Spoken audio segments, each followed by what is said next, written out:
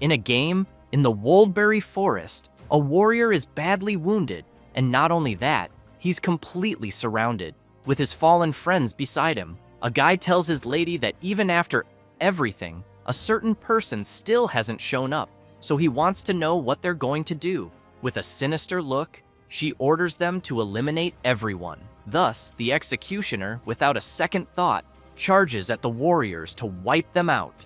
The warrior looks back, expecting the worst, but someone moves swiftly in the shadows and with incredible agility and power, intercepts the attacking executioner. The warriors get excited when they see it's Jaehyun. One of the Imperial soldiers realizes it's Hirkin and quickly shouts for everyone to capture him. But Hirkin hears the order and, filled with power, moves rapidly and cuts down the one who gave the command. Not only him, but also the others who were approaching. He looks back with a mocking smile, covered in blood, and asks if they really think that all ganging up on him will change anything, since he knows none of them are good enough. This is Hirkan. His real name is Jaehyun, from the Haughty Mask Guild, and his nickname is Hero Slayer. His friends start apologizing and saying it was all their fault, because they didn't realize those people were the ones hunting them. Hirkan puts away his sword and makes it clear they don't need to apologize. He says that and extends his hand to help them. Then he reassures them that he's fine and tells them to get up. His friends are moved, having been saved once again. But Hirkan keeps emphasizing that, honestly, none of what's happening is their fault. And, looking at the person sitting and watching, he concludes that they're the real pathetic losers, since the real problem is people who can't fight fairly. With a sinister look, he asks the woman if he's wrong. She just smiles without saying a word, stands from her chair, and comments that it's all very exciting, but wants to know what's the point of their friendship. As she walks up to Hirkan with two people at her side, she makes it clear that trash coming together is still just a pile of trash. Her real name is Seol Yeon Chae from the Thunder Hunters Guild, and her nickname is Thunder Queen. Hirkan starts laughing and says she's being pretty sadistic, considering they're the ones getting beaten by the so-called trash. She gets serious and warns him to choose his words more carefully, or she might make him regret it and leave crying. Hirkan grabs his device and asks if she really plans to try making him regret it. He then activates his inventory, equips his mask, his weapon, and finally his full armor, completely transforming. He points his sword and makes it clear that things like regret are for weaklings like her. She goes crazy with rage and calls him a cocky little bastard, shouting for her minions to eliminate him. While Hirkan laughs and wonders if they never learn, he doesn't realize he's been severely impaled by a sword. When he notices, he's confused, but quickly realizes it was by his own friends, the ones he just saved. It doesn't take long for the system to warn that his HP is dropping fast and that his movements are being restricted because of it. As he collapses to the ground, he wonders what the hell just happened. His friend, upset by what he did, apologizes and explains that everyone there has to put food on the table in real life and that they have nothing against him. Hirkan wonders why his friends betrayed him like that.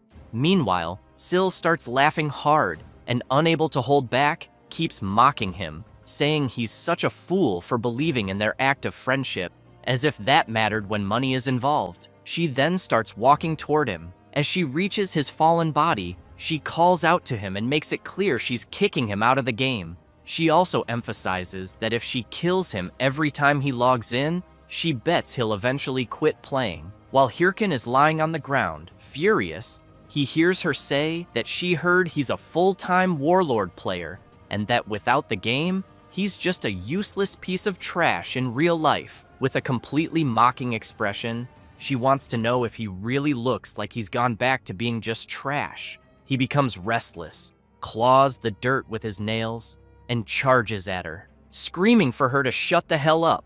But in an instant, blood sprays through the air, leaving him in disbelief. She's also surprised, seeing his friends stopping him with several swords stabbed into his body. She thanks them all. With the little strength he has left, Hirkan starts trembling and still insists on knowing why his friends did this. since the guild they had meant everything. His friend, guilt-ridden, simply asks Hirkan to die already. Then he says they were paid a few billion just to eliminate him. Hirkan remains disappointed in his friends, even after everything he did for them. He makes it clear that they once said they'd all be a family, but looking closely at their greedy faces, he realizes it was all just an illusion. Then, several system messages appear, saying that he has died and will receive a 48-hour login restriction penalty. He suddenly wakes up in the real world, terrified, screaming, and thinking he lost everything. The game in question is Warlord,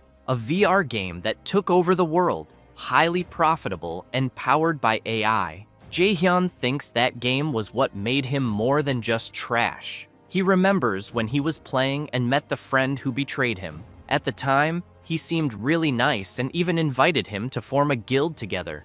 But every time he thinks about it, he gets even more furious, because what happened was unforgivable. He grabs his shirt, puts on some slippers, and runs through the city, thinking he must find and kill everyone involved. He grabs his phone and calls Dong-soo, wondering if he knew everything he went through and if they really think they can just move on alone. But as he runs like crazy, he doesn't notice the red light for him. At that moment, a truck comes speeding and gets dangerously close to hitting him. While he's thinking that if he had known things would end like this, he never would have wasted time caring about anyone. And now, unfortunately, he's about to be hit.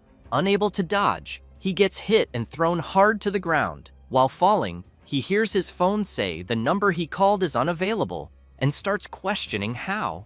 Of all things, he ended up getting hit by a truck. He keeps thinking over and over that he can't die there. He also remembers the face of his friend who betrayed him and Sil, who totally screwed him over in the game. With the last bit of consciousness, he thinks he must get his revenge at all costs. Then something strange happens, and a system message says he's connecting. It says it's identifying the user. Finally, he receives a welcome message from the system. He opens his eyes, confused, and even more confused when he sees a huge monster in front of him, with several dead bodies around, and a large system screen asking him to complete the tutorial, where he must survive against the Minotaur, the Labyrinth Master. He tries to understand what's going on and what the hell kind of tutorial this is. Then he hears someone calling him a noob.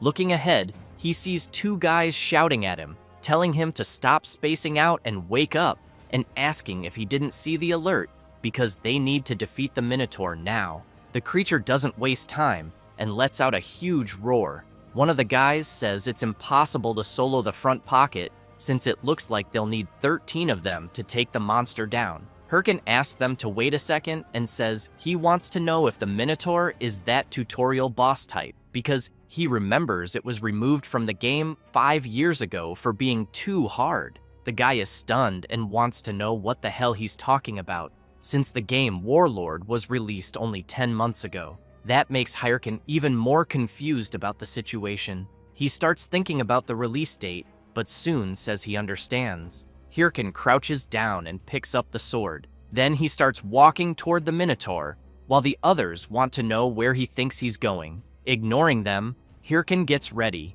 and as he charges straight at the boss, the guys wonder if he's crazy. The Minotaur notices his opponent's approach and prepares his powerful attack. However, Hirkan manages to dodge it at the last second. Increasing his speed, he lands a fierce blow, completely slicing up the tutorial boss. As the Minotaur's pieces fall to the ground, the guys who were there are left speechless, unable to believe what they just witnessed. But they soon exchange sly smiles and call out to Hirkan. One of them reaches out and says Hirkan is really good, then asks if he wants to join their guild. But Hirkan sees this request as a replay of when his old friend first invited him, so he gets super frustrated again. Then he says he just made a decision. While the guys laugh and ask what he decided, they are brutally wiped out by Hirkan's frustrated rage.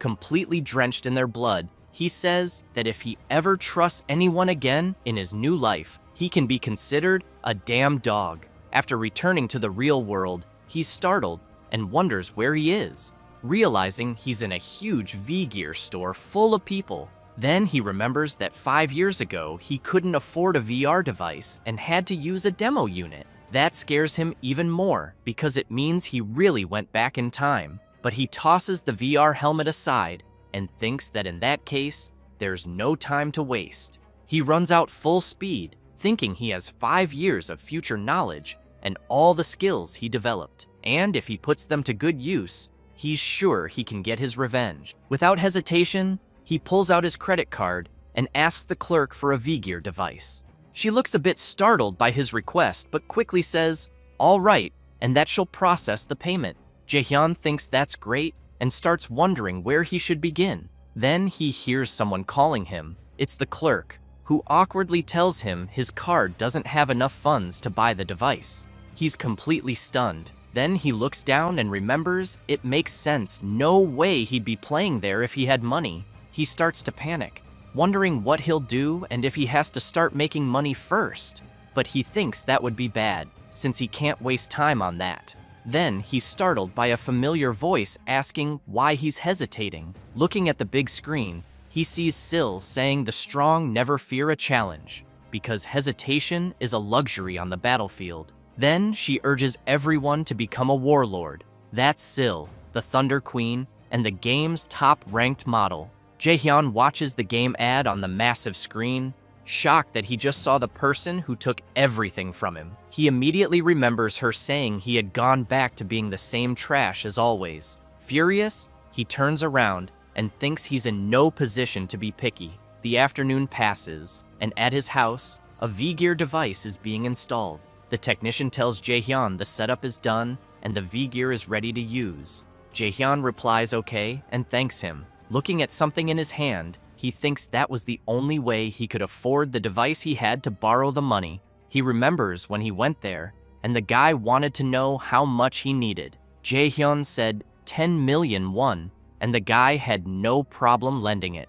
While Jaehyun had his hand on the table, the guy reached into his shirt and suddenly stabbed a knife between Jaehyun's fingers.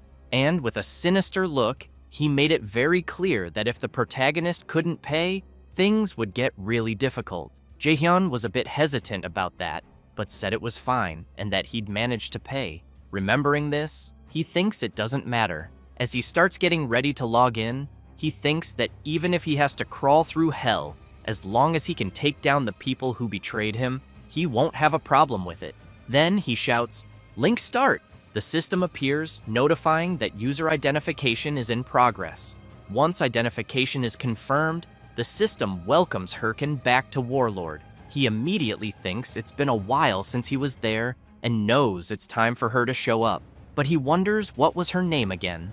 Then an entity appears and congratulates him on completing the tutorial. She introduces herself as Ariadne and says she's there to guide him through class selection. Ariadne begins using her power and explains that he must choose a basic class and that there are 3 options currently available. The skills he develops in his basic class will determine his advanced class later. A warrior is a fighter who uses close-range weapons in battle, and if he enjoys action-packed combat, this class is perfect. Hirkin becomes a little intrigued, thinking about the warrior class since he used it last time, and knows it allows for fast leveling, but he also knows that playing solo with it gets pretty tough later, so he replies that he doesn't want that class. Ariadne describes the priest class, which is a support role that heals and empowers allies with magic. But the protagonist also refuses and makes it clear he's not going to waste time helping others.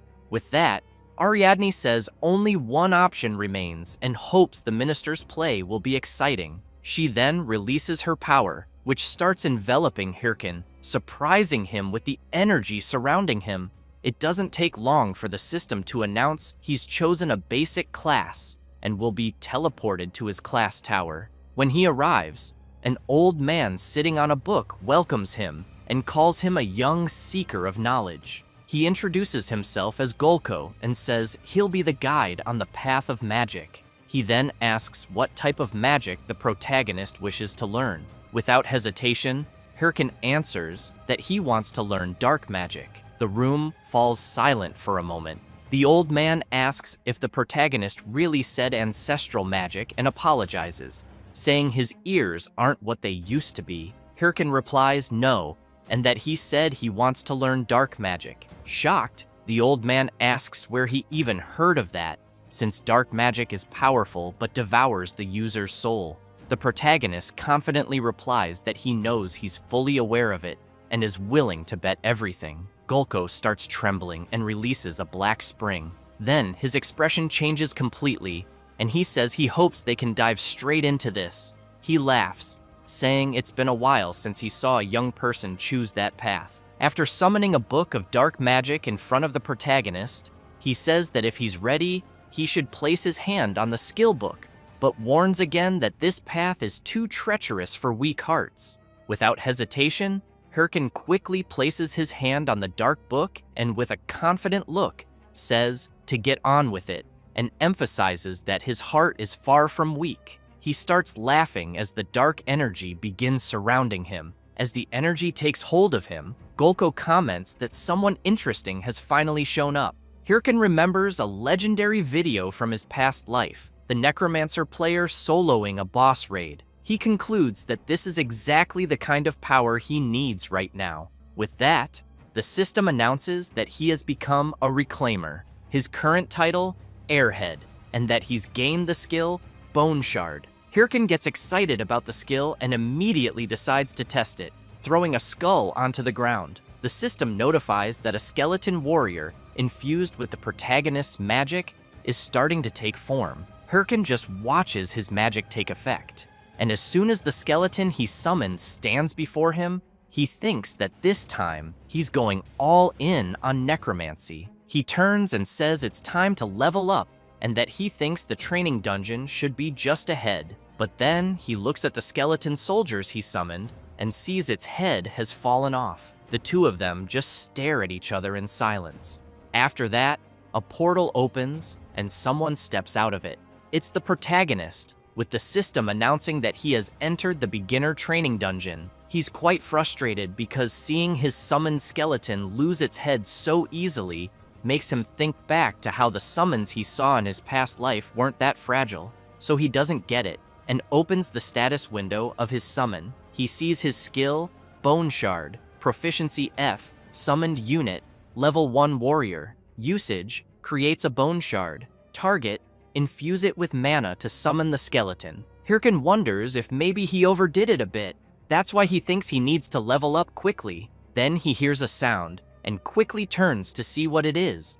Several charcoal wolves are approaching. Hirkin gets excited. It's finally time to test his skill. Some say charcoal wolves aren't that strong, but they're very fast, making them perfect to test combat performance. So he casts his Bone Shard skill and commands it to go after the wolves. As soon as the skill hits the ground, the skeleton soldier is summoned. The system then notifies that the skeleton warrior has detected an enemy and assumed a combat stance. The wolves, upon seeing the summoned creature, seem a bit intimidated, but the protagonist simply tells his summon to eliminate them quickly. The skeleton soldier charges at the creatures. Hirkin is excited, thinking this looks better than he expected and that at this rate, he'll reach max level fast. But with just one of the wolves' attacks, his skeleton soldier is completely shredded. He's left extremely disappointed by what he just witnessed. The skeleton's skull is thrown to his feet, making him furious and confused at the same time. He quickly opens the system screen and asks it to wait because this can't be right, and he wants to check the skills again. Clicking for more information, he realizes he probably forgot to set the mode, so he switches to Defense Mode 1, but the result is the same, and this time, the wolves are just gnawing on his summon's bones. He switches to Mode 3, Special Action, but that mode makes the warrior do the dance of enthusiasm. Hirkin starts crying, thinking he's completely screwed. He sits down and thinks this is a nightmare he's going through. When he tries to delete his character, the system notifies that character selection is unavailable because newly created accounts can't delete a character for 3 months. Hirkin reflects that unfortunately, he can't delete the account, can't change classes, and to make things worse, his loan payments start next month. He starts wondering if he should find another way to fix this. He also questions why nothing is going his way, just when he thought he was finally getting somewhere. Looking at his summon, he knows that idiot doesn't help, so he asks his summon to just stand still, please. He wonders how the hell that necromancer from his past life endured so many battles. Then he remembers something. He looks at the status window and sees that it's possible to improve in combat. He recalls that when he defeated the charcoal wolves, his summon was watching him the whole time, as if it were learning the movements. Then he smiles, throws his club to the summon, and makes it clear that it's lucky to be his minion, because, even if it doesn't seem like it, they used to call him a genius he trained a whole life and turned them into rankers. And there's only one thing his summon needs to remember about combat. He says this as he charges forward to land a blow, emphasizing that if the summon doesn't dodge, it dies. After landing the punch, he throws his summon far away and immediately tells it to get up again. Then, the same thing. He keeps doing it over and over, landing multiple hits on his summon, always slamming it hard against the wall, until he yells, telling it not to just stand there like an idiot after getting hit. It's supposed to dodge first, then counterattack when there's an opening. The skeleton soldier wipes its face and prepares for combat again, but this time, it's against the charcoal wolves once more. This time, however, it manages to dodge the wolves' charge and then lands a counterattack right on the jaw. And finally, a powerful spinning strike. With that, it defeats all the charcoal wolves. The skeleton soldier then turns to its master with a grateful look, but the protagonist wants to know what his summon is looking at. He already said there should be no distractions in battle. Still, he smiles and comments that the last strike wasn't bad at all. Then, the system informs that his bone shard proficiency has increased multiple times. Hirkin smiles and tells his summon did a great job as they leveled up. Sometime later, in the starter village of Castle Fegus, the protagonist is walking through the city, hearing people say the legal guild is recruiting new members, and others talking about a forest raid. He thinks his little bone learns fast, but knows that with a few more days of training, it'll be able to solo dungeons. That's why he sees this as the crucial point first. He needs to reach level 10. Suddenly, someone calls out to him. It's a chubby guy with a dumb face, wanting to know if the protagonist doesn't know he's supposed to apologize after bumping into someone. Hirkin starts wondering who the hell these third-rate bullies are. While the guy keeps talking trash, Hirkin doesn't care at all and thinks he doesn't have time for this, and that it might be best to just kill them and move on. The chubby guy gets ready to punch him while shouting that the protagonist is ignoring him. But then, out of nowhere, a guy appears and blocks the punch. He immediately says the chubby one can't go around punching people. The guy gets nervous and wants to know who the hell just blocked his attack. Hirkin starts sweating cold as he remembers who that person is. Looking at the guy's muscles and strange clothes, he's sure it's Shev the Slayer, the legendary warrior from his past life. The protagonist, afraid of what the chubby guy might do, shouts for him to wait without thinking, but the guy doesn't care and spits on the ground near the legendary warrior. Then he cracks his knuckles and tells Shev to stay out of it if he doesn't know anything, because it was the protagonist who bumped into him and didn't apologize. So he wants to know if Shev's never heard the saying, an eye for an eye, a tooth for a tooth. Shev starts laughing, but then releases his terrifying monstrous aura, which makes the chubby guy crap his pants. The protagonist is really impressed by the power he feels. Shev smiles, but with a terrifying look, and says that in that case, since the guy hit the palm of his hand, should he retaliate? The chubby guy's friend screams, warning him that the man in front of them is Shev the Slayer. Then he says Shev is the leader of the Red Bulls, one of the top 30 guilds, a battle-crazed lunatic known as Shev the Killer Slayer. The chubby guy turns to his friend and asks why someone like that would be there, but Shev grabs his shoulder and wants to know the answer. The chubby guy turns with a terrified face, but then he and his friend run away apologizing. Shev starts laughing and says he's glad everything was resolved peacefully. Then he pats the protagonist on the shoulder and asks if he's okay, saying he shouldn't worry about people like that. But Hirkin quickly turns and brushes Shev's hand off his shoulder, making it clear that next time, he doesn't need his help. The Slayer is left confused, not understanding what the hell just happened. Smiling, he thinks that was pretty cold. As he quickly walks away, Hirkin thinks that for a moment, he was completely overwhelmed by Shev's power, but he clenches his fists and, furious, swears that the next time they meet, he won't be the same person he is now. Sometime later, in a dungeon, the protagonist is still thinking about what happened earlier and how the difference in strength is painfully obvious, but he knows Syl and Shev are at the same level, which means he needs to become just as strong if he wants revenge. While he's thinking about that, a massive black tiger charges toward him. However, without doing anything, his skeleton soldier easily defeats the creature coming his way, and with no mercy, the skeleton finishes off the black tiger. The system announces that the skeleton warrior has killed a black tiger and leveled up.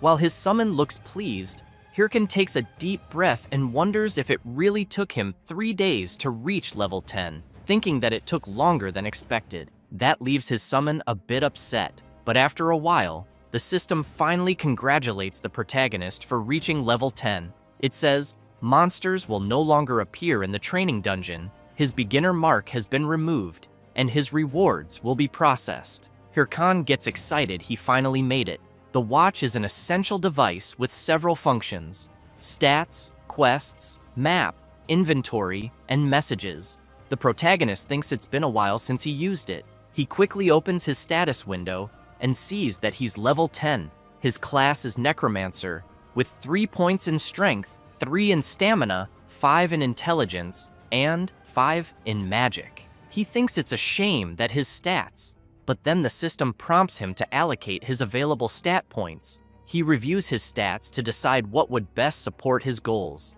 He knows this is just the first stat distribution, so he needs to be careful. As a necromancer, the obvious choice would be to increase intelligence or magic, but he decides this time will be different and puts all his points into strength. With that, the protagonist's strength stat increases by 50 points, bringing his total strength to 53. His summon looks extremely disappointed. Seeing it upset, Hirkin asks what the problem is. Then he knocks on its skull and makes it clear he hasn't given up on necromancy, he's doing this to train it. He explains that increasing intelligence or magic right now won't make much difference, but investing in strength will allow him to teach it every move he mastered at his peak. He's literally betting his life on his summon's learning. The skeleton soldier gets emotional at its master's words, which only makes Hirkin more irritated, telling it to just focus on training while he takes care of the rest. He then says there's another way to make up for the other stats.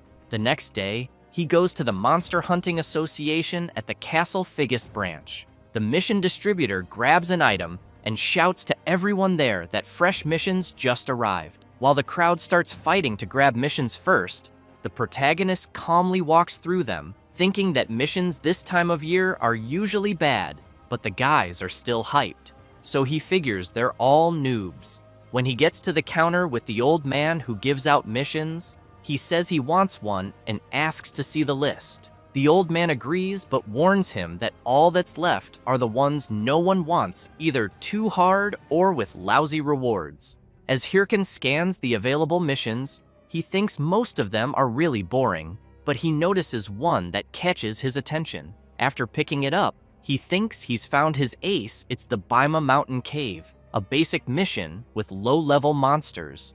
The old man finds it strange and asks if he's sure he wants that one, since the reward is just 10 gold coins. He replies yes, and the system notifies that the quest has been updated. Then he thinks that at first, it seems like just any quest, but if completed before level 15, it'll grant him an ultra-rare title, Rising Star. The protagonist reflects on how people often question the value of a simple title, but he knows that titles increase a player's stats. For example, a scatterbrained mage who gets mocked by a wolf might just be a low-level alchemist with poor attributes, But once he obtains the Rising Star title, it increases attributes by percentage. In other words, this is his first step toward becoming a broken character. So he turns around, and after leaving the Quest Association, he thinks it's time to gear up. Sometime later, on Mount Bhima, Hirkan isn't looking too pleased. He realizes he equipped himself with something ridiculous. He immediately starts complaining, wondering what the hell he just did, since after spending all his money on equipment for his summon, he only had enough left to afford cheap stuff, and now he looks like a fool. But he knows he just needs to finish the quest quickly and buy real clothes. So he runs off to complete the quest right away. Meanwhile, elsewhere in the forest, a bloodied hand rises. It's a man lying wounded among the plants, calling for help until he gets dragged back in. Sometime later, a warrior arrives at Mount Bhima and declares that the grand adventure of the Great Multi is about to begin. He feels proud for being level 11 and thinks he might even become a top ranker in record time. Then he hears someone screaming for help, asking for someone to save their lost friend. The warrior rushes over and asks what happened. The priest says a monster started attacking them out of nowhere, but he barely escaped, and to make it worse, they ran out of healing potions. The warrior starts looking through his device and says he thinks he has some potions and tells them to hang in there. The priest starts crying and thanks the warrior, but it was a total setup. Another guy was ready to strike the warrior while he was off guard. After taking the hit, the bleeding warrior collapses and wonders what just happened. The priest thanks him again and, along with his friends, makes it clear to the fallen warrior that they'll make good use of his items. The warrior is crushed when he realizes he was tricked by such pathetic people. The priest drives his sword into the warrior, finishing him off, and says it was his own fault for falling into such a lame trap.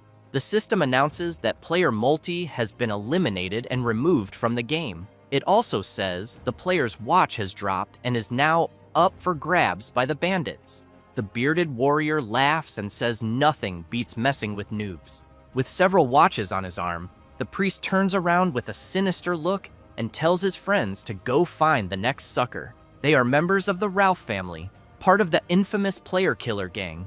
Meanwhile, elsewhere in the forest, the protagonist's summon is ready to battle some fierce creatures that charge at it. Hirkan snaps his fingers and switches his summon to attack mode, making it rush at the creatures without hesitation. And with little effort, it completely obliterates them. The system reports that the skeleton warrior killed an ancient wolf and gained 375 experience.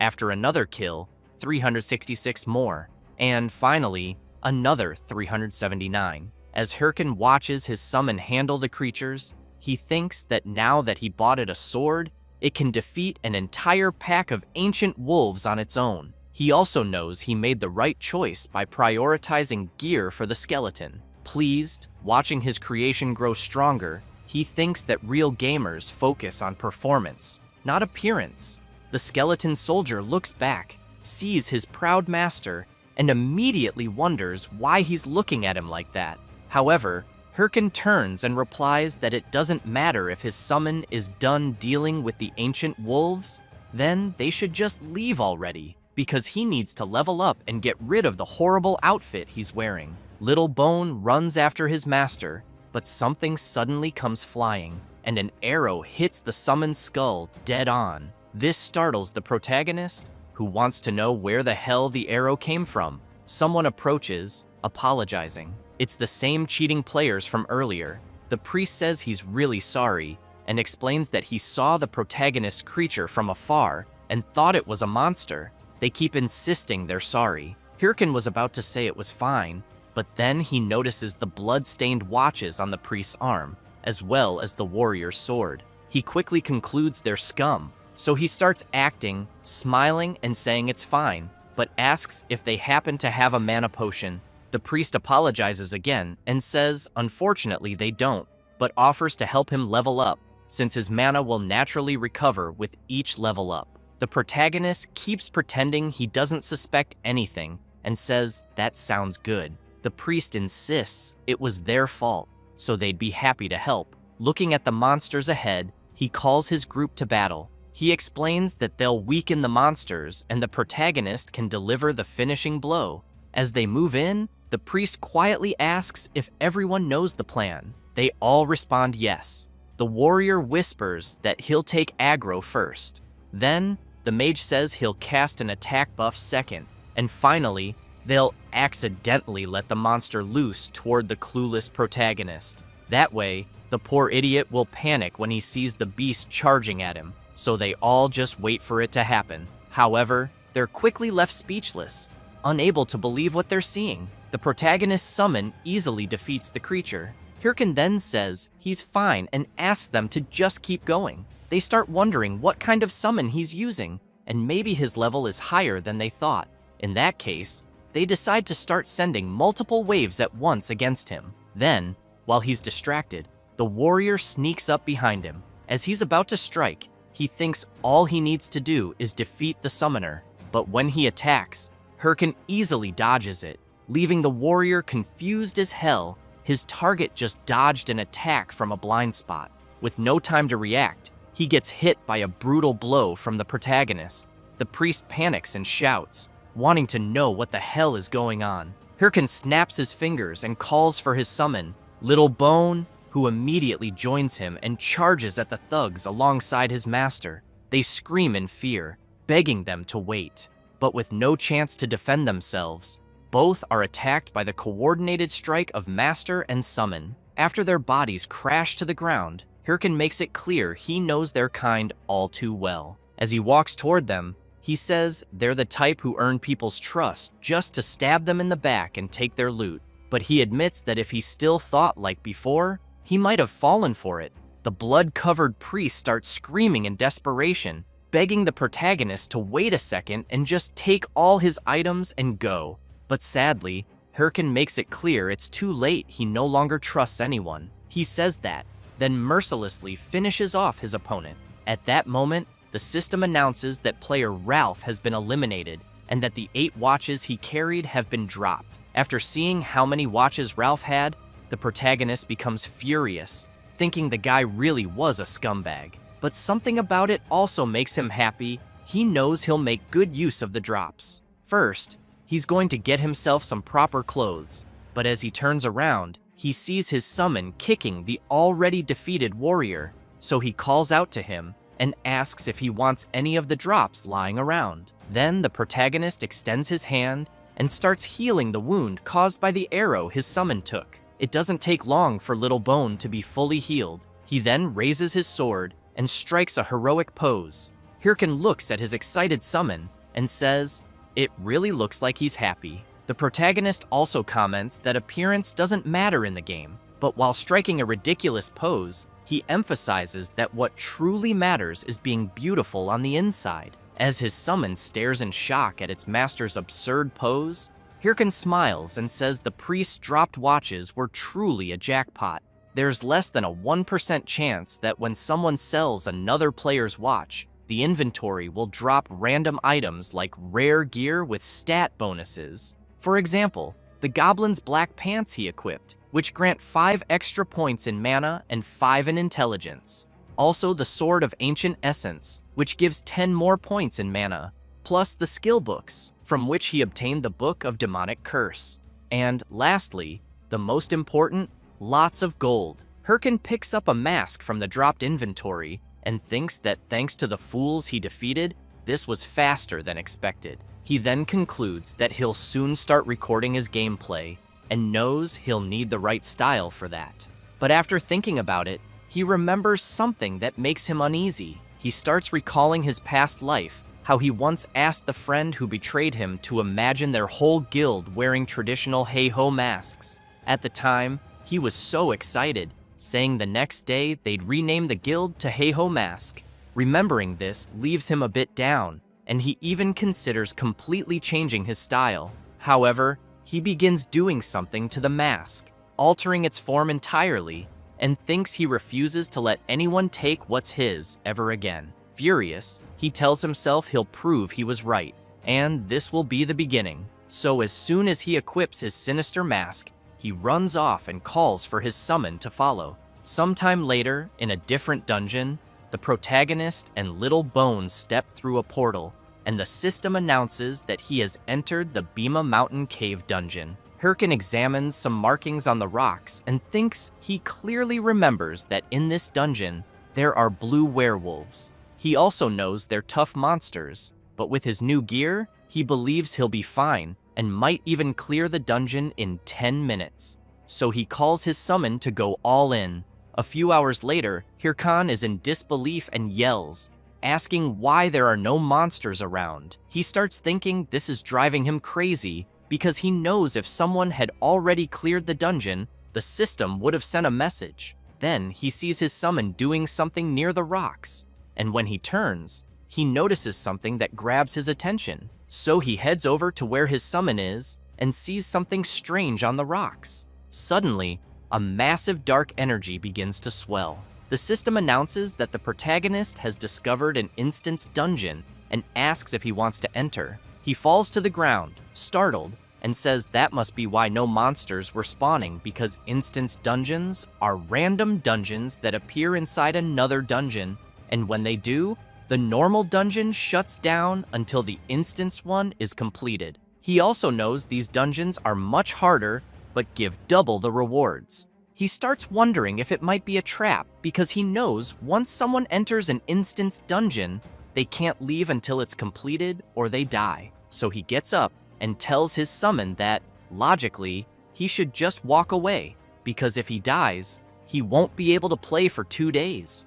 It would make much more sense to just farm easy missions, but he knows that's not what matters right now. With that, the system confirms he's entered. After stepping through the portal, he says that as long as he doesn't die, he should be fine. But soon, a bright light covers his face, and as he tries to look around, he wonders if the place he's in is an ancient arena, also feeling an intense atmosphere. Then he gets startled by a powerful tremor, which was caused by a massive, sinister werewolf standing before him. It's a corrupted werewolf of unknown level. The creature doesn't hesitate and immediately launches an attack at the protagonist, who is still trying to understand what's happening and, unable to defend himself, is struck and thrown hard against the wall. Little Bones sees his master in trouble and immediately gets furious, assuming a battle stance. But Hirkan laughs and says this is perfect. He keeps laughing and says his luck is insane since a corrupted monster appeared.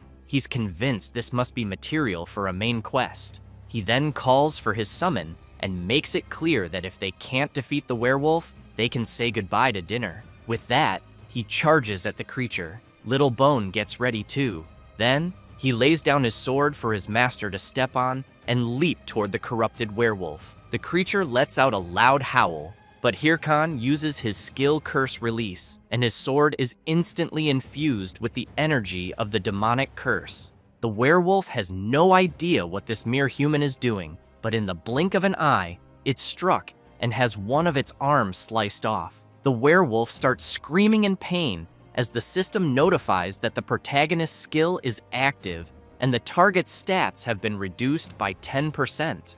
As the werewolf howls in agony, Hirkan looks at his sword and reflects on the demonic curse, thinking that for a first try, it wasn't bad at all. However, the werewolf starts releasing a bloody aura and, now extremely enraged, charges straight at the protagonist. At that moment, a system message appears, warning that the corrupted werewolf is enraged and all of its status effects have been nullified. Hirkan simply prepares for the worst, thinking he was already expecting at least this much from a dungeon boss. Then he smiles and says he was saving this for later, but right now seems like the perfect time to test it. He activates his inventory, and a dark energy begins to surge, completely engulfing him, until an explosion occurs, unleashing all the energy, and Hirkan appears fully equipped in sinister battle armor, laughing and asking where he left off. A slot is one of Warlord's unique game features. When activated, the slot channels pure energy from the world of Warlord, enhancing attributes and shaping the player's body. As for the form, it's completely unpredictable, as it varies for each player, which is why most players usually call it Supreme Mode. Hirkin calls out the corrupted werewolf to bring it on and show what it's got. The beast becomes furious and lets out a powerful roar. Then it charges at the protagonist, but as it tries to strike, Hirkin dodges without much trouble. He keeps avoiding multiple lunges from the werewolf. Then he jumps back to gain some time, but the creature doesn't care and unleashes another powerful attack. While evading the werewolf's strike, the protagonist thinks that his opponent is definitely a boss. Given its speed and power, he starts to wonder how many of the beast's attacks he could withstand. The werewolf comes charging again, showing several possible openings.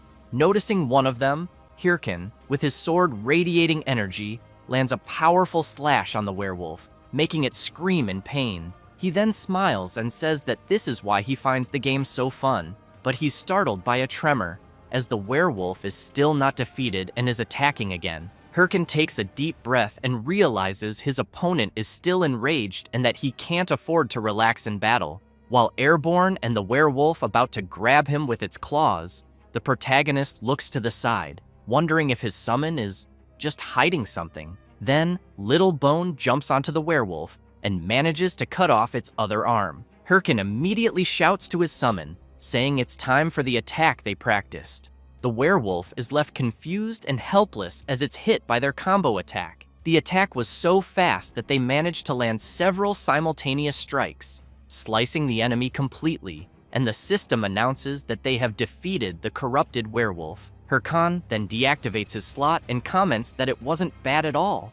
Next, the mission card the protagonist selected starts spinning and glowing brightly. It reveals that the Mount Bima Cave mission, Defeat the Monsters, has been completed, and the protagonist received 10 gold coins as a reward. The system also announces that the skeleton warrior defeated a high-level monster, and the skill, Bone Shard, has been upgraded to rank E. Additionally, the protagonist also obtained the werewolf's skull and hide. While his summon celebrates, Hirkin notes that it seems like instant dungeons really do have the best drops. The system continues by announcing that the protagonist obtained the Corrupted Tracker's Necklace, a unique chronicle item. It boosts all class-related attributes, plus 18 to all stats. It's bound to the user, non-transferable, with only one requirement: the user must have the Corrupted Tracker title. Hirkin is quite surprised by this drop. He knows he can't sell it, but it's still a higher class item than any standard one. He gets even more surprised as he also earns 3 new titles. Rising Star, which grants plus 3% to intelligence and mana. Hirkin knew he was going to get that one. The next title is Hero Challenger, granting plus 3 to stamina. Hirkin comments that he even got a group title, since he soloed an instant dungeon. And finally, the Corrupted Tracker title. He's quite surprised and wonders if this is the introduction title for the first chapter of the main quest, the Corrupted Count. Hirkin knows that the main quest is the foundation of the Warlord game world, being a crucial storyline, and because the rewards are insanely good, every player wants in no matter what. It's the core content of Warlord for players. While trembling from all the rewards he received, he thinks that even in his past life, he barely made it to Chapter 4. He gets excited and thinks that what he got wasn't luck, but a jackpot. So he yells to log out immediately. Back in real life, he sees a breaking news live stream, with a player announcing that his guild, Hydra, has officially entered the final phase of the Corrupted Count scenario, and that they aim to complete it within 3 months. Jaehyun pauses the live stream and feels really down, because what he thought was a jackpot in-game turns out to be nothing in the end. Then he gets furious and starts banging his head on the desk, since that player and his guild are already in the final phase. He considers that maybe he has no choice but to stay out and wait for the next chapter. But then he gets an idea. He goes back to his computer, thinking that maybe this is actually the perfect opportunity, since he knows the entire world is currently focused on the Corrupted Count, and the first main quest of Warlord is about to be completed. So he wonders if anything would change if he posted his video about the Corrupted Count, thinking it might go viral. Jaehyun thinks it was a great idea to have recorded everything, so he knows he needs to edit and upload it to WTube as fast as possible. However, he also knows that editing is the key, and he can't just leave that to anyone, meaning there's only one person for the job: the legendary editor from his past life, the filmmaker, Romeni. She sees the protagonist's request and wonders who this person named Hirkin could be. While checking the request, she questions what a level 15 could even accomplish. Maybe the starting cave, guessing it's just some rich newbie making a flashy video for social media, until something catches her eye and she ends up genuinely shocked, remembering a certain person. Then she gets really excited upon realizing who it is. This is Romeni, a freelance video editor, and her in-game nickname is Hell's Mouth. Meanwhile, elsewhere, a woman is watching some news on her tablet. One of her employees rushes in, asking if she called. She says a new video about the corrupted count has just been uploaded. She hands the tablet to her employee and says it's quite interesting, since a level 15 defeated a corrupted werewolf solo. The four-eyed guy laughs and says her team also saw him, but made it clear that corrupted werewolves are low level, so they didn't think it was worth tracking. She smiles and says she liked it. Then she asks her employee to bring the person from the video to her. This is Shulyan Che, heiress of the Thunder Corporation, the biggest business conglomerate, and her name in Warlord is none other than Thunder Queen Syl. The next day, the protagonist is quite surprised looking at something on his phone. Seeing the video he posted the day before, he notices it already has many views. To be exact, over 6,000 views. He feels awkward, knowing it took him months to reach that many views in his past life. Looking at the message Romeni sent, asking if he saw the view count, he realizes something else has changed. She contacted him first. He knows that normally she never reaches out first, as she's supposedly a very mysterious person. Then she asks when he'll send the next video. Jaehyun lies back in his pod, takes a deep breath, and says he's wondering that too, since he has no idea what to do for the next video, and there's no way he's going to find another monster like that werewolf with the ear again. So he thinks it's better to start making videos only once he reaches level 50. That said, he turns on the VR device, begins logging into the game, and thinks he needs to strike while the iron's hot.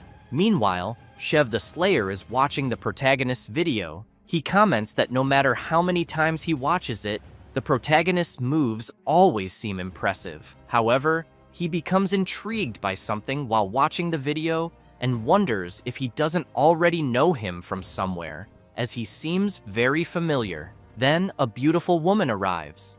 This is Yel, affiliated with the Red Bulls. Shev tells her he's talking about Hirkin, the one with the ha-ho mask, and that he's one of the trending topics right now. She wants to know if her friend is watching the video again, saying it would be strange if he weren't familiar when Shev watches it all the time. The blonde guy takes a deep breath and, all excited, shouts that the game makes you feel like you're moving in real life. So when people play for the first time, they tend to be shy with their movements.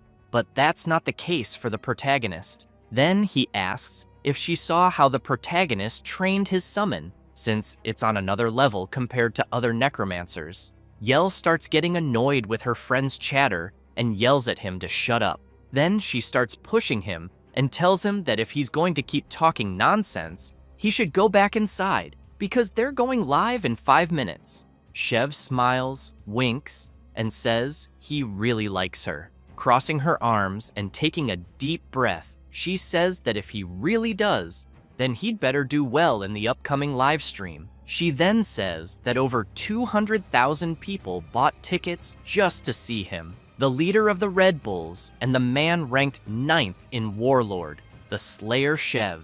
With that, as the live stream begins, a dungeon portal appears, and both he and the members of his guild get ready to enter. Shev smiles and, pointing his blade, tells everyone to prepare for battle. Meanwhile, at the affiliated Raiders Association of Castle Figus, Hirkin is very disappointed and starts slamming the table because there are no missions available. He wonders how there could be absolutely no good mission, so he considers taking a break from making videos for now. The old mission man approaches and says he knew the protagonist was the adventurer who cleared the Mount Bhima cave dungeon. Hirkin remembers the old man. He introduces himself as Hotan and wants to know if the protagonist has a moment. After going to a more private place, the old man says he's heard everything and knows the protagonist even encountered a mutant in the Mount Bhima cave. Hirkan is puzzled, thinking he doesn't remember any such quest, so he says he just saw a werewolf with strange eyes. Hotan turns and says that's what he thought, as he believes there's a strong chance the monster the protagonist faced had been exposed to the power of the corrupted. Hirkin finds this odd and wonders if the old man has lost his mind, but Hotan emphasizes that he doesn't know exactly who it is, but it's certain that the protagonist's power is causing monsters to go mad, and several are becoming victims. That's precisely why the Raiders Association has placed a bounty. But before he can finish speaking, his arm is suddenly grabbed. Hirkan, eyes gleaming, says he'd like to help capture this wicked bastard. He says this thinking it might be a hidden quest, and that he needs it as soon as possible. The old man tries to explain that he thinks it's too early for the protagonist to take this on, but Hirkan doesn't care, and makes it clear everything will be fine. Hotan gets a little embarrassed and says that, in that case, he'll give the protagonist a chance, depending on how well he does. Then, he says there's someone named Ahimbri in Castle Bangsu, east of Castle Figus, which surprises Hirkin when he hears the name.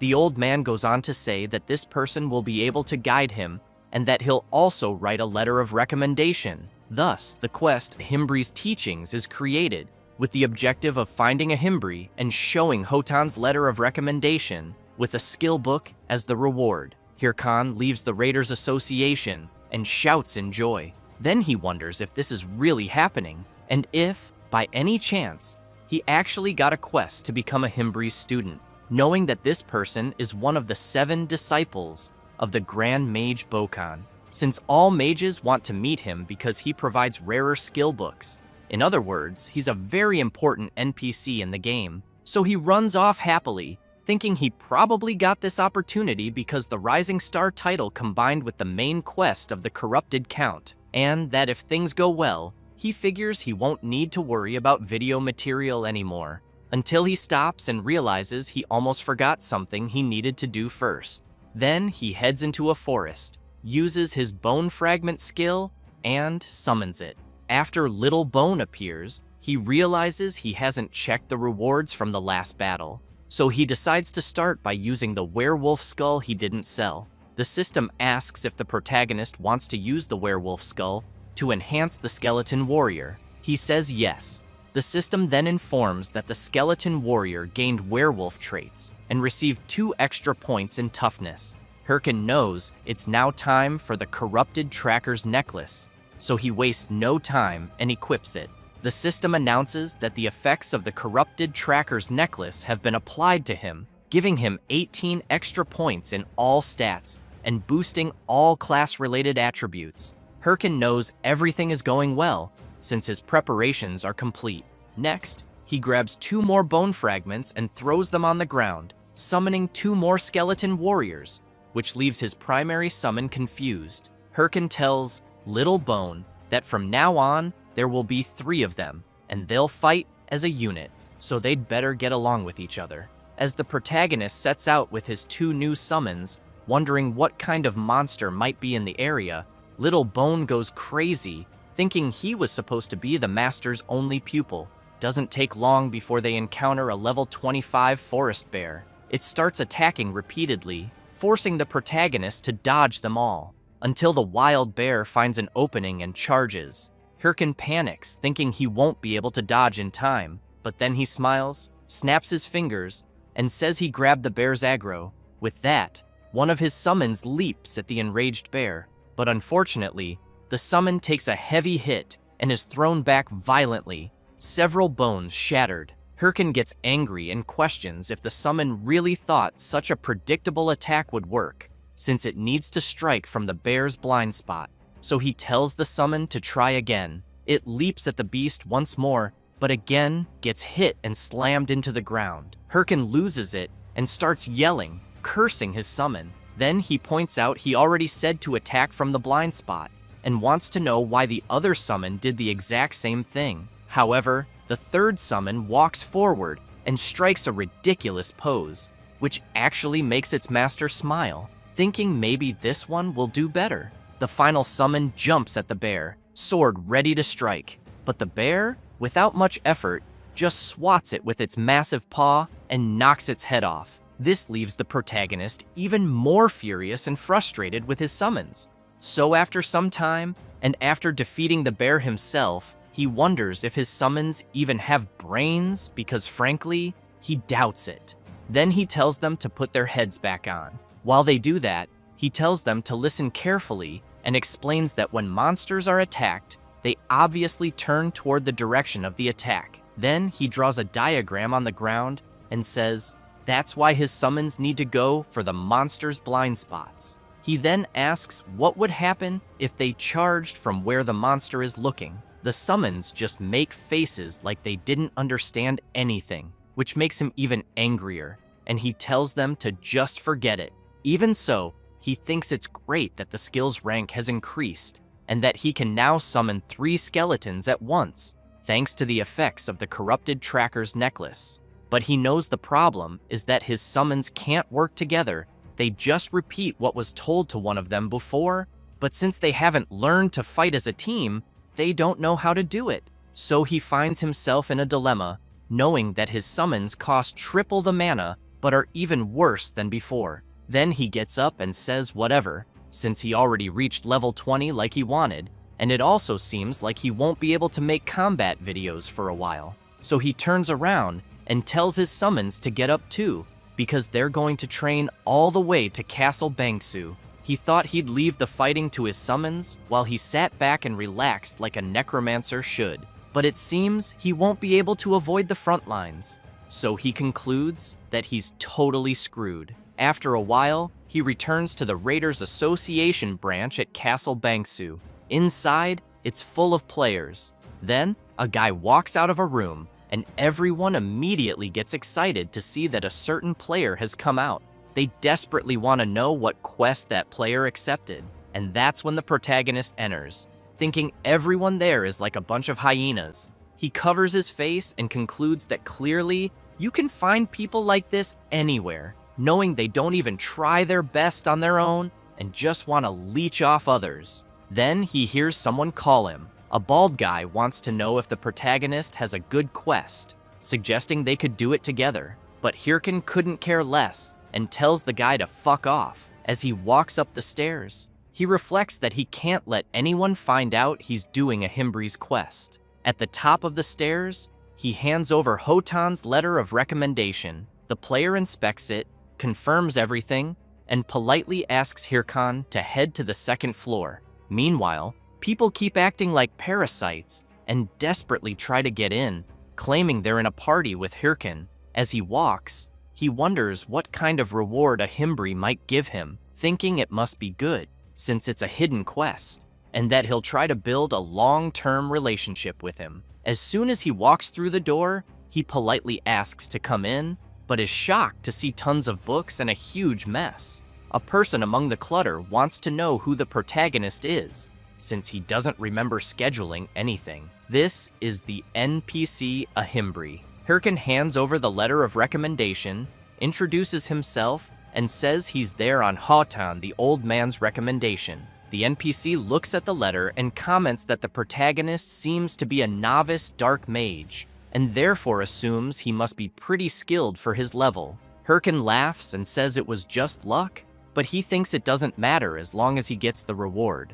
Ahimbre says he understands and proceeds to give the protagonist his rewards. Hirkin gets excited after receiving the Bone Armor skill book and the Helm of Madness book. Then he thanks Ahimbre for giving him 2 super rare books.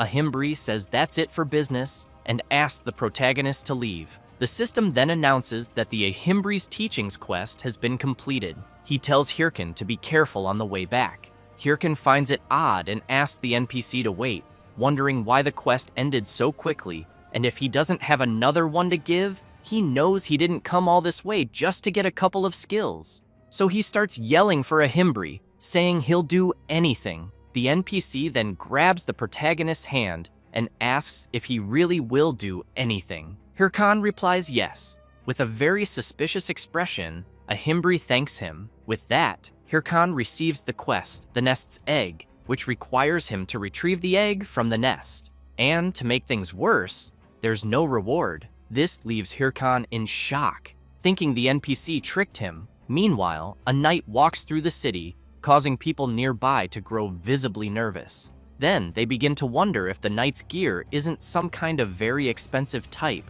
He continues walking and heads to the Affiliated Raiders Association. Then he wonders if that's where the player Ha-Ho Mask might be. Meanwhile, the protagonist, after leaving Ahimbri's room, feels very disappointed, thinking it's really possible to get scammed by an NPC. So he walks off, thinking he expected to receive a quest related to the main storyline. But now he wants to know what the hell this egg quest is, especially since it has no reward. Still very frustrated, he keeps questioning if he really needs to do it. Then, out of nowhere, a strange guy appears right in front of him, asking about the quest. Soon, several other players surround the protagonist, all trying to find out what mission he got. He panics, thinking he forgot those guys were there, and wonders what to do now. Maybe he should just kill them all. Then, out of nowhere, the knight appears, releasing his intense power and blasting the players away. He asks the protagonist if he has a moment for a talk, saying he'd like to speak somewhere quiet. Hirkan finds it strange and wonders who the hell this guy is who just showed up. So he tells the knight to fuck off, but the knight gets really close to the protagonist's face and whispers, calling him Ha-Ho Mask and asking him to cooperate. That really scares Hirkan after hearing himself called by that name. So they go to an alley in the city. The knight says he's sorry for causing trouble. Then he taps his watch and says he felt like they couldn't talk properly out there. After unequipping his helmet, Hirkan is confused, thinking that based on the player's gear, he must be at least a ranker, but he doesn't recognize him. So he wonders who the player could be and how he knows the name Ha-Ho Mask. The knight asks if the protagonist really is Ha-Ho Mask. Hirkan starts getting nervous and thinks that in situations like this, the best thing to do is pretend he knows nothing. So he asks who this Ha-Ho Mask is that the knight keeps talking about, saying he just followed him there for a chat, but really wants to know who the hell Ha-Ho Mask is. The knight, a bit frustrated, wants to know if the protagonist didn't just receive a quest from an NPC named Ahimbri. Hirkan steps up to the player and demands to know who he is and why he should share any information, especially since he dragged him there. Still pretending he knows nothing, he flips the player off and asks if he's looking for a fight, but he thinks to himself that he has absolutely no clue who this guy is. All he knows is that he needs to keep pretending. The player stays silent for a moment, but suddenly reaches out his hand and says he clearly made a mistake and apologizes. Hirkan breathes a sigh of relief, shakes the player's hand, and says it's fine. Then he turns around to leave, making it clear he'll let it go just this once.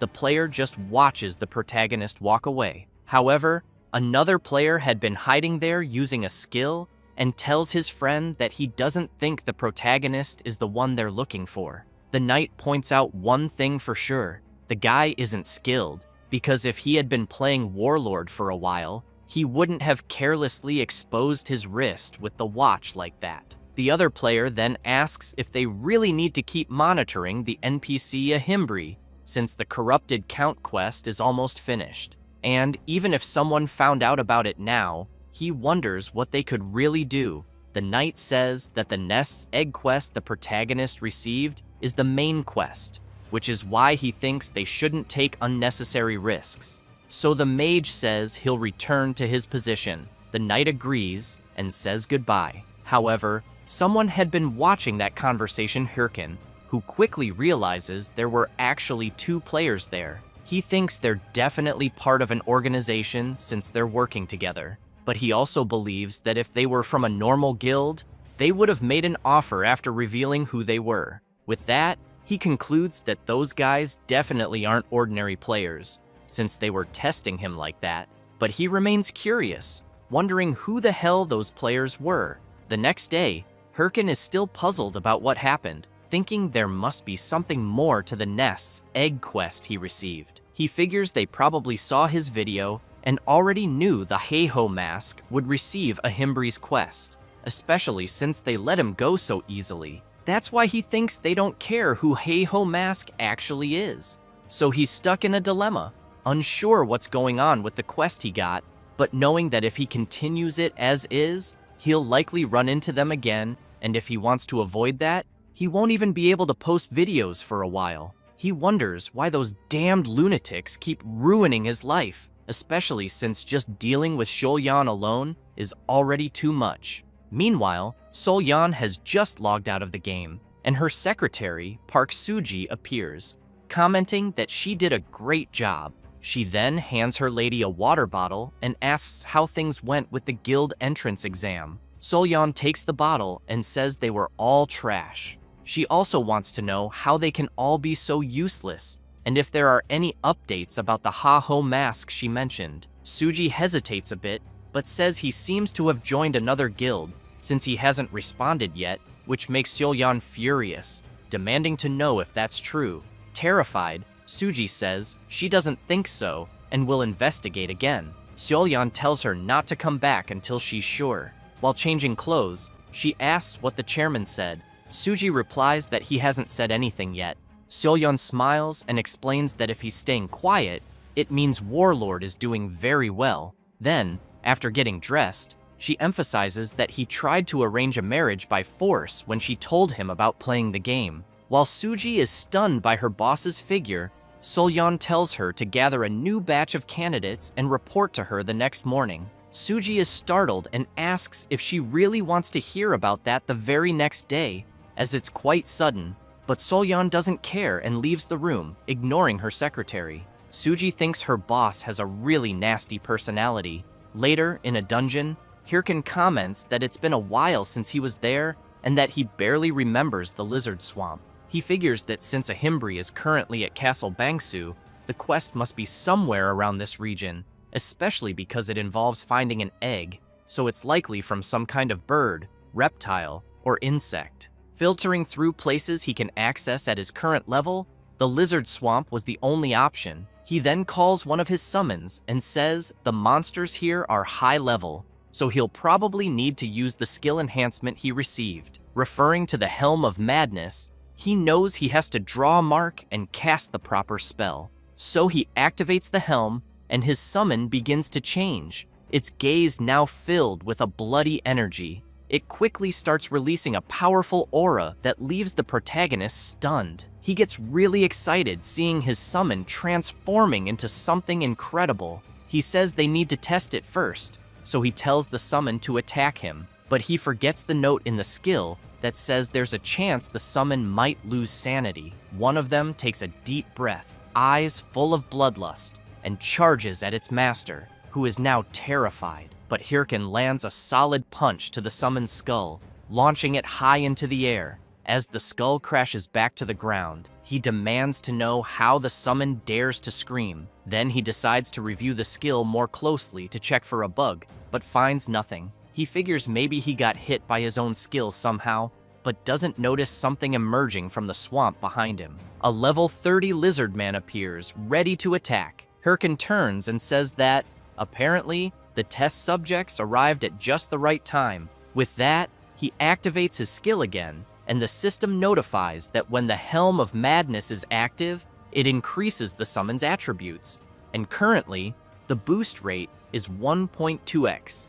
Hirkin also activates Bone Armor, equipping his summon with armor, but for now, the only available piece is the chest plate. With that, all his summons are ready for battle, which makes the lizardmen a bit nervous. So Hirkan orders his summons to wipe out the monsters. They unleash a series of attacks, forcing the lizardmen into full defense. One of them takes advantage of a distracted enemy, appears behind it, and strikes with a powerful, merciless slash. It doesn't take long for the system to announce that the skeleton warriors killed 3 lizardmen and earned 864 experience points, and that the protagonist leveled up twice.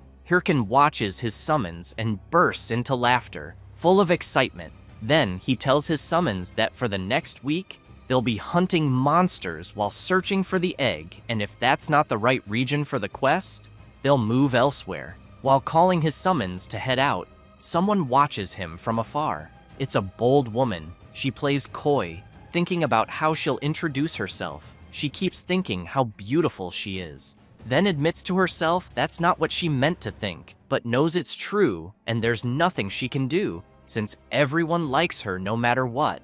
That's why life has always been easy for her. When she pretends she's in trouble, her slaves always come to help.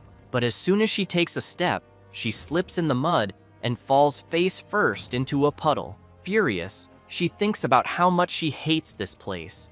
She then remembers that one of her slaves brought her there to help her level up, but in the end, he died quickly, and now she's stuck there. Watching the protagonist from a distance, she knows the monsters there are too strong and the terrain is difficult.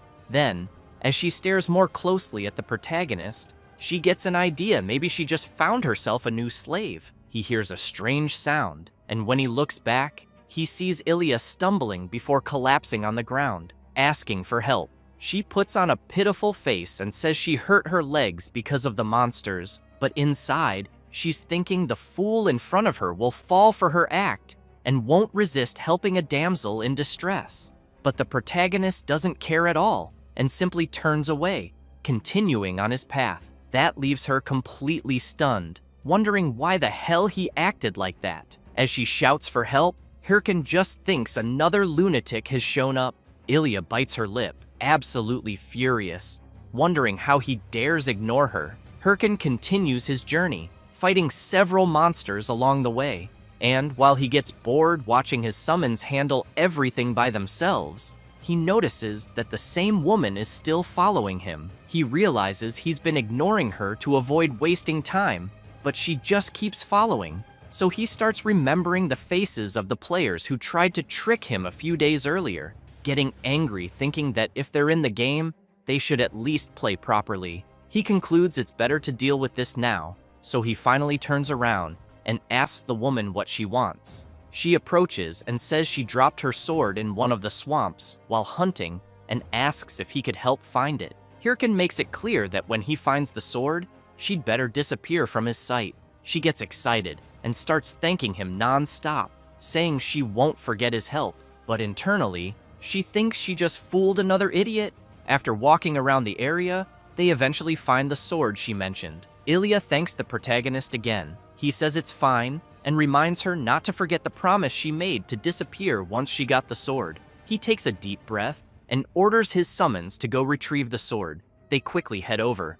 While laughing, she thanks him once more, but he knows that necromancers are nothing without their summons. So she takes advantage of the fact that the protagonist is distracted and attacks him. Just as she's about to succeed, Hirkin quickly turns around and tells her she's really slow. Then, while she's still surprised and trying to figure out what just happened, he grabs her clothes and throws her high into the air, making her fall straight into the swamp. She emerges from the water and starts cursing him. Furious, she demands to know if he really thinks he'll get away with something like that, because her bodyguards will find him and destroy him. Hirkin starts laughing and tells her to look behind her. She turns around, wondering what's back there, and sees several lizard men. While Ilya tries to defend herself as best she can, Hirkin makes it clear that she still has a long way to go before she can trick him. He also points out that he could see her intentions from the very beginning. He then thinks to himself that he's been fooled too many times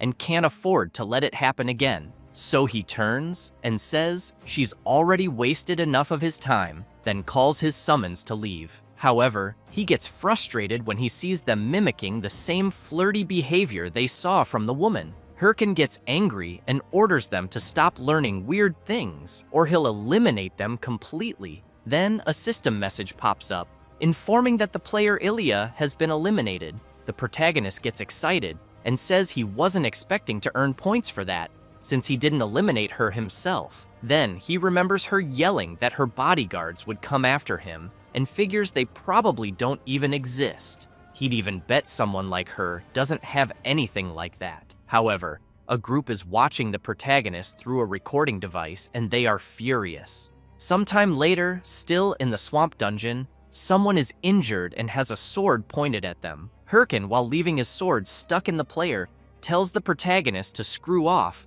and calls him an enemy of Lady Ilya. Hirkan says he's going to ask a question, wanting to know why the player is going so far for her, since it's not like he gained anything from it, and that's why he really wants to know if he thinks she'll date him if he avenges her. The player suddenly starts smiling, which confuses the protagonist. Then the player laughs maniacally and yells that it's because he loves her. So Hirkin eliminates him mercilessly and thinks the whole thing is a joke. Then he starts thinking about the girl from earlier who tried to deceive him, which makes him remember her. He never thought what she said about having bodyguards would turn out to be true, but knows that because of it, he's been running into crazy bums like them every day. He gets excited, thinking he's pretty eager due to not finding any missions, especially now that there's a bunch of shameless people trying to get him. He then wonders if he should find that woman and kill her again, but concludes it's better not to, as it might cause even more problems.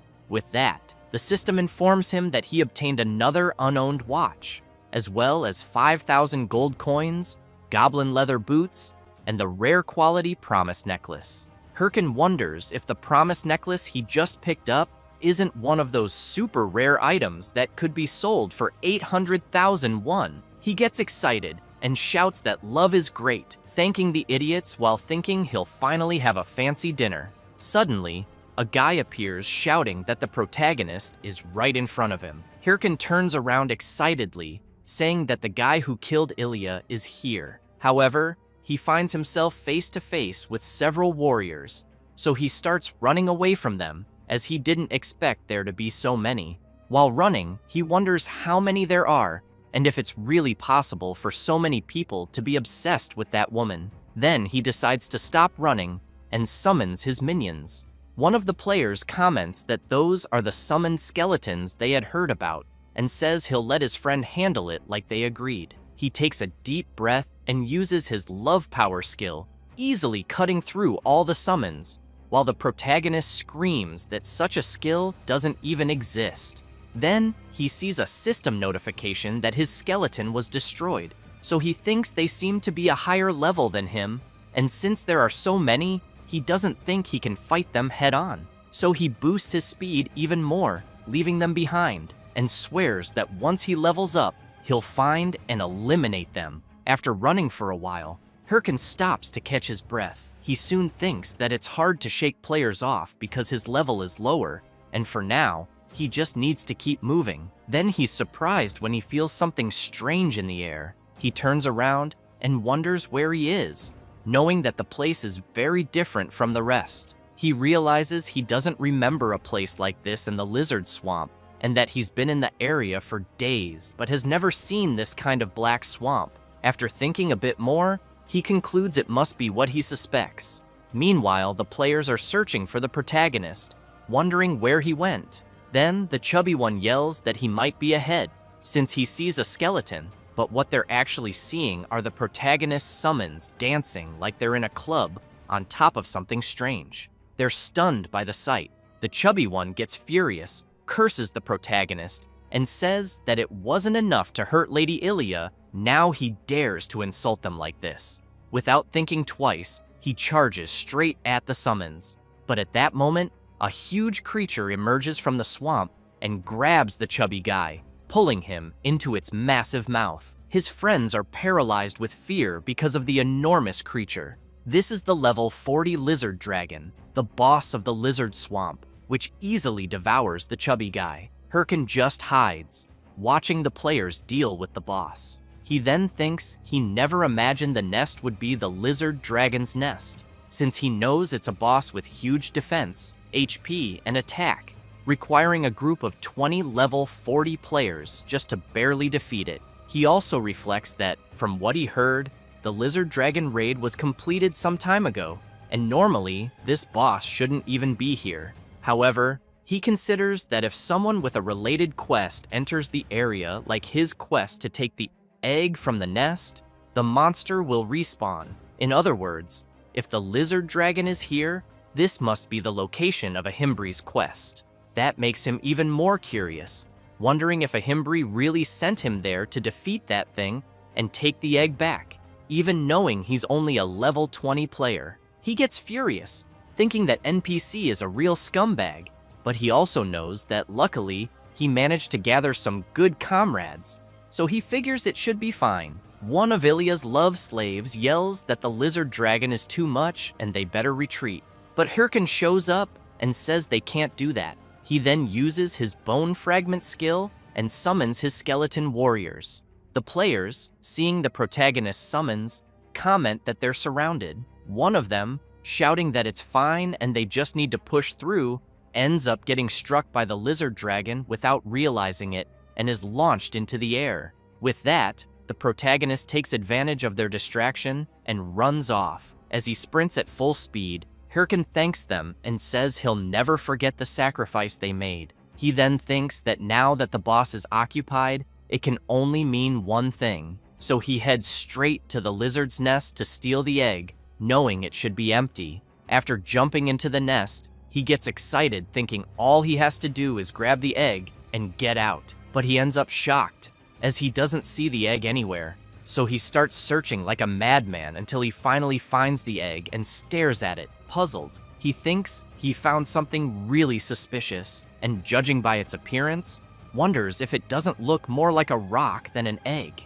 Then he gets spooked when the system informs him that his skeleton warrior was destroyed. He turns around and assumes the lizard dragon must be returning after detecting an intruder. It doesn't take long before the boss returns to the nest, furious. The protagonist tries to hide and thinks he's totally screwed. He also knows that now that the boss is back, he won't be able to search the nest any further. But looking at the thing that looks like an egg, he figures that if that's the case, he has no choice but to take it, even if it isn't really an egg. After returning to where the players were fighting the boss, he sees a chaotic scene with several bodies.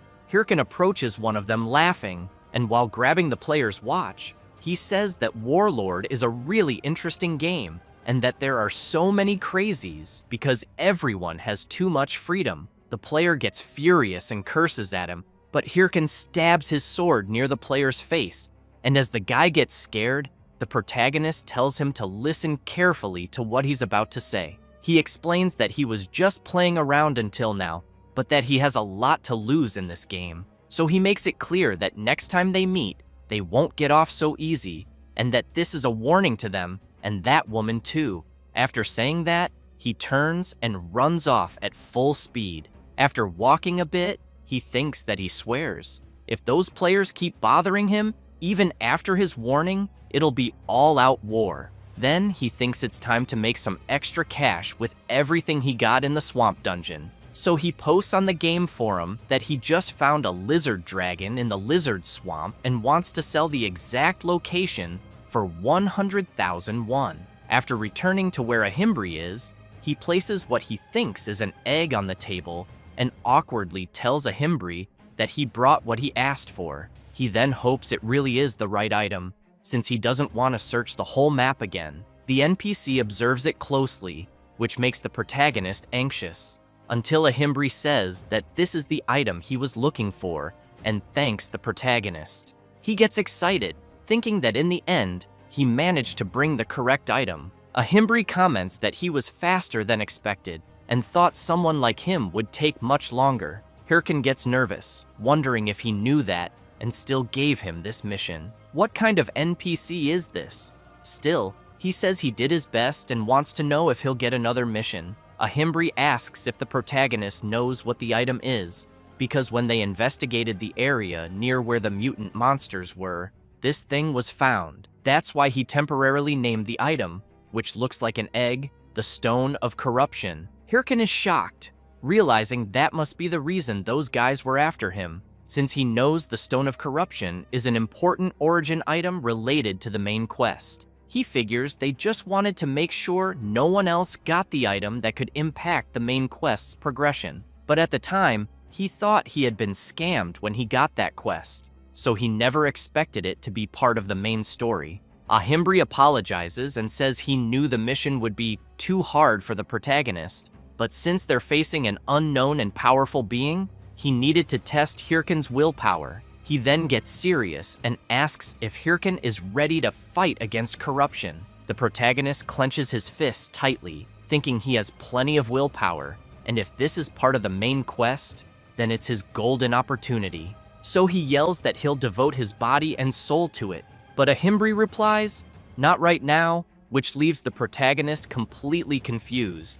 So he asks the NPC to be clearer. He explains that Hirken must have seen how strong the monsters are, and therefore doesn't think he should give such a mission to a rookie. The protagonist is stunned, wondering if his level is really too low to continue the mission. But suddenly, the NPC changes his expression and tells the protagonist that if he asks the great mage Ahimbri to please accept him as a disciple, he might be willing to help and train him. After that, the protagonist leaves Ahimbri's room without saying a single word. Not long after, the system informs him that he completed the nest egg quest, obtained the title of Ahimbri's disciple, and that the quest, Ahimbri's Teachings Part 2, has begun, which requires him to reach level 40 before meeting Ahimbri again. The reward will be a skill book of the corrupted tracker ring. Then he remembers the pathetic scene he had to act out exactly what the NPC told him to do, so he gets furious,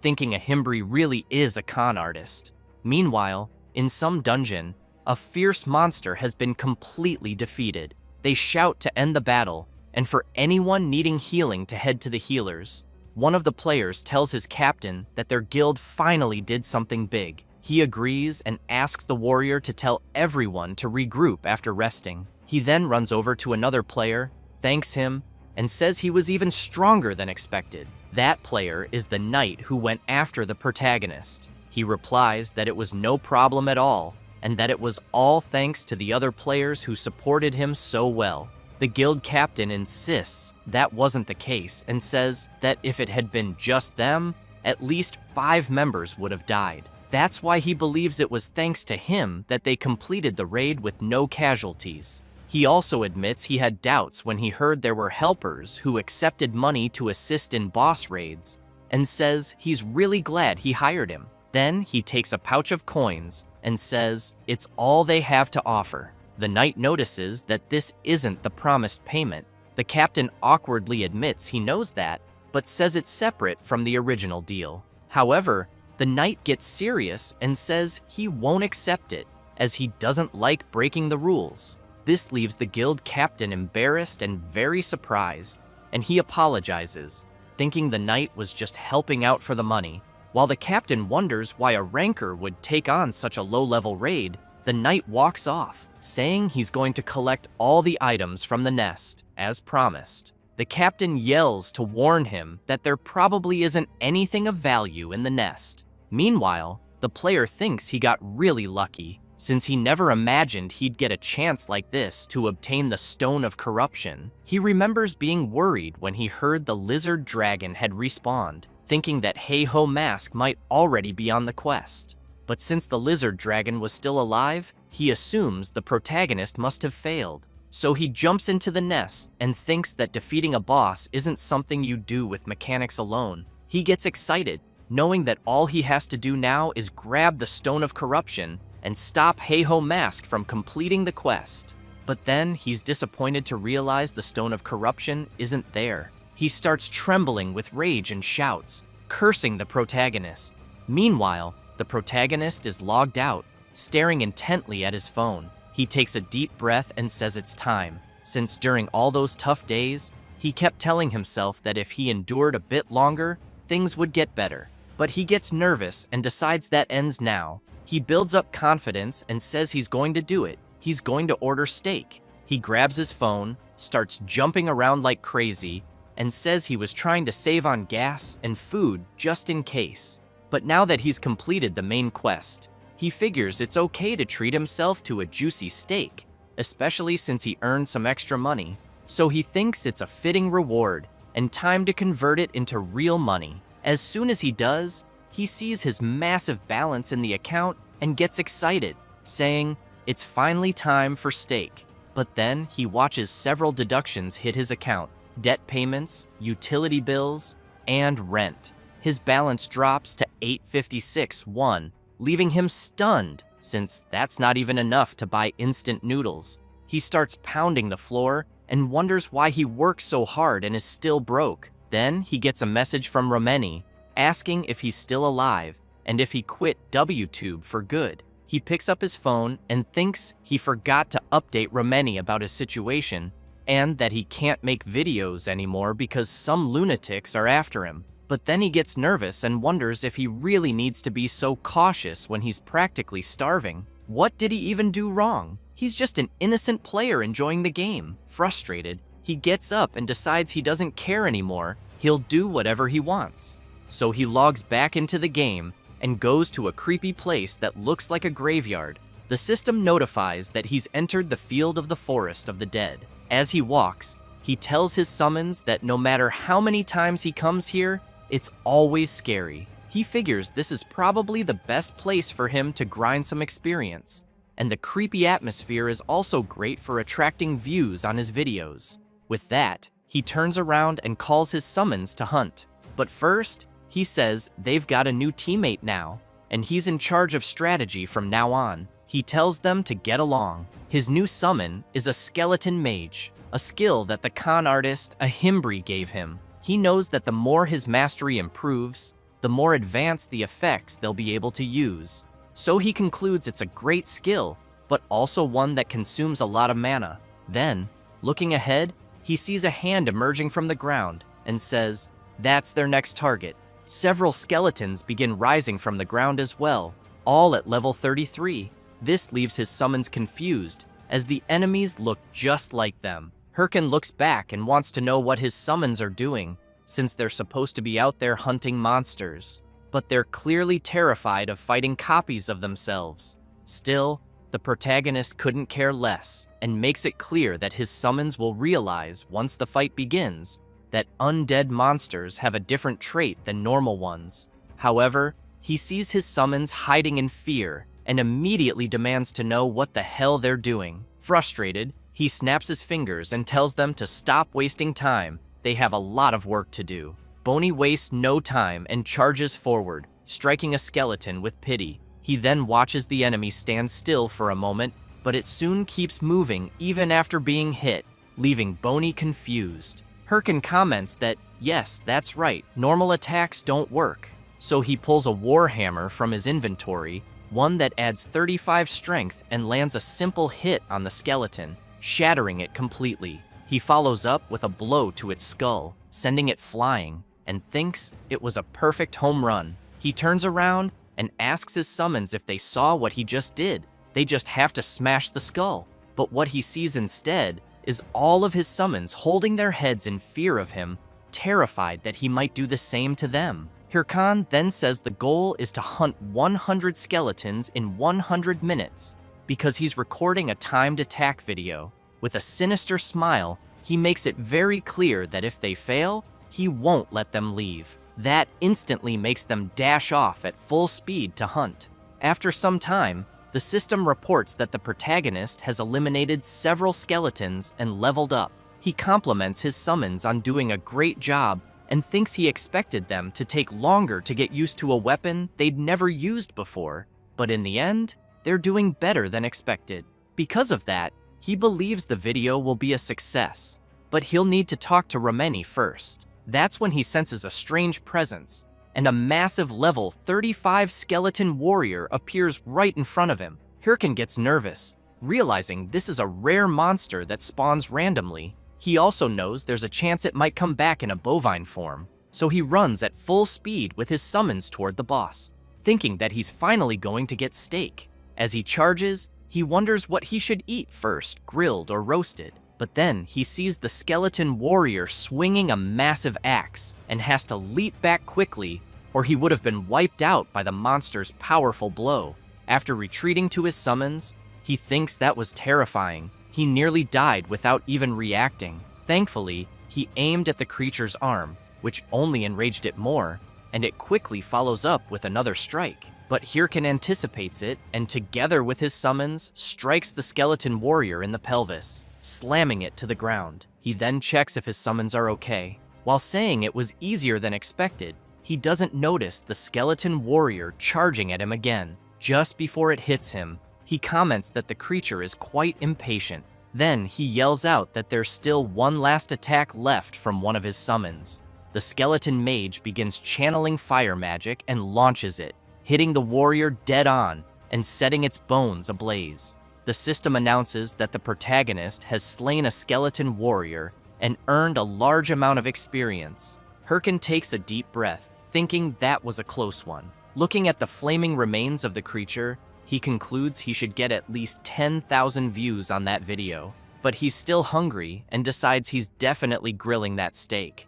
At that moment, the system alerts that the field boss has detected the death of one of the protagonist's subordinates, which leaves Hirkan confused. The system then continues warning that the field boss has found intruders, and finally, that the field boss is awakening. A massive magic circle appears right next to them. Then its head begins to emerge, followed by its body, until a colossal creature fully materializes before Hirkin and his summons. He's left speechless, unable to believe what he's seeing. The level 40 golden skeleton boss has appeared. He knows that the golden skeleton is the Forest of the Dead's boss, and the first mage class boss, a powerful one known as the Rookie Killer. He also recalls that the condition to make it appear was defeating several skeletons, though he hadn't considered that at the time. He thinks there's no way he can beat it, but if he does, it'll be a huge jackpot.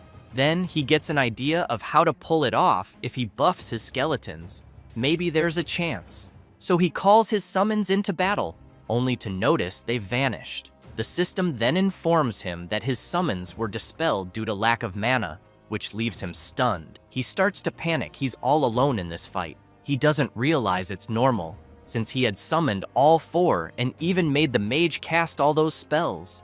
So there's no way he'd still have mana left. Facing the colossal creature, he knows he has no choice. He grabs his watch and says it's time to warm up his body for the first time in a long while. He activates his slot and equips his battle armor. With that, he faces the boss and dares it to bring it on. Without hesitation, he takes the initiative and charges forward. The golden skeleton quickly begins channeling its skill, growing stronger, and once it's ready, it fires at the protagonist, who has to dodge the powerful attacks.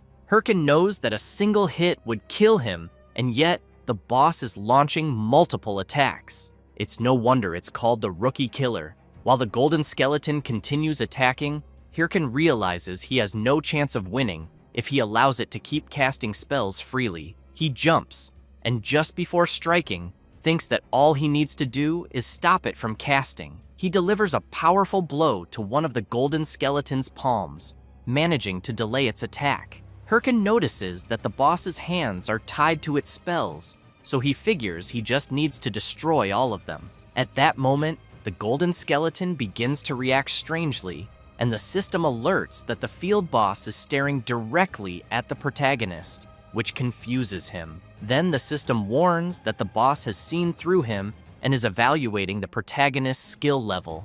After making several gestures with its hands, the golden skeleton releases an intense wave of dark, negative energy. Hirkin gets scared, wondering what the hell is happening. In a blink, he's bombarded by the boss's dark energy. While running from the attacks, he tries to understand what's going on until he sees he won't be able to dodge one of them. At the last second, he leaps to the side, causing the attack to crash into the ground, but the impact launches him violently across the area. Lying on the ground, he catches his breath and questions the boss's insane attack pattern. He doesn't remember it being like this. He wonders if he's misremembering, or if the golden skeleton had hidden patterns, or maybe it just got rebalanced in a patch, like the Minotaur in the tutorial mission. That thought discourages him, since, unfortunately, he can't recall clearly after all.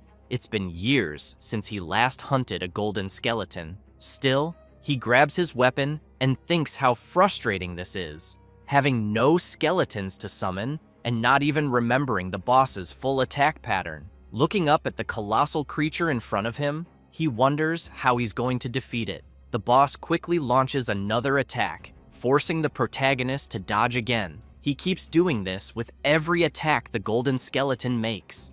As he gets a little closer to the boss, he thinks he can actually dodge the attacks as long as he knows their trajectory. Unfortunately, he also knows that this leaves him with no time to counterattack, so he reflects that he needs to find a blind spot as fast as possible. That's when he gets startled. The boss grabs him with one of its arms. It pulls him in and lets out a tremendous roar right in his face. Hirkan thinks he's completely screwed. Watching the creature channeling an attack right in front of him, he wonders how many attack patterns this thing has. But he smiles and says he has a trump card too. He uses his demonic curse skill to inflict a debuff on the boss. The system announces that the target's stats will be reduced by 13%. With that, the protagonist breaks free from the boss's grip and charges at it. He comments that he didn't know how he'd get an opening, but the boss ended up giving him one. Then he channels power into his fist and delivers a powerful punch straight to the golden skeleton's face. A huge explosion follows from the impact. The skeleton's bones begin cracking and breaking at once, which gets Hirkan completely hyped. The golden skeleton starts to fade away. Not long after, the system informs the protagonist that he has defeated the golden skeleton, earned lots of experience points, received a hefty sum of gold coins, obtained the title Skeleton Slayer, and leveled up. He breathes in relief. As he deactivates his slot, he thinks that was a close one, certain he would have failed if it had lasted 10 more minutes. Then he pulls up his status screen and sees that he's currently at level 36 with 9 titles. His stats show 109 strength, 35 stamina, 101 intelligence, and 141 mana. He gets excited knowing he's reached level 36. However, he also realizes that things will get dangerous from here. Even though 141 mana is a decent number considering he invested the bare minimum in that stat, he knows it's still not enough. So far, he's been pushing forward thanks to his titles and level ups, but now that he has more skills to use, it's just not sufficient.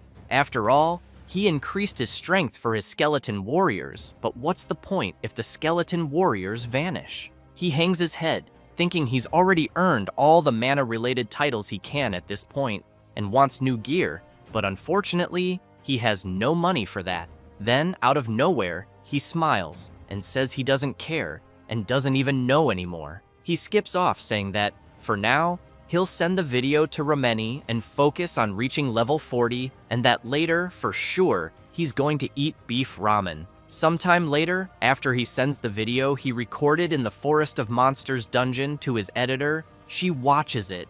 She pauses it, takes a deep breath, and punches her teddy bear hard. Furious, she keeps beating the stuffed animal and asks if the protagonist is actually insane. But suddenly, her personality shifts, and she gets all giddy, jumping around the room and saying that Hirkan managed to defeat a boss stronger than him without taking a single hit, and he did it with no practice at all, proving he's truly talented. She sits down in her chair, relieved, and says the video is so good it barely needs any editing, and she'll soon send him the final version. Then she starts wondering what title to use for the video. Thinking of something cool, she suddenly has an idea and excitedly declares that she'll title it The Solo Emperor. Later, in the game, at the Bangsu Castle branch of the Adventurers Association, Hirkan arrives saying to Ahimbri that he's back, stronger just like he asked. He notices the protagonist all dirty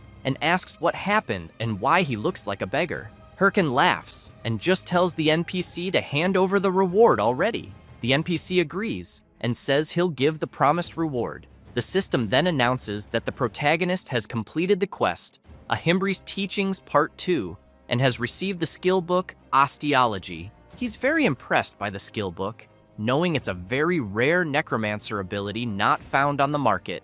The skill increases the stats of all summoned skeletons by 5%, reduces the mana cost to summon and maintain them by 10%, and also allows summoning one additional skeleton. But what he needed most was precisely that mana cost reduction. So he starts thanking the NPC frantically. Ahimbri also shows Hirkan that he obtained the corrupted tracker ring, and that he should use the corrupted stone he brought to harness its power. The corrupted tracker ring is unique in the game's history and grants 2 bonus points to class-specific stats and 9 points to all attributes. When used together with the corrupted tracker necklace, all attributes are boosted by 21 more points.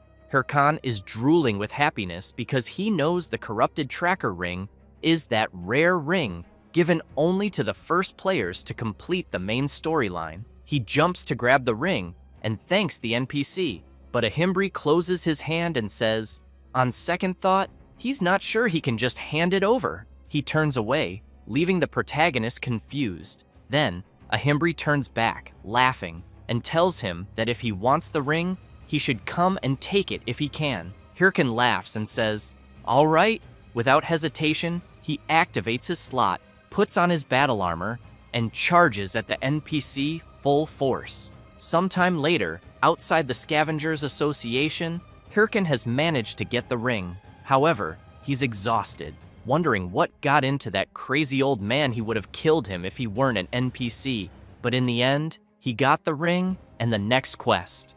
Ahimbri had told him that he'd lost contact with an agent named Miggy and that he thought the protagonist should visit Suryu Castle. Remembering that, he decides to let it slide for now. However, he knows that the Suryu Castle area is high level, so he figures he should level up more on the way. Then he sees several messages on his watch.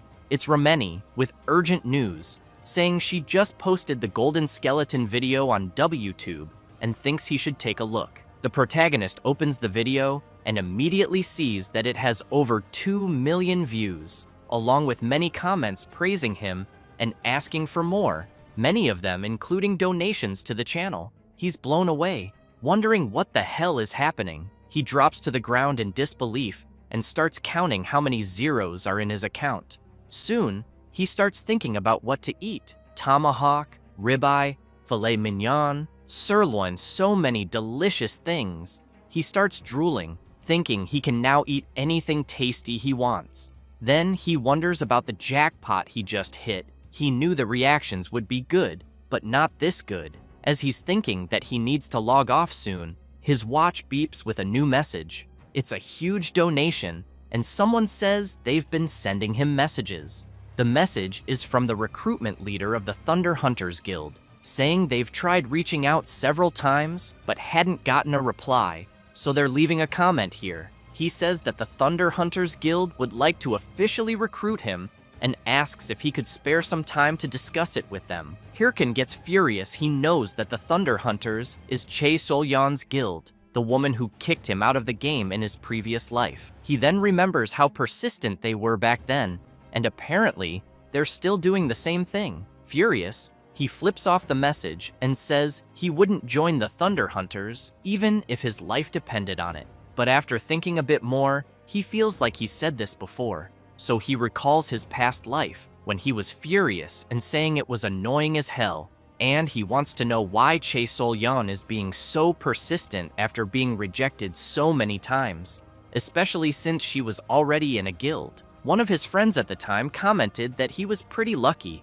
since the Thunder Hunters were one of the best guilds even among the top 30, and that the guild leader was the daughter of a rich family, so if he joined, he'd definitely get a 6-figure salary. His other friend added that it made sense they were after someone like Hirkan. Then he smiled and explained that it was because the protagonist was really good at the game, and in all the raid videos from his guild, every single comment was just about him. He finished by saying that, honestly, Hirkan was way too good for them. Hirkan took a deep breath and quickly asked them to stop, making it clear he didn't care about the 6-figure salary, because he didn't want to join the Thunder Hunters, and the money would come once their own guild became the strongest. Plus, he preferred to keep playing with his current guild. His friend gave a fake little laugh and said he was right. So, after remembering all that, he feels even more frustrated now, but he knows they don't need to betray him again over it. He starts slapping his own face and thinks it's not time to get drunk on the money. He's got a lot of work to do, so he pulls out the skeleton fragments and throws them. As soon as he summons them all, he makes it clear to his minions that they know he was the one who did everything in the Golden Skeleton raid and that they did nothing. He explains that they're going to start training again because they need to move more efficiently and can't repeat what happened last time, so he asks if they're up for it. But he ends up seeing his old friends in his summons faces, then quickly realizes they're not them, and that makes him happy, thinking this time will be different. He calls his summons to become the strongest, then says their next destination is Suryu Castle, and asks if they should train along the way. All his summons nod, suggesting yes. With that, Hirkin summons his weapon and says the training will be simple, they're just going to run all the way there. And if any of them fall behind, they'll get punished. That makes them take off running at full speed, afraid of getting hit. And so, they head for Suryu Castle. Meanwhile, Syl is deep in thought. A mage approaches and asks what she's thinking about. She's standing over several defeated monsters. The mage informs her lady that it's almost time for the meeting. This is Hatch from the Thunder Hunters Guild. Syl jumps down from where she was and quickly asks how the progress is going on the Corrupted Count mission. Hatch says they haven't made any progress yet and still haven't found any clue for the next quest. Syl gets furious and says she can't believe they let the Hydra Guild grab the main quest before them. Hatch tries to argue, saying she thinks they'll find it soon, since they're going to a meeting with the leaders of all 30 top guilds. Syl emphasizes that there's no way a meeting with those losers will be useful. Even so, Hatch asks the guildmaster to be careful as she walks away. Guys, here's a quick recap of the latest chapters to keep you updated. The protagonist's WTube video was a hit, and he made a lot of money overnight. He was also close to losing control, but thanks to the person responsible for everything he went through, the flames of his revenge were reignited, so he decided to walk the path of a hungry beast. The first thing he did was go to the loan shark he had borrowed money from, and as soon as he got there, he threw down his money bag and made it clear he would pay the full debt, principal, and interest in cash, which surprised the loan shark. Jaehyun, as he's called in real life, after handing over the money, asked if everything was okay. Next, the protagonist bought rare skill books, which made him quite happy. However, once back in the game, he knew he was broke again, with his account balance at 0.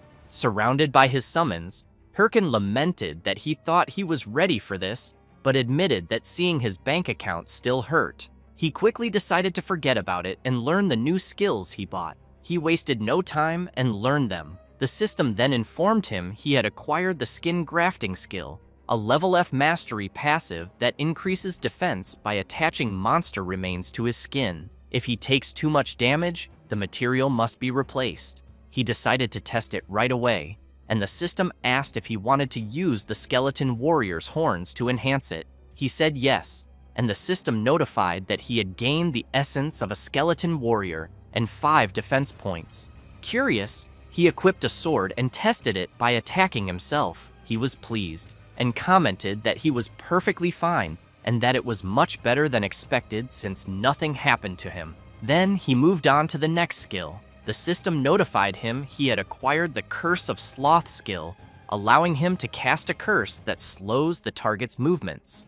The larger, faster, and stronger the target, the more mana it consumes and the shorter the duration. Hirkin found it interesting, looked to the side, saw his summons, and tested the skill on them, concluding it could be useful in battle. Finally, he opened his last book. The system then informed him he had obtained the Golem summoning skill. Hirkin knew this was the hardest skill to get and the one he wanted most. He tested it immediately, which even surprised his summons. He smiled, and seeing his summoned golem, said he could finally summon it.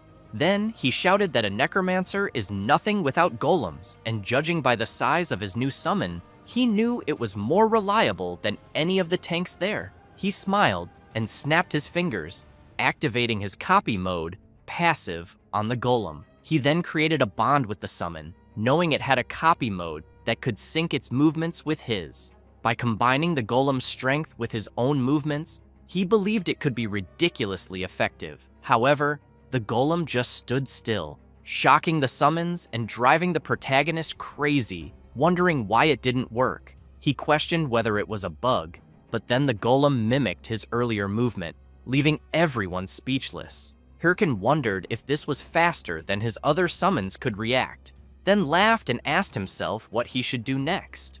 Meanwhile, elsewhere, someone mentioned they thought everyone had arrived and asked if they could start the meeting. This was Nergal, leader of the Ares Guild, who thanked everyone for coming despite being busy. Shev the Slayer, leader of the Red Bulls Guild, laughed and said he recognized a few familiar faces there. Berg, the leader of the Big Smile Guild, just takes a deep breath, while Syl, the leader of the Thunder Hunters Guild, remains silent. Berg wants to know if 29 were invited, and only 4 showed up. Shev laughs and says more people came than he expected, since they're talking about the top 30 guilds. Nergal points out that this was really sudden, then explains that normally the top 30 warlord guilds are fiercely competing, and it's very rare to have a meeting like this one. However, he becomes serious and reveals that the Hydra Guild discovered the identity of the corrupted Count and is planning a final raid in a month. Shev starts laughing and says that's insane, knowing none of the other guilds even came close, and if that's true, then Hydra pulled something off. But he's quickly interrupted by someone slamming the table. It's Berg, furious, yelling that it's all over if they let Hydra get the corrupted Count, since they'll end up monopolizing all future main quests, sponsors, ads, and content. Syl tells Berg to shut up and releasing her power, says that if he's scared, he should just sit quietly and not bother anyone. Berg doesn't like that at all, quickly equips his claws and asks if she wants to fight. Shev asks them to calm down, saying they're not here to fight. Nergal agrees with the blonde and makes it clear that a fight between them would only benefit Hydra. Then, Nergal emphasizes that this is exactly why he's proposing an anti-Hydra alliance. The 4 guilds present will agree not to fight until the corrupted Count missions are finished, and will share all info about him. He then asks if anyone opposes his idea. Shev says he's not a big fan of alliance schemes, but thinks there's no other way. Berg makes it clear that if they don't stop Hydra, they're screwed. Nergal concludes the meeting, but Syl, without saying a word, clearly didn't like any of it. Later, outside the game, someone's taking a shower. It's her, thinking the meeting was humiliating since they couldn't even defeat the Chapter 1 boss alone and had to join forces with other guilds. But she knows there's nothing she can do for now, because if Hydra gets the corrupted Count first, they're done. So, for now, she knows it's time to lay low and wait for the next chance. She picks up her phone and tells someone to order all guild members to keep an eye on Hydra and report any strange activity, because the corrupted Count will be theirs no matter what. Meanwhile, inside the game at the Tsuryu Castle branch of the Adventurers Association, Hirkan is surprised, wanting to know what's going on. A guy says he already asked him to go to the Bobaru Forest. He explains that's where Agent Miggy disappeared and that the protagonist should search the area for traces. Hirkan says he knows the Bobaru Forest is full of level 70 monsters, a dangerous area, and that he could die instantly if he goes there now. The adventurer sighs and says that's exactly why he's asking him, a disciple of Ahimbri. He then makes it clear that if the protagonist refuses, he'll lose his status as a corruption tracker, which scares him even more. After leaving the association, Hirkan sits by a fountain thinking, and concludes he's totally screwed. He opens his quest window and sees he has to find the missing Agent Miggy, who's investigating the corrupted stones, and continue the mission with a reward of 500 gold coins and additional rewards. The penalty is losing the corrupted tracker title. If the quest isn't completed in time, he has 29 days, 9 hours, and 33 minutes. Hirkan gets furious, knowing that if he loses his corrupted tracker status, he'll be kicked from the main quest. Scared, he realizes that accepting all those high-level quests backfired, since he normally wouldn't be able to complete them, but somehow managed an advance to the next stage. And to make things worse, he now accepted a quest meant for level 60 or higher, so he finds himself at a crossroads, wondering what to do, knowing he can't just give up on the main quest like that. But at the same time, he knows he can't go to the Bobaru forest either. That's when he overhears a player asking a mage if she thinks the Hydra Guild will complete the main quest. Because if they do, he believes they'll definitely rise above the other guilds. The mage emphasizes that the rest of the top 30 guilds haven't even managed to start the main quest. The player then asks what'll happen to the other main quests if the corrupted count is defeated, which scares Hirkan quite a bit, but he quickly smiles, looks at his watch, and realizes that maybe he doesn't need to go to the Bobaru forest after all. Meanwhile, someone is observing a huge castle from afar, reporting that nothing special has happened and that his and his friend's mission is finally ending, since having to sit and watch the castle for hours every day was starting to drive him crazy. He asks if his friend agrees. After getting no reply, he calls out to him, his friend being Nadal, 8th in command of Hydra. The guy wants to know what the reward for defeating the corrupted count will be, and if Hydra will definitely become the best guild. Nadal clearly says not to get ahead of themselves. He adds that it's not over yet, as their mission is to secretly monitor the corrupted count's castle. He explains they can't let their guard down or leak info, because true professionals know how to stay calm. Then, out of nowhere, a player runs up shouting that he's found Natal, which makes him furious, asking what the hell is going on. The player is Kim's, rank 3 of the Red Bull Guild, who smiles and says it's been a while. Natal, shaking with rage, demands to know what a Red Bull member is doing there. Kim says the boss on that mountain is high level, so he came to defeat it. He then asks if that's not what they're there for too. Natal looks at his friend, knowing they can't reveal their real mission, and replies that yes, that's exactly why. But Kim's walks up and asks why he looks like he's dying to take a dump, which enrages Natal even more, yelling that it's not true. Kim's turns and says he's leaving, and tells Natal to feel free to go relieve himself, making him even crazier with rage, screaming that he already said that's not it. So Kim's walks away while Natal yells at him to come back. After walking a bit, Kim's taps his watch and informs someone that the 8th in command of Hydra is there, and that it looks like the lead they got was true. Shev and Yel are listening as Kim's passes on the information. The leader says it's unbelievable that the anonymous lead about the corrupted count's location was accurate. Yel says she was sure it was a prank, but in the end, they sent Kim's just in case. So she points out that they were given such important information way too easily. She wonders what the motive is. Shev says he doesn't know, but maybe it's someone inside Hydra holding a grudge against their own guild. Kim's chimes in, saying they're not really in a position to be picky about things like that, since they were about to lose everything to Hydra, so he asks if he can start a fight to buy them some time. But Yel tells him no and says to fall back for now, since if that really is the corrupted count's location, then most of Hydra's forces must be there, and they can't afford to lose one of their top members right now.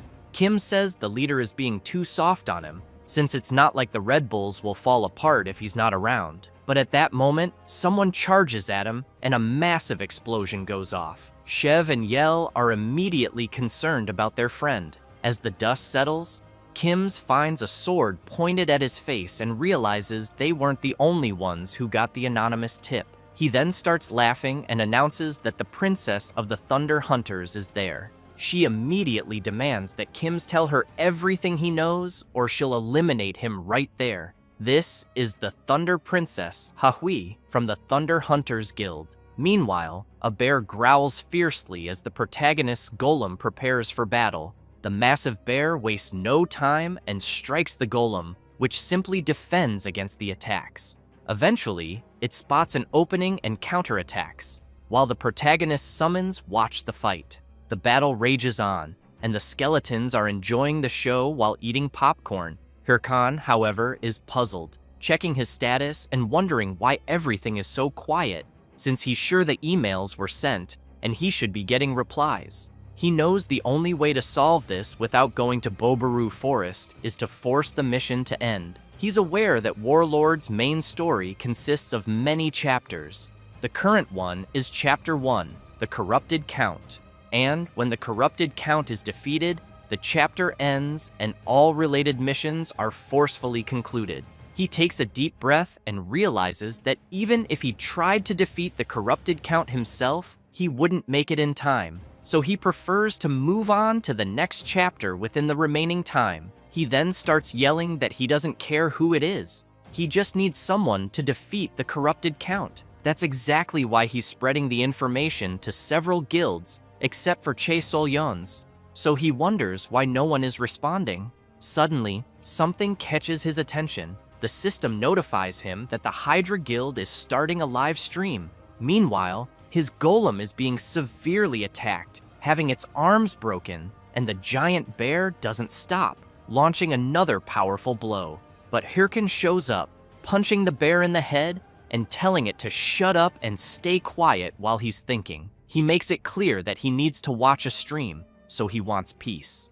After sitting down to watch the live stream, a host greets all viewers and announces that the Hydra Guild was the first to discover the identity of the corrupted Count and is planning to attempt a raid. The planned date for the raid is, Hirkin hopes it's sometime this month. Then the host says it'll be in 3 days, which really surprises the protagonist. The stream ends, and he comments that it's sooner than expected, but not shocking, just as he predicted. He starts laughing like a maniac and thinks this is perfect. He then orders his golem to resume fighting the bear. While they fight, he remarks that Hydra probably got nervous because he spread the info to other guilds. Since he knows that if it's Hydra, there's nothing to worry about, they're far ahead of the other guilds in terms of progress on the main quest, and have many skilled players.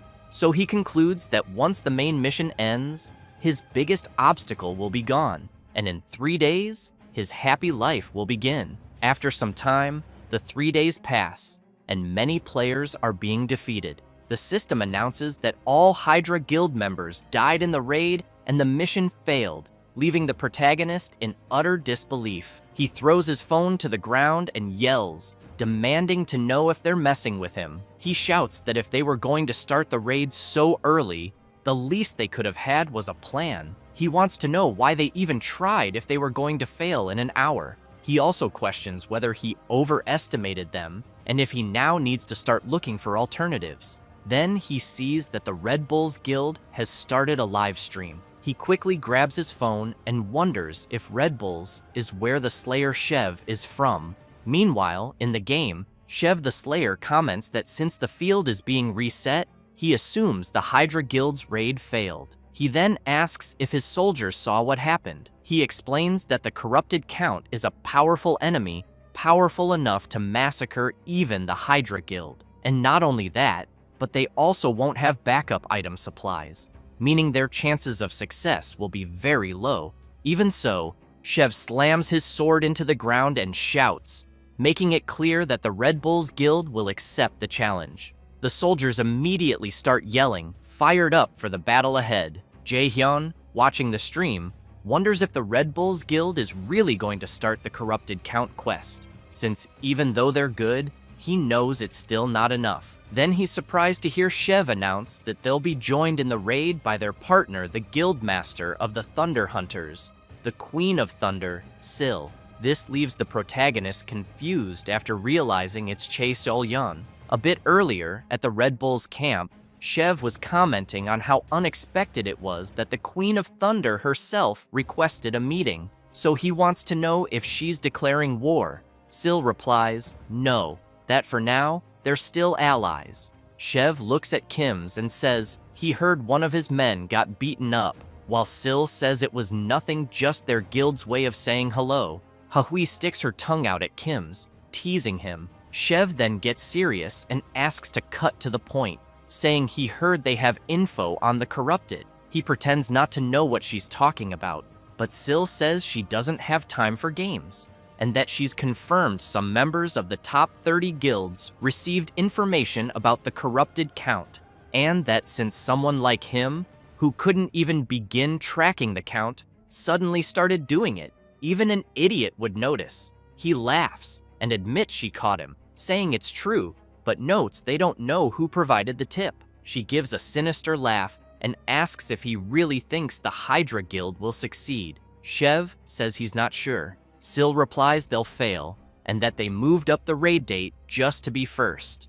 But she knows the corrupted Count is the first boss, so it won't be that easy. They'd have better chances if they let others go first to gather information. Shev gets serious and says he's sure she didn't come just to talk about Hydra, so what's her real point? She gives a slight smile, then slams her sword hard into the table, even surprising the Red Bull's leader. While Kims gets ready for the worst, Shev signals him to stay calm. Syl asks if they can't work together on the corrupted Count raid, and says she'll let him get the first kill. Shev is quite surprised and thinks she's bluffing, but now, with her in the raid against the corrupted Count, he sees this was expected. Watching how she fights and slays raid monsters, he realizes she's not just talk. Still, he knows the corrupted Count is no joke. As for the Count himself, he laughs and says they're not doing bad for scum like them. This is the corrupted Count, the main quest boss and final boss of Chapter 1. He then commands his creatures to attack without rest, and declares he'll crush their will completely. Thus, an intense battle begins, with the Red Bulls and Thunder Hunters alliance on one side, and the corrupted Count on the other. As the fight drags on, Shev knows their allied forces are reaching their limit. Syl comments that the monsters just keep coming. Then Shev steps forward and, unleashing his fearsome power, yells to the Queen of Thunder that he'll clear a path for her. He launches a powerful forward strike, and she rushes in alongside him. As Shev's mighty attack heads toward the corrupted Count, the Queen of Thunder follows close behind. The boss becomes enraged and counterattacks, demanding to know how they dare challenge him. Syl tries with all her might to keep dodging the countless attacks from the corrupted Count until she leaps into the air, fully confident, and prepares her strike but ends up being severely hit, leaving her confused and trying to understand where the attacks came from. The corrupted Count had buried his strikes into the ground, so they would come up behind her and intercept her midair. Shev, worried, shouts to know if she's okay. Syl takes a deep breath, gives a slight smile, then unleashes several attacks, breaking free and rushing toward the corrupted Count. With eyes full of confidence, she manages to land her powerful blow on the boss. Shev breathes a sigh of relief and says she's scarier than he thought.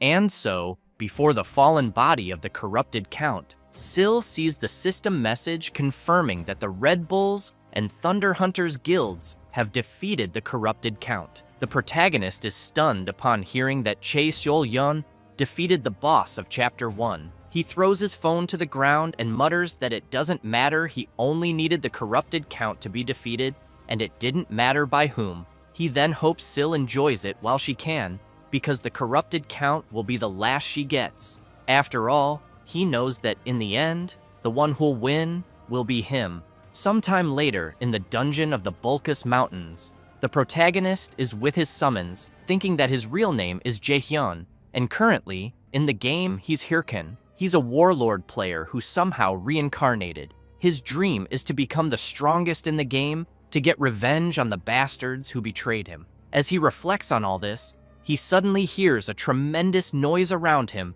and before he realizes it, a herd of wild boars is charging straight at him, and he has to run to avoid being trampled. A few hours earlier, the protagonist arrived at the entrance to the Bulkus Mountains and saw that the field was blocked. While Littlebone is confused by the barrier, Hirkan explains that it's a locked field until someone meets a certain condition. Since he hasn't met it yet, entry is restricted. But he knows that the Bulkus Mountains are the main stage of Chapter 2's storyline, and that when the main quest of Chapter 1 is completed, entry is automatically granted. So after crossing the barrier, the system notifies him that he has entered the Bulkus Mountains and received the title of First to Set Foot in the Bulkus Mountains, increasing all his stats by 2 points and class-related attributes by 1 point. He gets excited and thinks, just as expected, no one else had discovered it yet. He calls his summons and declares that it's his time to shine,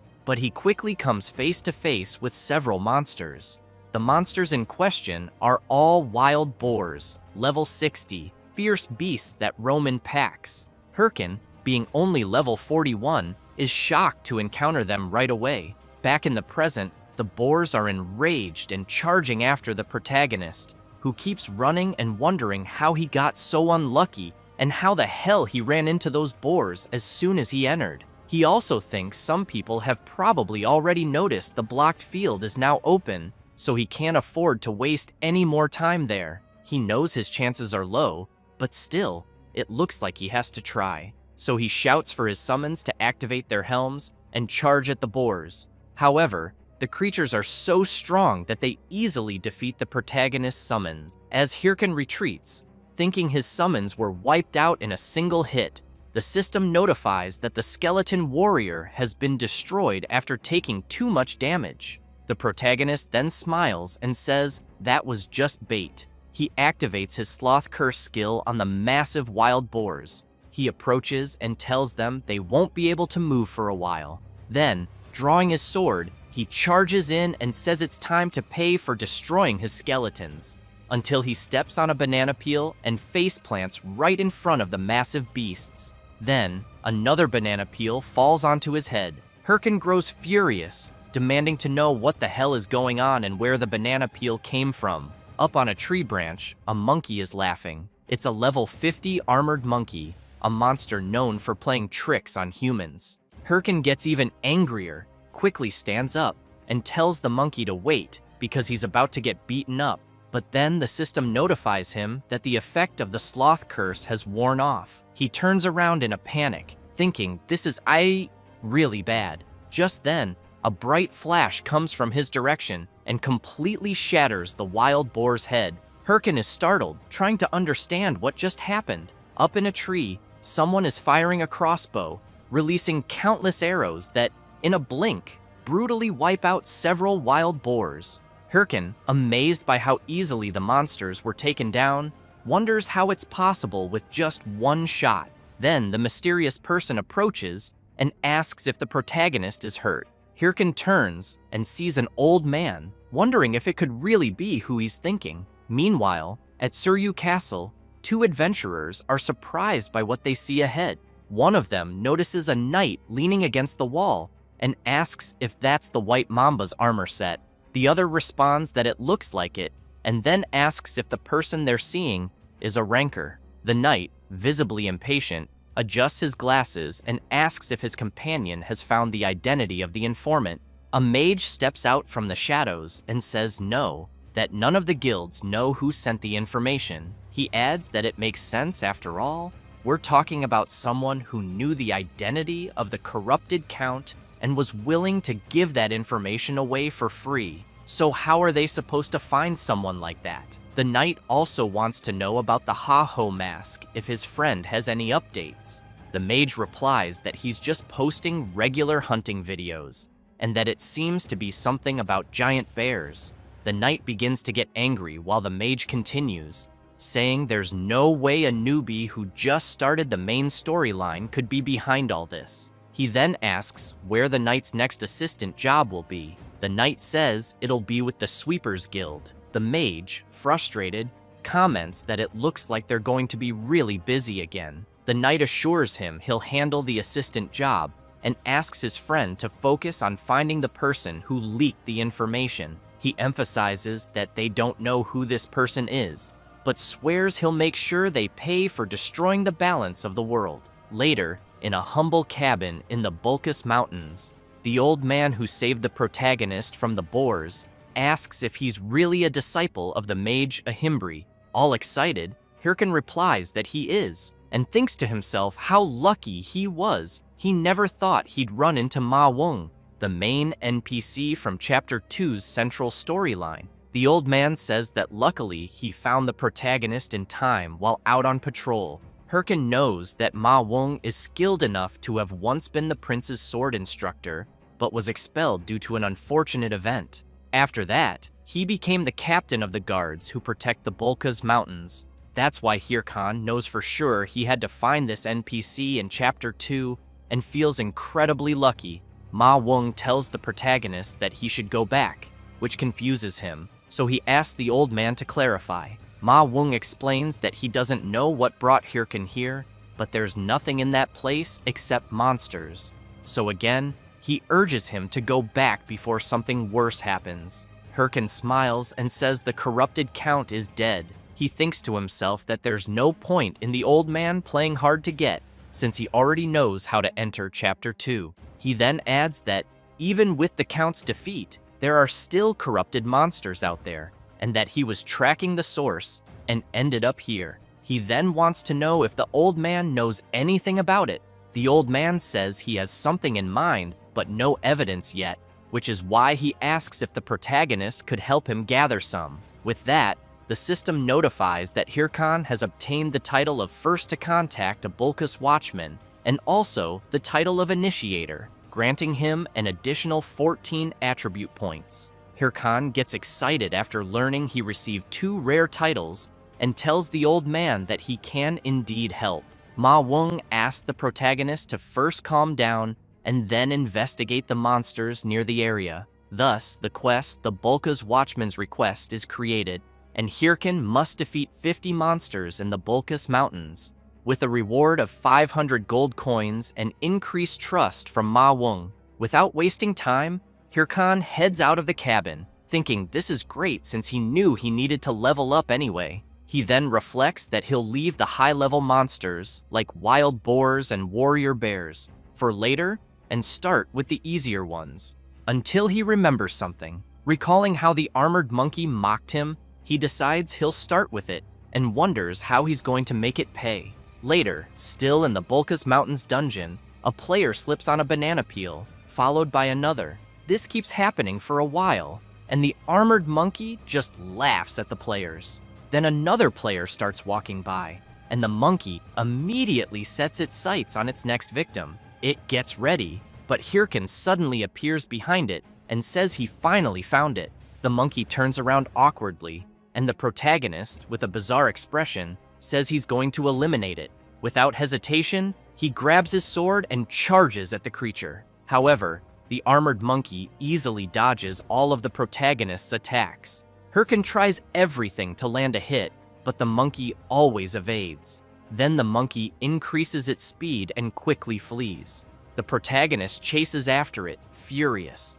While chasing the creature, he thinks about how annoying the monkey is so fast, and the trees keep getting in the way, making it hard to attack. So he stops on a tree branch, prepares an attack, and throws his sword at the monkey. The creature notices the attack coming and gets really scared. The protagonist's sword hits, but it lands right beside the monkey, scaring it even more. The creature starts laughing at the protagonist, but Hirkan makes it clear that the sword attack was just a distraction. Right then, his golem appears and delivers a powerful punch, causing massive destruction. Hirkan watches from afar, and it doesn't take long for the system to inform him that he has earned the title of being the first to hunt down and eliminate an armored monkey. Hirkan is pleased, and thinks it's time to start hunting more of them. Meanwhile, several cameras are snapping photos, as Shev the Slayer and Syl the Queen of Thunder are there. They shout out congratulations to the Red Bull Guild's Red Bull,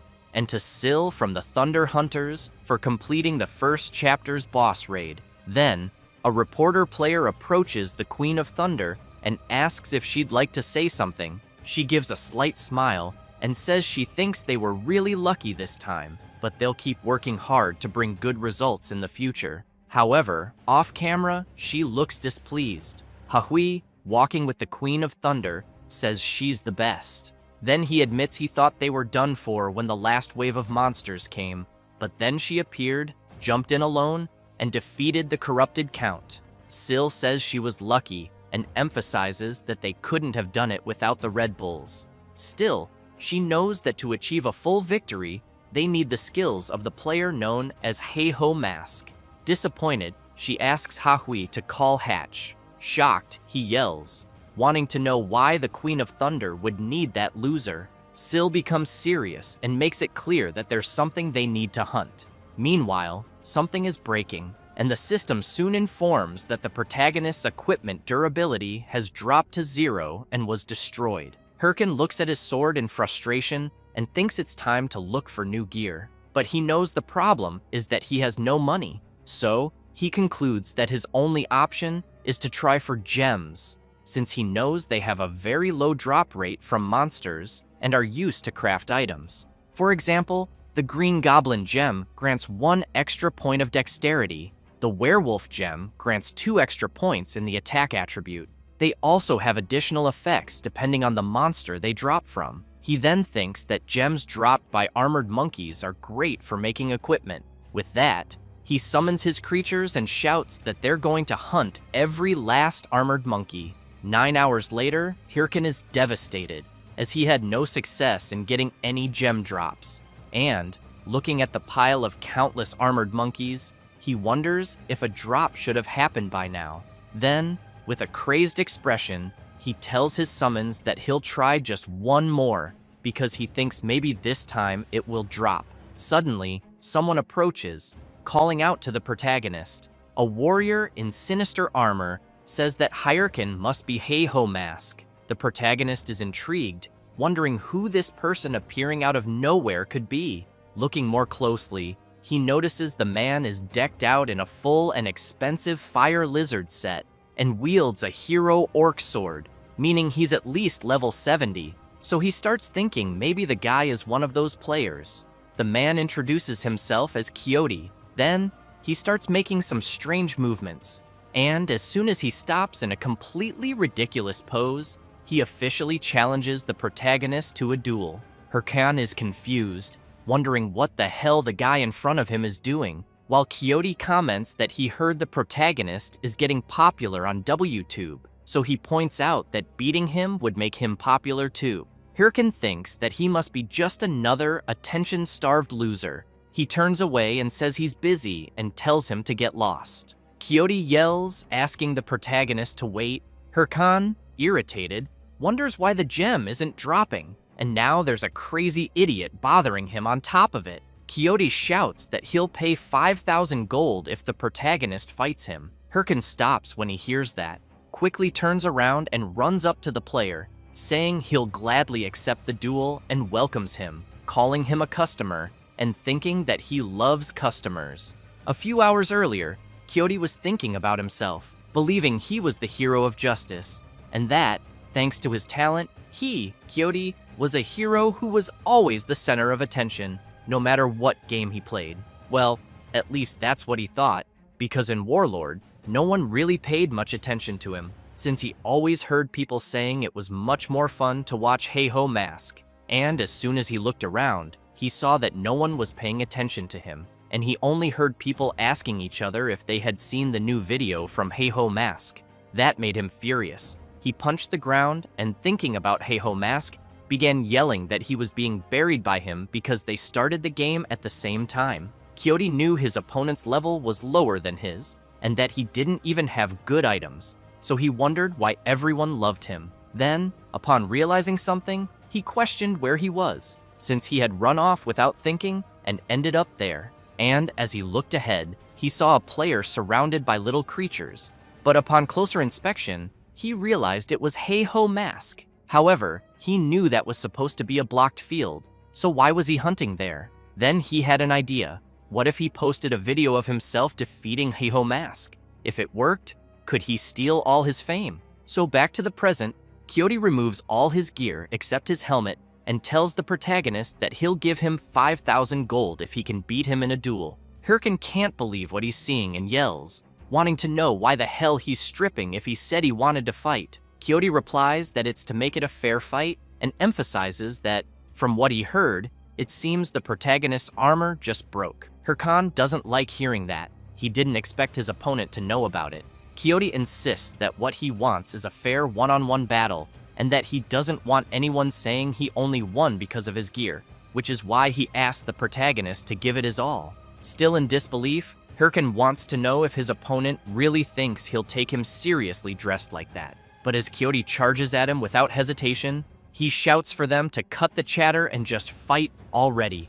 Hirkin dodges the first strike and points out that Quixote should listen when people talk, but the player doesn't care and keeps launching a flurry of attacks, forcing Hirkin to dodge all of them. Quixote gets irritated and demands that the protagonist fight back instead of just defending. While still dodging, Hirkin tells Quixote to make him do it, which enrages him even more, prompting him to activate his booster skill and throw a powerful punch. Hirkan worries if he'll have time to dodge, but ends up getting hit and is sent flying. Lying on the ground, Hirkan realizes his opponent just used the booster skill, a warrior class ability that speeds up movement for a moment. Watching Quixote from a distance and seeing his aura, he reflects that, although he may look like an idiot, his level seems higher than his own. So he concludes that facing him head-on is a bad idea. Then he gets an idea. He gets up from the ground, and Quixote comments that it looks like the protagonist is finally ready to face him. He tells him to go all out because he'll surpass his best. As he charges again, yelling that he's going to show everyone he's stronger than Heiho Mask, he activates his booster ability once more. But Hirkan throws dirt at Quixote's eyes, and while he's distracted, the protagonist sweeps his legs out from under him, making him lose balance and tumble to the ground. Hirkan makes it clear to his opponent that if his strength stat is higher, he just needs to overcome it with his own skills. That said, he lands a powerful kick to Quixote's face, followed by a strong uppercut, launching Quixote hard into a tree. The player trembles with rage, calls Hirkan a coward, and demands to know how he considers what he just did a skill. The protagonist responds that no one cares about that when fighting for their life. Hirkan laughs and makes it clear to Quixote that he lost because he'd rather stick to his pride than focus on winning. Then, he activates his skin grafting skill, Armored Monkey Hide, and the system immediately notifies that the protagonist has been strengthened with the Armored Monkey's attributes. Quixote becomes very worried and thinks that if he's hit by that, he'll definitely die. With a sinister aura, Hirkan tells Quixote that he's the one who started this fight, so he better be ready for it. As he charges toward the player, Quixote starts screaming, asking the protagonist to wait. Then he starts crying and says he surrenders. However, the protagonist can't stop his attack, and a massive wave of destruction follows. Fortunately, and luckily for Quixote, Hirkan manages to change the direction of his blow, hitting right beside his opponent's head. The tree and everything behind it are completely destroyed. Quixote trembles in fear, thinking it was so terrifying that he almost forgot he was in a game. Hirkan laughs and tells Quixote to hand over the 5,000 gold already. However, he adds that he's sure his opponent would prefer not to be forcibly logged out for 2 days.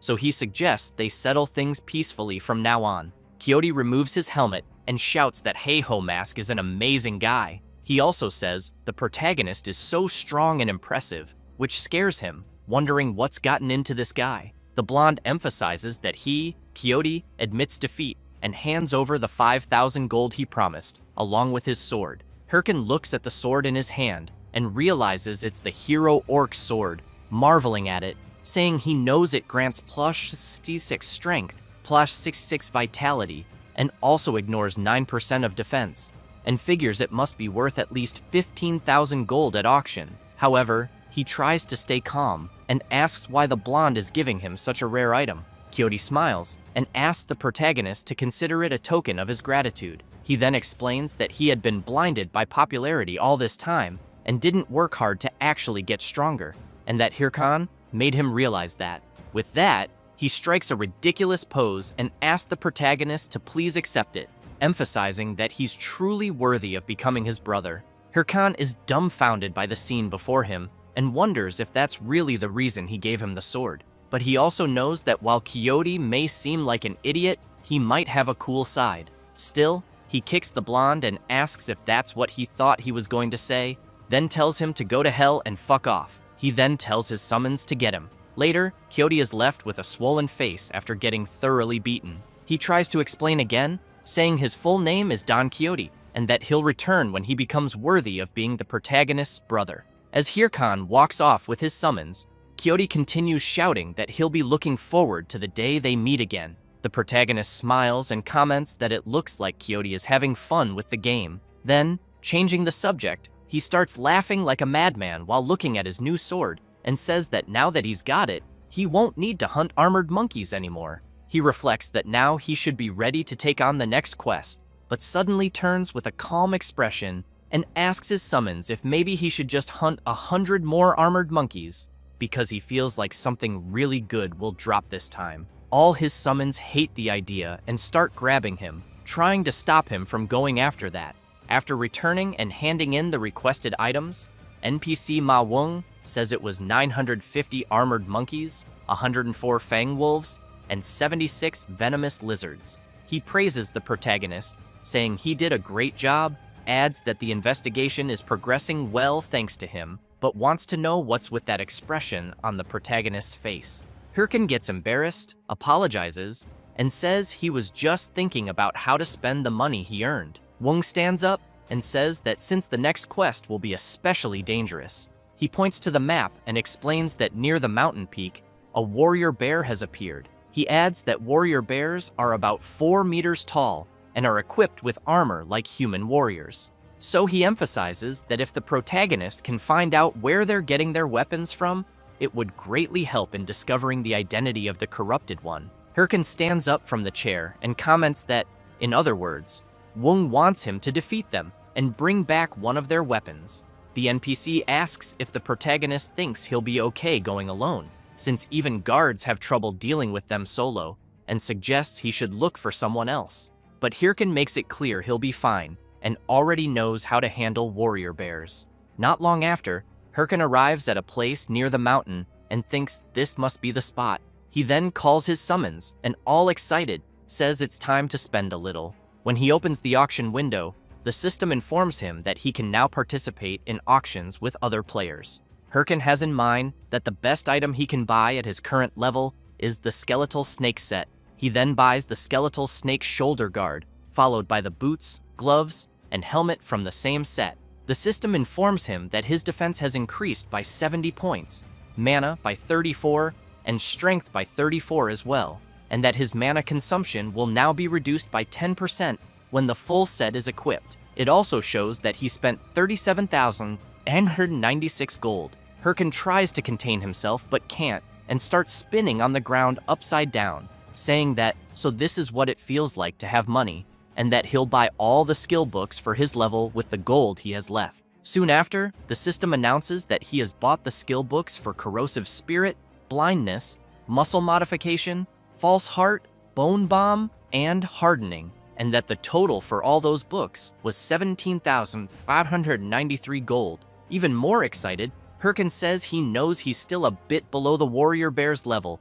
but with all that, he thinks he'll be fine. Then one of his summons taps him on the shoulder, and when he turns to see what it is, he finds all his summons staring at him with a strange expression, as if asking whether he's not going to give them anything. Hirkin turns back and admits he forgot about them, and will look for something nice for them. However, the system informs him that he currently has insufficient funds, which makes him worried, wondering if he's already broke again. So, feeling awkward, he turns to them and says, "Looks like his money ran out." Hirkin immediately gets scared when he sees that the attitude of his summons has turned creepy. While he tries to explain that it wasn't on purpose, some creatures appear behind him. Without any warning or order, his summons charge at the creatures, while the protagonist shouts that maybe he'll get more money when they eliminate them. Hirkin feels a bit relieved watching his summons finish off the boars and thinks, thankfully, some wild creatures showed up at the perfect time. A few moments later, the last wild boar is tied up with a very sad face, and Boney is licking his sword with a very sinister look. Hirkin tells them to stop wasting time and finish off the boar already, as he'll equip them on the way. Then, out of nowhere, a powerful attack hits the big boar. The protagonist immediately turns to see who did that, and soon some players appear, demanding to know who he thinks he is, hunting there without permission, since that area belongs to the Apollo Guild. Hirkin pauses, and looking at the players in front of him, concludes that they're just another bunch of losers. The guys introduce themselves. One says his name is Ajang, the other Wang Zhang, and finally, the last one Iljang, and they declare they are the great trio of the Apollo Guild. Hirkin laughs and says he gets it, but without any mercy or pity, he quickly launches several consecutive attacks on all three. He then makes it clear they're just a bunch of losers trying to annoy him. Turning away, he wonders why he's been attracting so many people lately, and considers that maybe he needs to see a shaman or something. As he leaves with his summons, saying he just wasted his time there, the players are left trembling on the ground. But Wang Zhang, using what little strength he has left, thinks that the protagonist actually dared to lay a hand on his guild, and that they'll make him regret it, so he taps his watch and reports everything that happened to his superiors.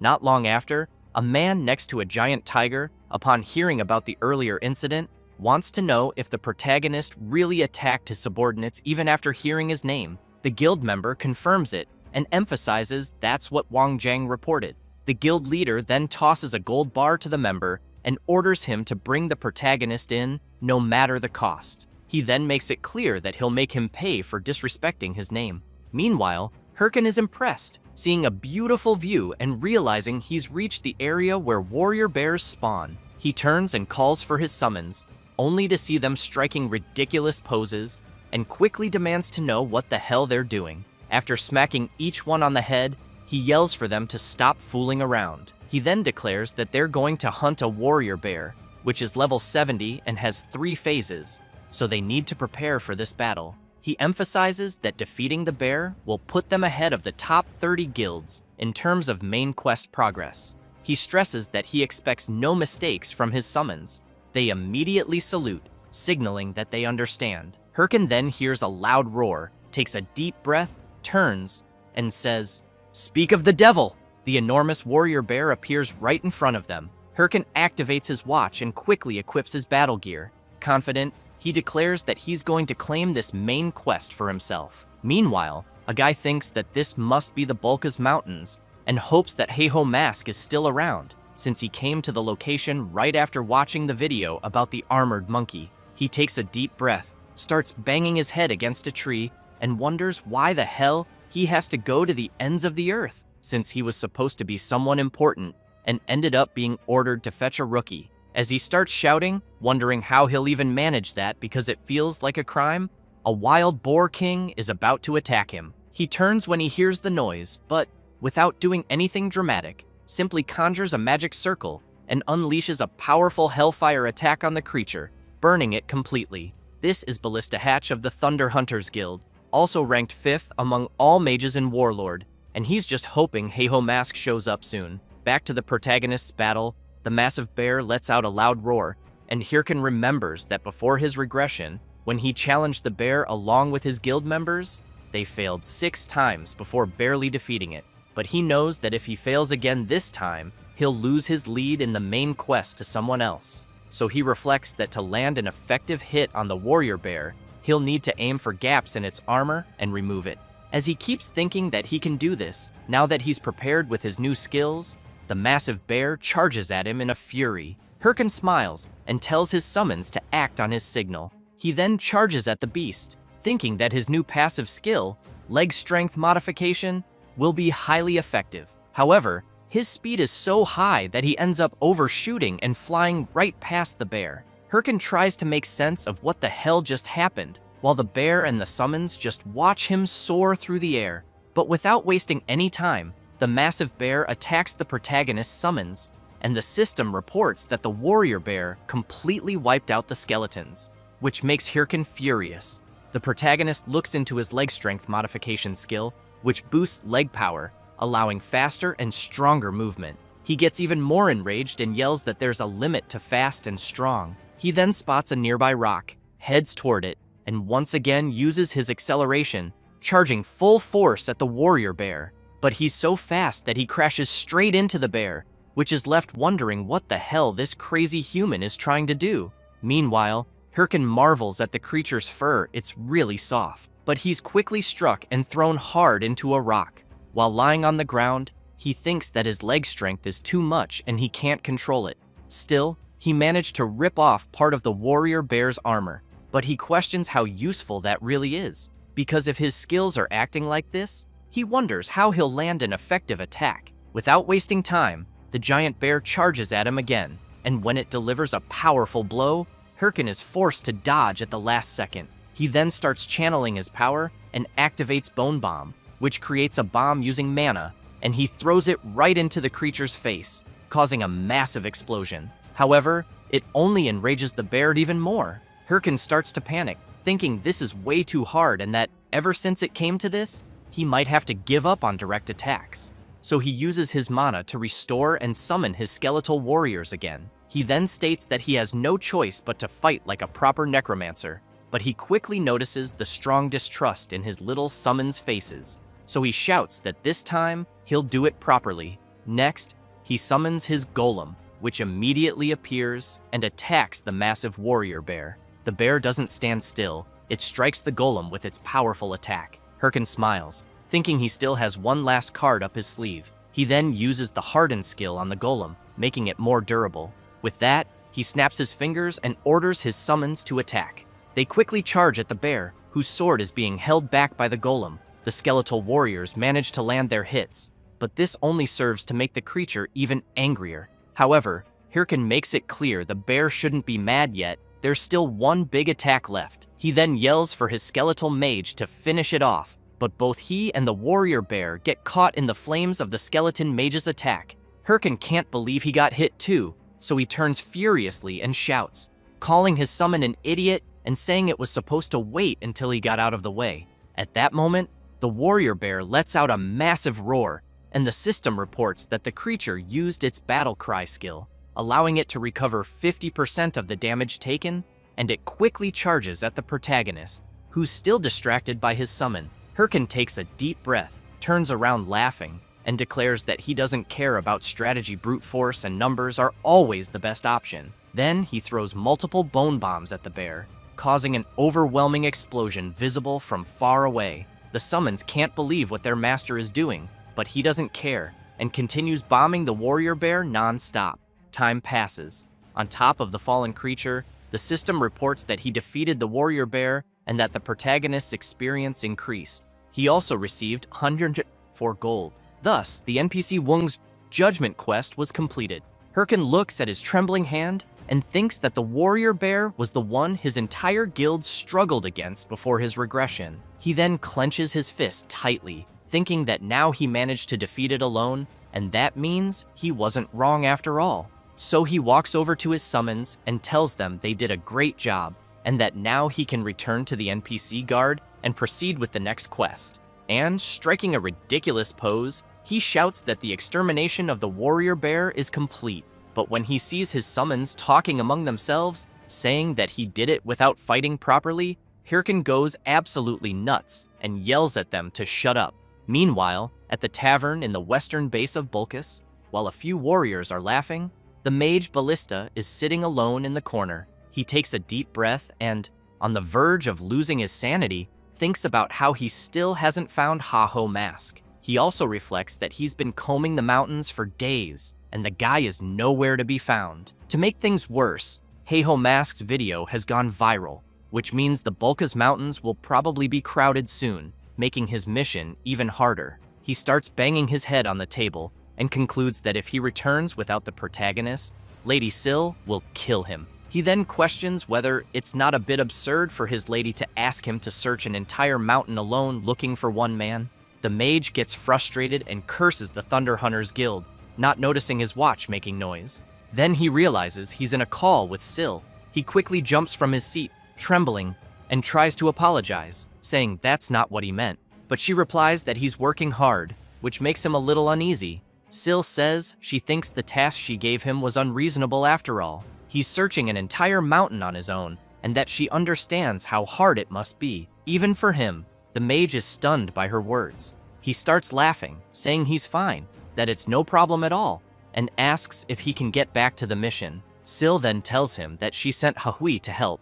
Out of nowhere, an explosion goes off in the tavern, blasting a hole in the wall. As Hatch turns around startled, Syl makes it clear that the two will work together to find Ha-Ho Mask.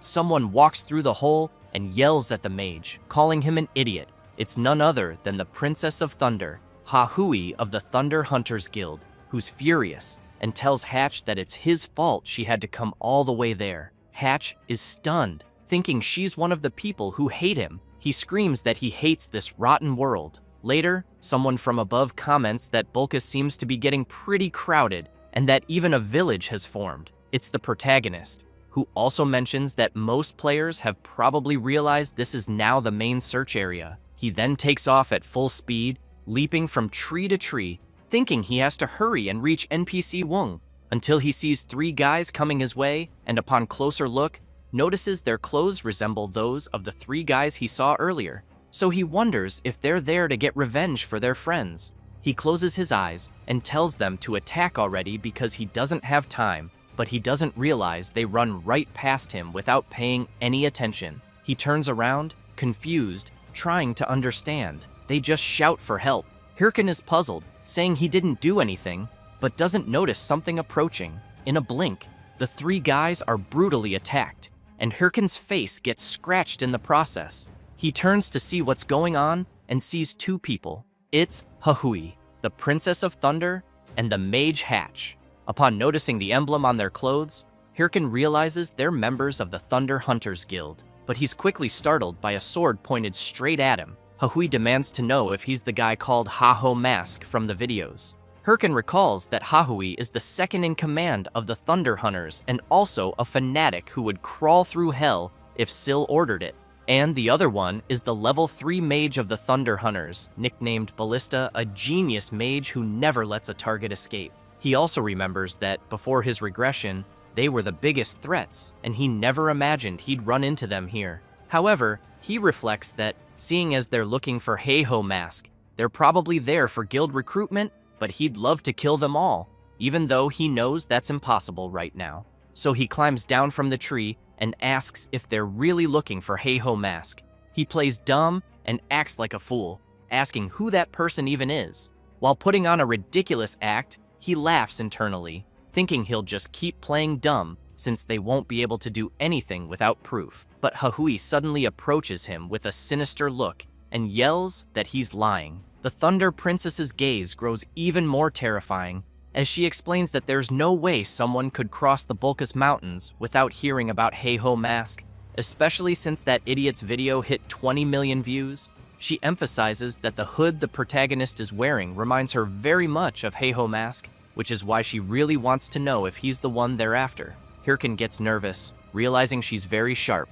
The mage steps in and tells them to stop, saying that's not the issue right now. He then points at the Thunder Princess's forehead and yells that the problem is her. He starts ranting that she destroyed the inn, killed people just because she thought they were suspicious, and now he wants to know how she plans to fix all this, since everyone knows their guild and they won't even be able to deny it. Hatch starts shouting even louder, demanding that she apologize quickly before the guild's reputation takes a hit because of her. Hahui also gets flustered and yells back, asking why the hell she should have to apologize. Hirkin watches, stunned, wondering if they've always been like this. Eventually, Hahui, visibly annoyed, mutters an apology. Hatch watches her walk off and asks what kind of dumb behavior that was. He then turns to the protagonist, apologizes for his partner, and wishes him a good game. But as Hirkin sighs in relief, thinking he narrowly avoided trouble, he fails to notice someone rushing at him. When he sees a fist flying straight at his face, he's terrified, and before he can react, he's punched by the Thunder Princess and slammed into a rock. Hatch loses it, grabs Hahui, and screams, demanding to know why the hell she hit someone again. Did he call her a mad dog, or has she actually gone crazy? She replies that she thought the protagonist would at least dodge her punch. Hirkin wants to know if they really just assaulted an innocent user who had his guard down, so he calls them out.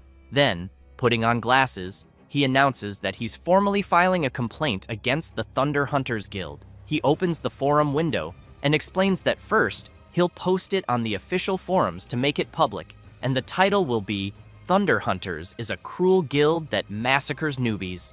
The mage panics and quickly apologizes, saying they'll compensate him and begging him to just forget about it if possible. So Hatch hands the protagonist a handful of gold coins, and Hirkin comments that since the mage is offering 1,000 gold coins as a gesture of sincerity, he'll let it go. Hatch breathes a sigh of relief and thanks him. He then grabs Hahui's arm and while dragging her away, yells that he can't stand her. Hirkin knows what he just did is pathetic, but for now, it's the best option because he's fully aware that provoking them carelessly would be a disaster. That's why he knows he just needs to endure this a little longer. As they walk away, Hatch asks why the hell she causes problems every single time, and if she doesn't realize image management is vital for a major guild. Slightly confused, Hahui wonders if people don't instinctively dodge when attacked. Hatch asks if she's seriously trying to say it's his fault for not dodging her punch. She replies that it's not that,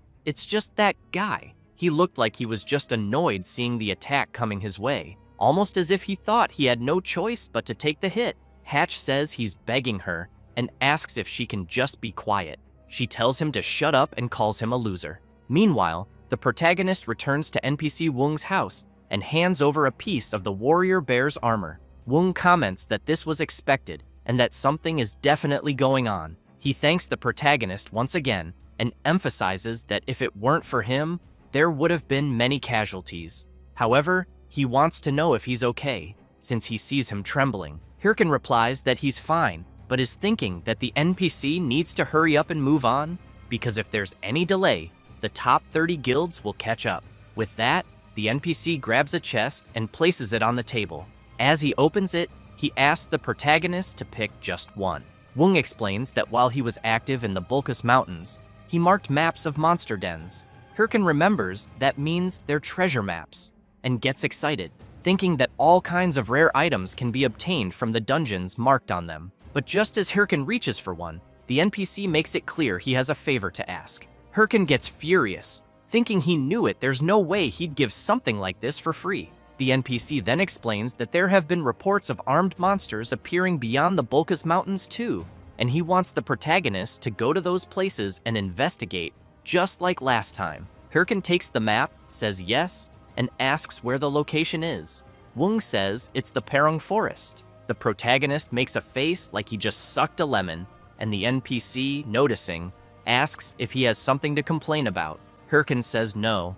As he steps outside, he takes a deep breath and gets really annoyed, because he knows Parung Forest is a level 90 hunting zone, which means he'll need to level up separately on the way there. He then wonders if the perfect hunting ground right now is the Sura Canyon, since he knows there are level 75 demon worshippers there. But he gets excited and thinks that since he already defeated the warrior bear, a demon goat should be easy to hunt. However, as he walks a bit further, he gets really startled, and upon seeing Shev the Slayer ahead of him, wonders what the hell that guy is doing there. Shev, in turn, is surprised to see the protagonist. Meanwhile, Hatch is crying, calling Lady Syl through remote transmission. The mage says he can't work with such a barbaric person. Syl laughs and says it seems the two of them are struggling with the mission. Hatch tries to explain that it's not that he doesn't want to do it, but he heard that the Red Bulls Guild already took over the Sura Canyon, so he wants to know if they shouldn't start focusing on the main quest too. He then asks why they even have to beg a guy who doesn't want to join the Thunder Hunters Guild in the first place. Syl thinks for a moment. Then she orders them to stop tracking Heiho Mask and declares that the Thunder Hunters will now enter the main mission. Hatch starts crying even more from happiness and says that's just what he expected from Lady Syl. After the remote call ends, she leans back, smiles, and thinks that the strong are drawn to the strong. And for that reason, she wants to see how long Heiho Mask can keep running.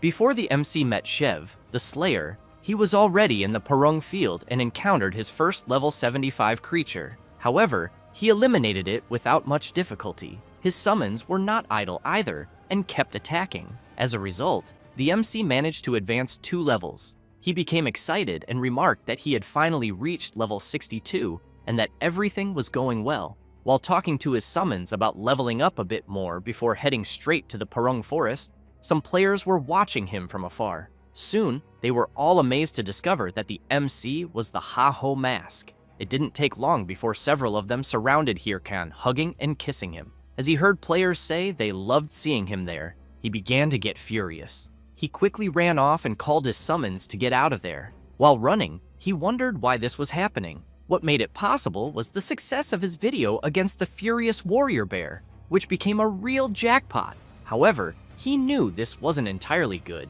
since people began following him all the time. Because of that, he could barely hunt, as many people were always surrounding him. So, he called his summons and said they would change plans.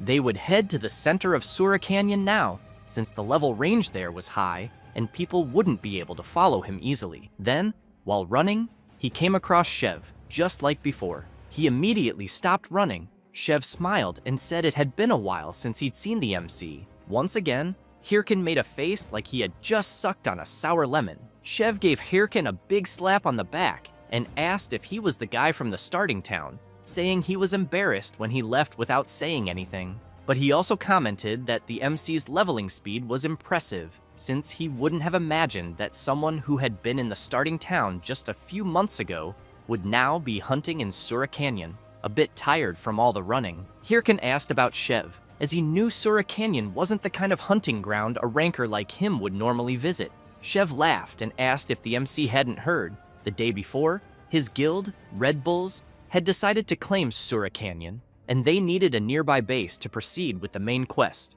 Hirkin thought that in the end, even Red Bulls was also working on the main quest. Shev got excited and pointed out that he came there wondering if he might get the chance to meet the Heiho Mask, while the MC and his summons stood in shock. Shev asked if he had seen the video of the Heiho Mask against the warrior bear, since he had heard a rumor that the Heiho Mask was around there and was eager to meet him. Then, getting even more excited, he asked if the MC wasn't curious about this super rookie as well. Shev shouted, calling the MC to go find the Heiho Mask together. Without thinking twice, Hirkan took off running again with his summons, shouting apologies to Shev and saying he didn't even know who this so-called Heiho Mask was. After running for a while, Hirkan stopped and, furious, wondered why on earth everyone was chasing him. He thought about how Syl from the Thunderous Hunters Guild and now Shev from the Red Bulls Guild, two entire guilds were after him, and so he really wanted to understand what kind of bad situation this was. Hirkin began to feel like he was going crazy and stressed that, at this rate, he would have to forget about the main quest, since he wouldn't even be able to level up, and that maybe he should find a new hunting ground, but he knew this was the only decent hunting ground around. Then, he remembered some maps he got from Mr. Wung. As soon as he grabbed one, he said he was sure there was a rare dungeon somewhere around there. It didn't take long before he saw that dungeon marked on the map. Upon reaching a waterfall, he thought that rare dungeons were usually hidden in hard-to-reach places, and that although it wouldn't be easy to get something great, you had to take big risks. So, taking a deep breath, he jumped into the lake with his summons.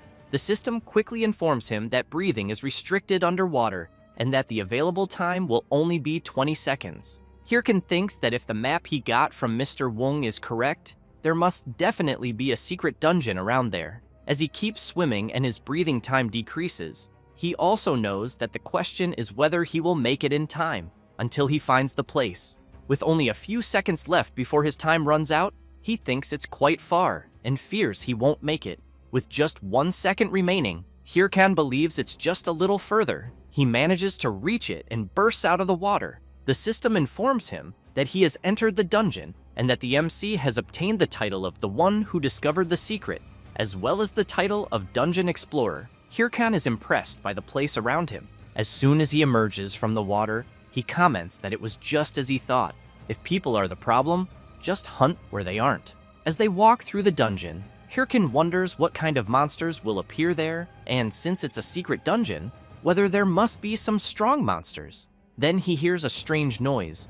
A creature appears, its eyes glowing intensely. The MC is a bit startled, but upon looking closely at the creature in front of him, he is left stunned, unable to believe what it could be. The two stare at each other for a while, until Hirkan becomes furious and shouts, wanting to know if the creature is messing with him and whether, by any chance, it wants him to defeat it. However, he is surprised to see the creature emitting fire from its body. Hirkan wonders if this dungeon is the kind of place where elemental-type monsters appear, knowing they are among the rarest monster types in Warlord. That's because the items they drop are materials for attribute gear and are incredibly popular. Thus, he gets quite excited and comments that, in other words, this means he can make a fortune just by hunting them. The little creature, in turn, is shocked by the expression on the MC's face. Without a second thought, Hirkan orders his summons to eliminate all elemental-type monsters. The little creature, terrified, lets out a loud sound. Immediately after, a tremor begins to shake the area. Hirkan grows worried, wondering what it could be. Then, a massive level 70 fire salamander appears to protect its little creature. The MC can't believe that this monster has shown up here. The salamander wastes no time and begins channeling its flames, quickly firing them toward the MC, forcing him to run to avoid being hit. Hirkan observes the salamander's fiery attack and is surprised. as he didn't expect such an opening move. He gets up and thinks he has no choice, knowing things will get troublesome if this keeps up. So, he wonders if he should try using his new power. He then activates the Helm of Madness ability on Little Bone. Next, he uses bone armor. Finally, he equips the Black Orc Skull, an item he spent a fortune on to strengthen the skeleton. Thus, he completes the summoning of the Skeleton Knight, which terrifies both the huge salamander and the little creature as it approaches. The Skeleton Knight points its sword and in the blink of an eye, completely slices the fire salamander apart. Hyrcan is thrilled and thinks that the Skeleton Knight is ready for battle. Thus, it does not take long for a horde of wild salamanders to appear. Hyrcan knows he will have to fight them. They begin preparing their flaming attacks, and the MC only smiles, thinking that it will be the perfect test. Then he shouts for the Skeleton Knight to attack immediately. Without much difficulty, his summon easily slices all the salamanders.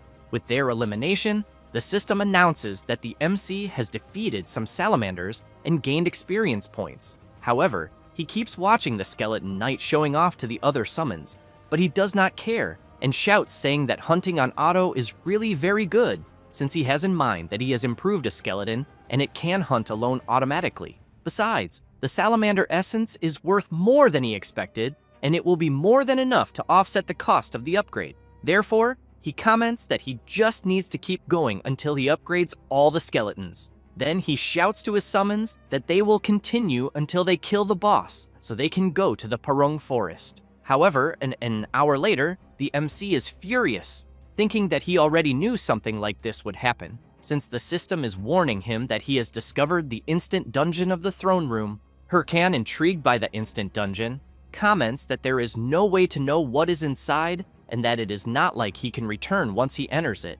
Then he thinks that he will not be able to play for 2 days if he enters the dungeon and fails, since he has in mind that this is more than enough time for the Thunderous Hunters and for the Red Bulls to get ahead of him in the main quest. However, he also knows that it is not like he has another place to go around there, and that apparently he will not have a choice. Therefore, he decides to enter, and after passing through the entrance, he makes it clear to his summons that he can only depend on luck. As soon as he walks a little inside the instant dungeon, the system warns him that he has already reached the throne room. And while they continue walking through the place, he notices that there are many statues of knights and thinks that it seems like it was meant to be an abandoned temple.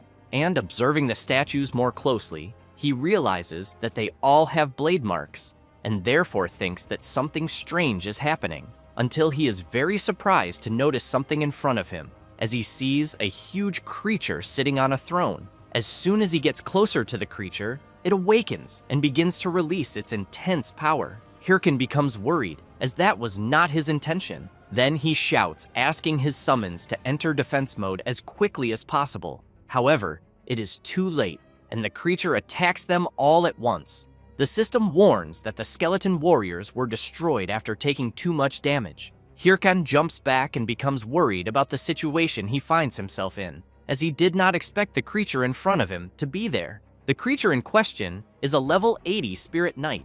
Hyrcan has in mind that it is a monster equipped with the highest quality battle AI. He also thinks that he encountered one in his past life, and that he was more or less at the same level he is at now, and the entire Haho Mask Guild was there as well. But even so, they were all completely annihilated, and at the time, he knew he had no choice but to give up. However, he knows he cannot let this happen again. Therefore, he summons his skeleton warriors again, and they immediately go together against the Spirit Knight, who in turn prepares his enormous sword and delivers a powerful attack on some summons, but others, as well as the MC, jump over the attack.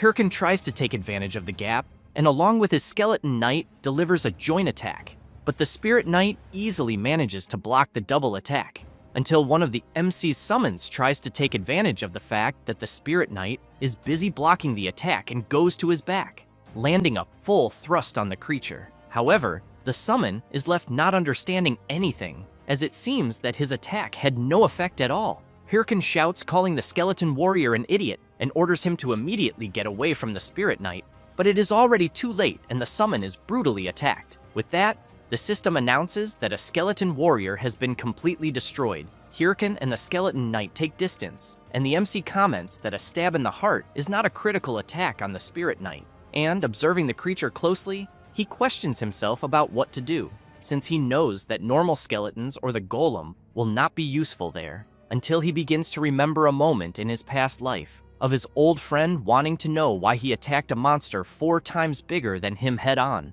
Hyrcan does not know what to answer, but replies that he only thought that he would not have dinner if he did not catch the monster, and his friend could not believe the reason the MC used to attack the huge monster. After remembering this, Hyrcan charges at the Spirit Knight, questioning since when he was the type to think while playing the game. And as soon as he strikes his attack, he thinks that if he cannot deal critical attacks, he just needs to accumulate damage. After dodging an attack, he realizes that it is working and that he will only need to continue. However, he notices that the Spirit Knight is getting faster and ends up being hit, spitting blood.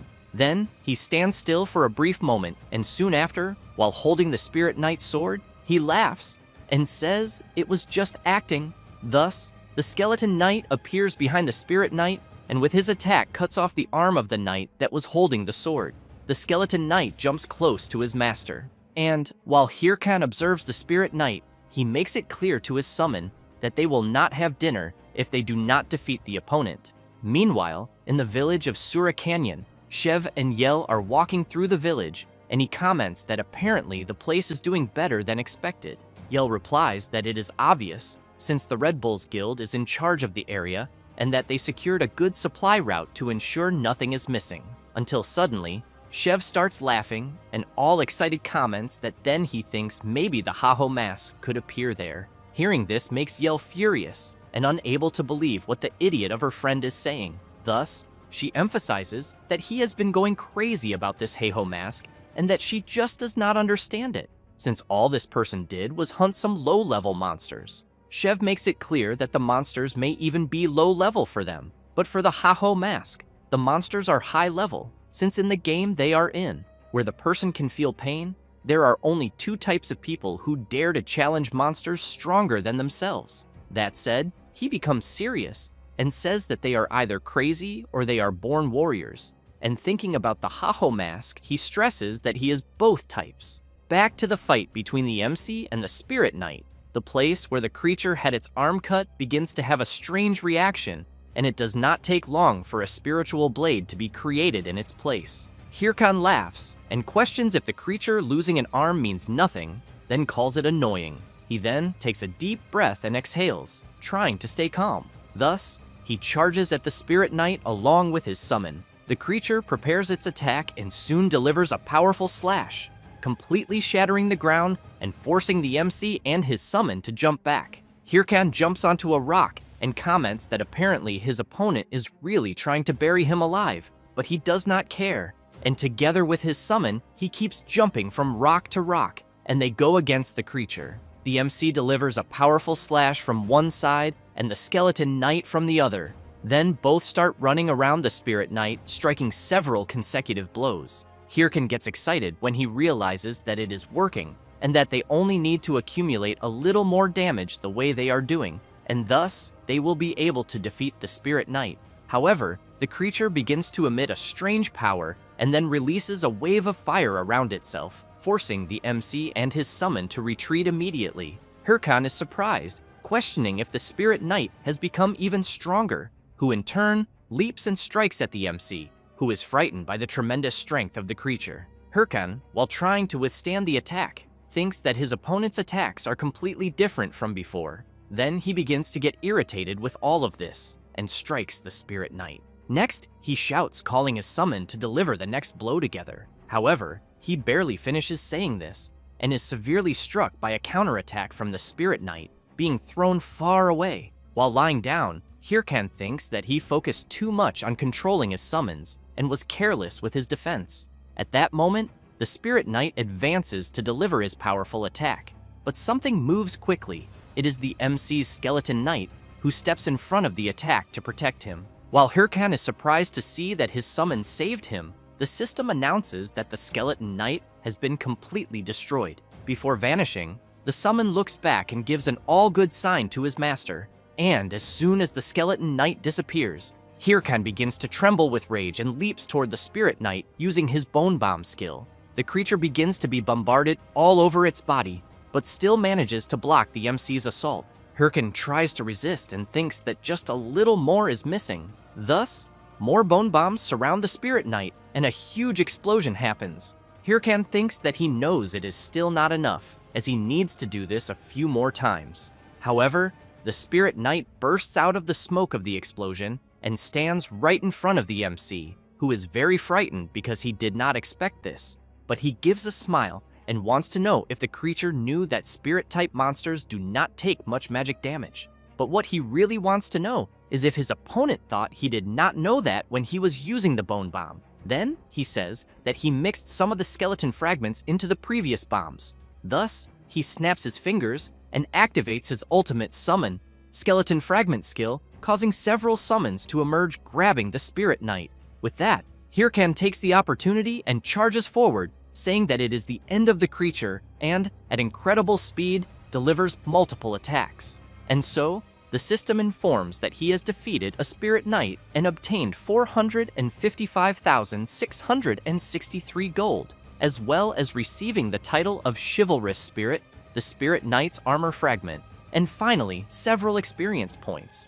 In this way, he manages to level up once again. Hirkan begins to remember something and thinks that in the past, the members of his guild said that there was no way they could defeat a Spirit Knight and that the MC had led them to their deaths. However, seeing his summons all gathered again, he also sees the Skeleton Knight making a gesture that everything is fine. Then he thinks that now it is very different from that damn time. Thus, he tells his summons that they did a great job. But as soon as he sees them putting on a ridiculous act, he turns back and questions why he is not able to leave the instant dungeon.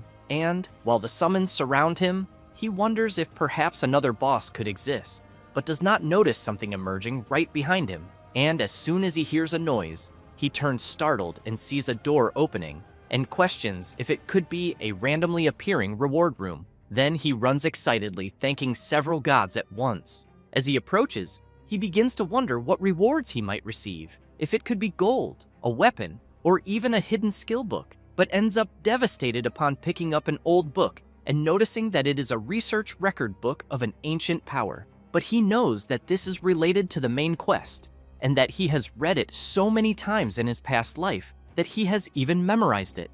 And while he starts shouting, wanting to know why he is receiving such a trash item in a reward room, something begins to shine intensely behind him, and as soon as he notices, he turns and is very surprised by what it is. After leaving the instant dungeon, he goes straight to the Parung Forest and thinks that he must have leveled up enough and that now it is time to return to the main quest. Then he calls his summons, which at the moment are all equipped with incredible new armor. Hirkan, seeing his summons acting like idiots, thinks that they are always so excited, but he knows he cannot blame them, since he would never have imagined that what was in the reward room was a stolen skill that allows him to equip his own equipment on the summons. And, because of that, he knows it means that now he can improve his summons regardless of their level. But it is obvious that it will cost a fortune to buy all the equipment.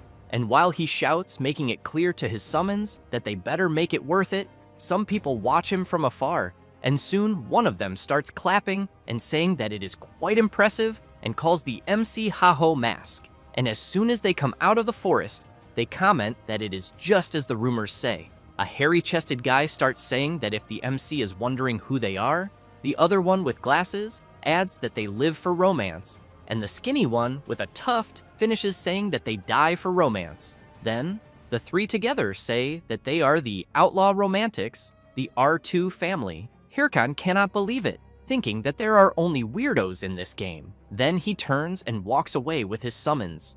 But the R2 family group continues following the MC, and the hairy-chested guy comments that the Haho mask is walking too fast, but he thinks that is to be expected from someone as skilled as him. Hirkan begins to get furious, and the guys keep saying that they can barely reach the Haho mask's pace and ask him to go slower. The MC completely loses his temper and shouts, telling them to fuck off and get lost. The hairy-chested guy, a little embarrassed, comments that the MC still has not given them an answer.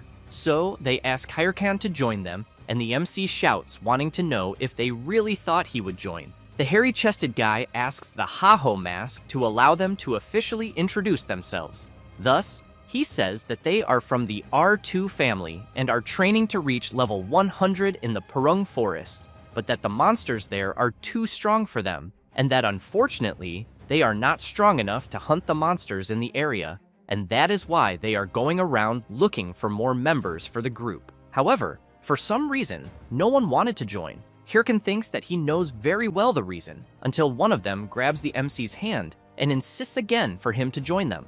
Hirkin is quite startled by the guy's sudden approach and tells him to go to hell. Sometime later, the R2 family group is all on the ground with several bruises and injuries on their bodies, and Hirkan makes it clear that he does not care about their romance crap since he does not intend to work with anyone, so he wants to know if they understand. One of them comments that he understands and that he will not insist anymore. Hirkin makes it very clear that if they follow him again, he will eliminate them once and for all. He says that and leaves with his summons.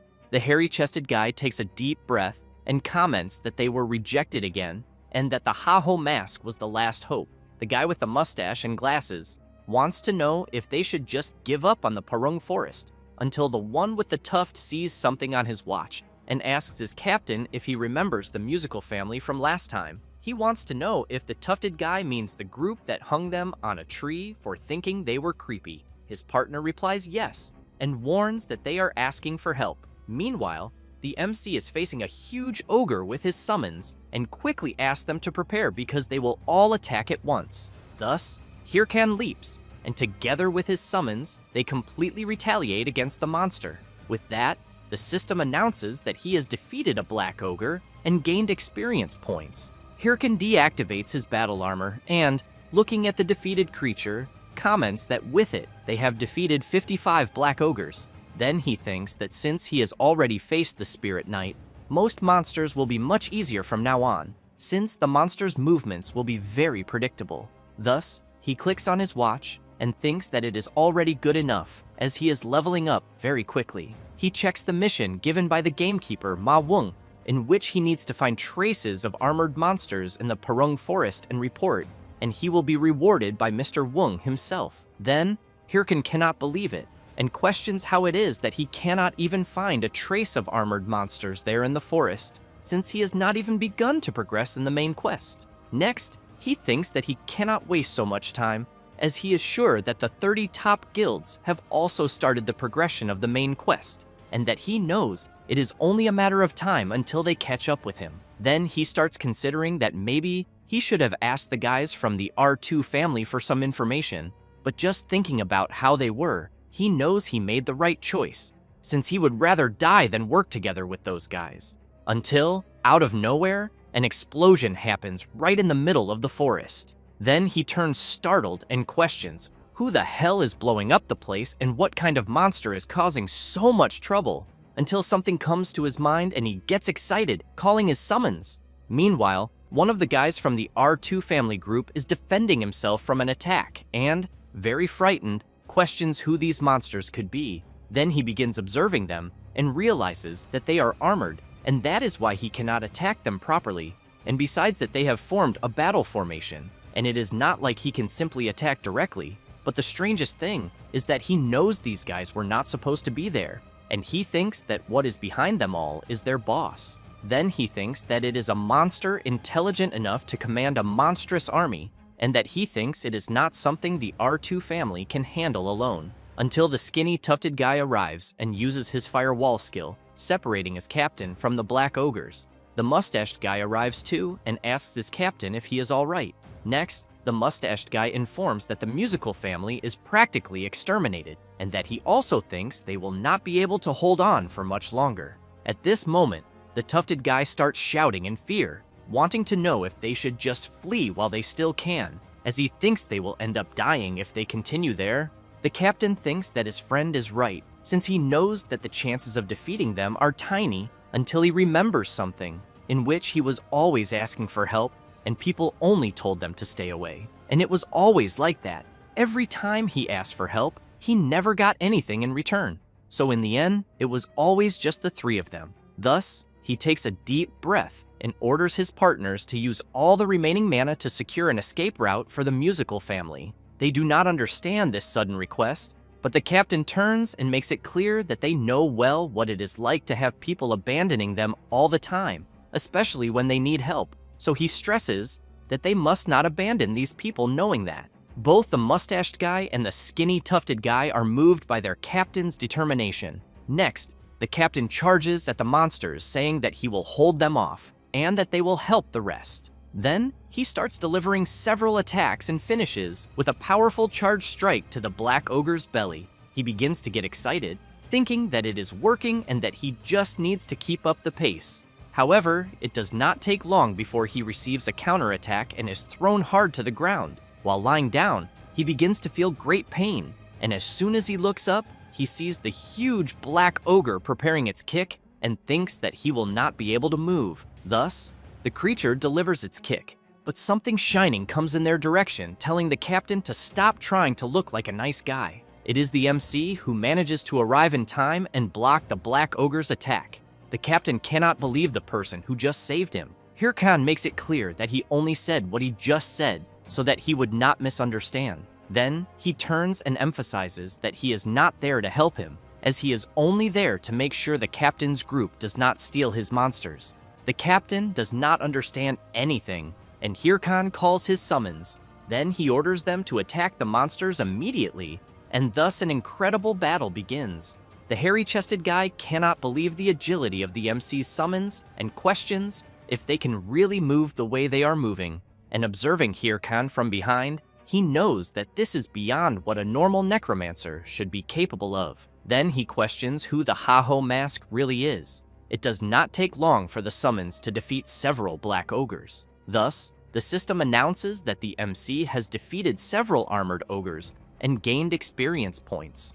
Hirkan breathes in relief and comments that now that he has finished with the small cockroaches, he points his sword at the ogre boss and calls him. Then he wants to know if he is sad for seeing his subordinates eliminated, but makes it clear that he should not worry, as soon he will be with them. Hearing this drives the boss mad with rage, but before that, the MC looks at the captain of the R2 family and asks his summons to take him out of his way, as he does not want any trash getting in his way in the battle against the boss, until the boss stomps on the ground with everything and makes the whole place shake. Then he stands before the MC and lets out a powerful roar. This is the level 80 Helmet Ogre. While receiving medical treatment from the mustached guy, the captain comments that he thinks it is difficult even for the Ha-Ho Mask to fight the boss alone. But here's someone saying that they think it is an exaggeration even for the Ha-Ho Mask. Then the captain turns and sees that it is a member of the musical family guild. The guy comments that the boss's eyes are marbled black and red, which means that it is a corrupted monster related to the progression of the main quest, and that normally corrupted monsters are 3 times stronger than normal monsters. Meanwhile, Hirkan tries to block the huge creature's strike, but has to jump back immediately to avoid being hit by the boss's powerful sword attack. The MC thinks that he is very resilient, and also that he seems better than his summons, until the guy from the musical family group shouts warning the MC that he must not get too close to the boss, who in turn begins to release his terrible corrupted aura and charges full force at the MC. The guy from the musical guild is worried, commenting that he thinks not even the Ha-Ho Mask will withstand this. However, Hirkan takes his sword and while channeling power into it, laughs and wants to know why the boss does not try to block his attack. Thus, he delivers his powerful strike that opens a huge hole in the middle of the Helmet Ogre, who soon falls hard to the ground, completely defeated. Both the R2 group and the guy from the musical guild are stunned, unable to believe what they have just seen. With that, the system announces to the MC that he has defeated a Helmet Ogre and that he obtained gold, experience points, and leveled up. Hirkan deactivates his battle armor and comments that it was much easier than he imagined. Then the system announces that he has obtained a fragment of the ogre's helmet and that now the MC meets the requirements for the mission's completion. Hirkan looks at the mission and comments that now he just needs to return to Mr. Wung's house and continue with the main quest progression. But he knows that before that, he needs to figure out how to divide the drops. Then he thinks that it was 20 black ogres and 1 helmet ogre and that he is sure it will be worth a fortune, since it is a rare monster. Watching them approach, he knows that normally the player who attacks the monster first can choose how to divide the drops, but ends up furious and questioning if he did not end up doing everything alone after all.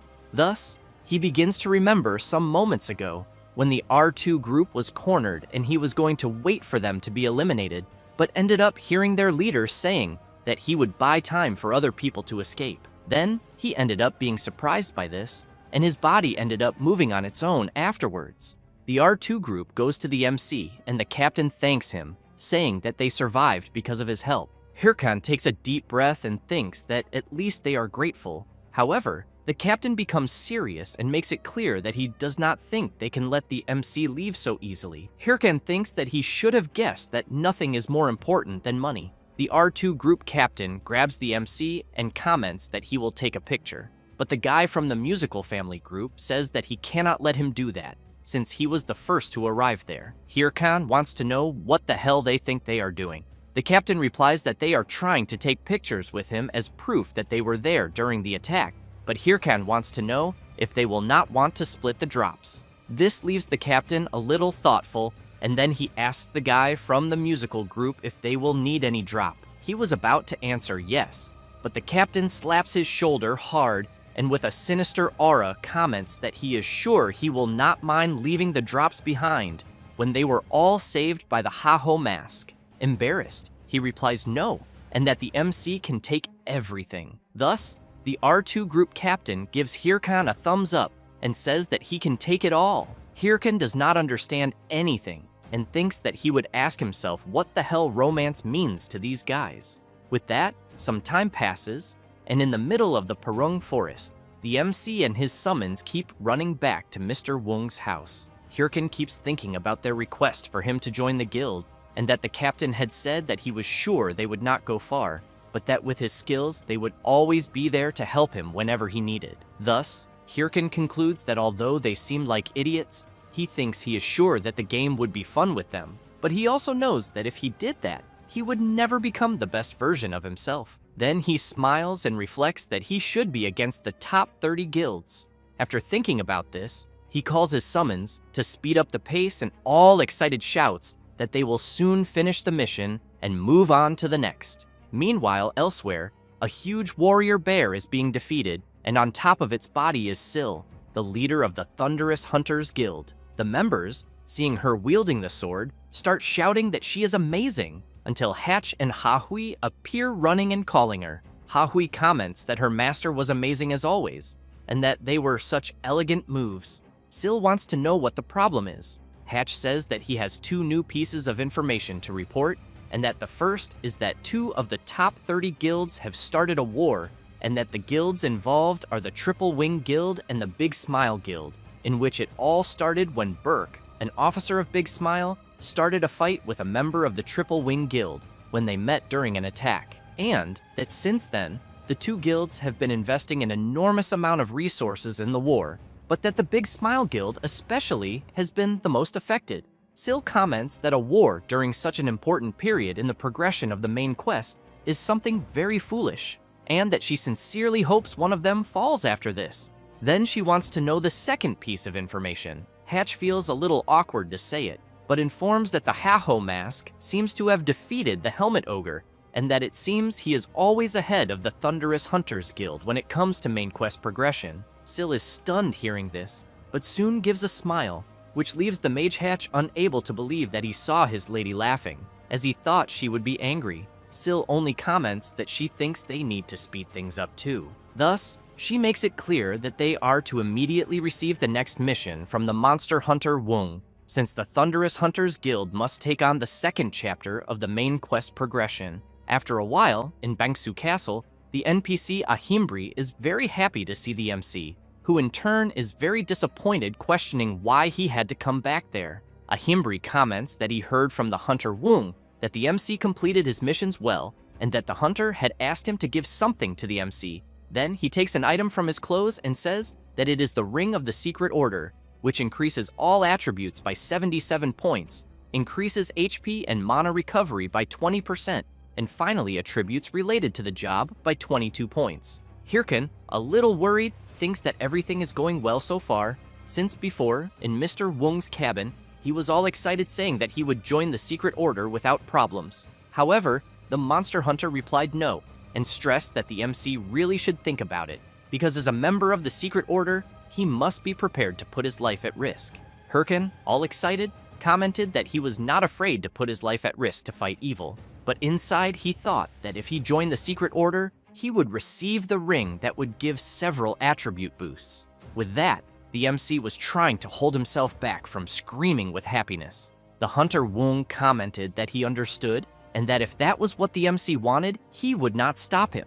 Then he commented that the MC should go meet Professor Ahimbri again, which left Hirkan in disbelief that he would have to see him again. Then he wanted to know why he should see him. Wung explained that Ahimbri was also a member of the secret order, and that he would give the emblem of the order. Hirkan was quite frightened, because he knew that bastard Ahimbri would not give anything for free, and he was not wrong in the end, since the NPC, making a bizarre face, asks the MC to say please for him to give the ring. However, furious, Hirkan slams his hand on the ground, which catches the NPC's attention. Thus, the MC wants to know if the professor is going to keep doing this every time. Then he goes upside down and, trembling all over, starts begging the professor to please give him the ring. Ahimbri just keeps laughing at the MC's face. After getting the ring, Hirkan knows that the reward is too good to refuse. The NPC then comments that now that the MC is part of the secret order, he will give him a mission.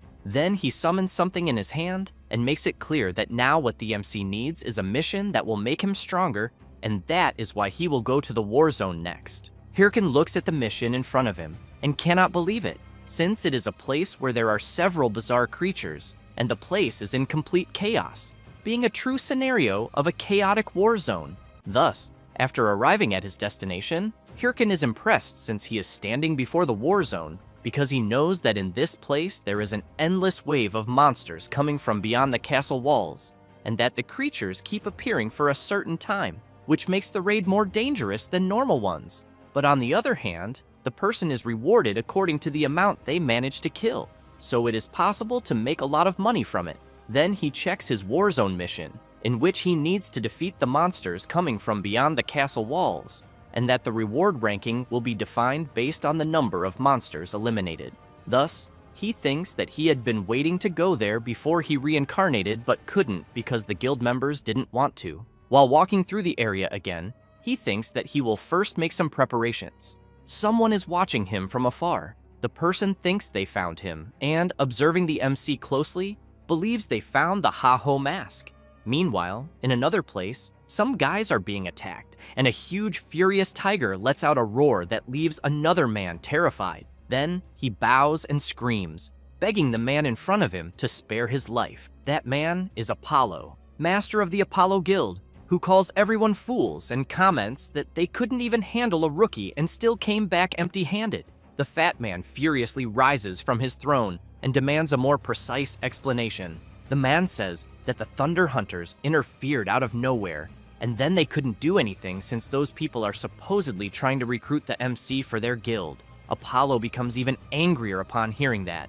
Then, he opens a system window and emphasizes that he thinks the Ha-Ho mask is acting arrogantly, believing that the top 30 guilds are supporting him, and that in this case, he thinks he will use a certain thing against him. In another place, Heavybean, an officer of the Big Smile Guild, one of the top 30, receives a message from Apollo. He takes a deep breath and wonders what the fat man wants now, then answers the call and asks what he desires. Apollo says he has a favor to ask and requests that he teach the player Ha-Ho mask a lesson. Heavybean wants to know if it is that rookie who has been rising recently and why.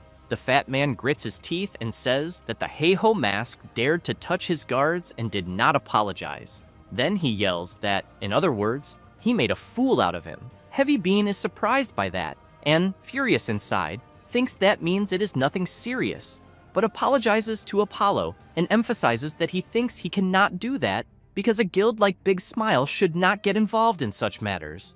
The fat man becomes serious and makes it clear that there is no other choice since, from now on, he will stop sponsoring the Big Smile Guild. Then he wants to know if it was not thanks to his sponsorship that the guild entered the top 30. Heavybean begins to get angry, while Apollo continues saying that if he cannot fulfill a simple favor, then it makes no sense to continue sponsoring him. The guild officer slams the table and calls out Apollo. With a completely different expression, he says that now that he thinks about it, the Ha-Ho mask is just a piece of trash, and that he will teach him a lesson. Then he makes it clear that he will contact him as soon as the matter is settled. After ending the call, he goes crazy and starts screaming that rejecting this request would cost the guild a lot. But on the other hand, he knows that attacking the Ha-Ho mask would ruin the guild's reputation. Then he wonders why the hell Apollo is trying to make his life harder than it already is, until someone approaches, wanting to know if he needs help. That is Cho Wurung, a reserve affiliate of the Big Smile Guild, who wants to know if she just needs to eliminate the MC. Heavybean thinks that if he leaves this matter to her, who is not an official member of the guild, he might avoid tarnishing the guild's reputation. Then he wants to know if she thinks she can handle the Ha-Ho mask. Cho Wurung asks Heavybean to leave the matter to her and emphasizes that she owes her life to him. With a sinister expression, she emphasizes that to reward him, she will definitely eliminate the Ha-Ho mask. Back in the war zone, a soldier beats the drum and shouts for all participants to gather at the castle gate.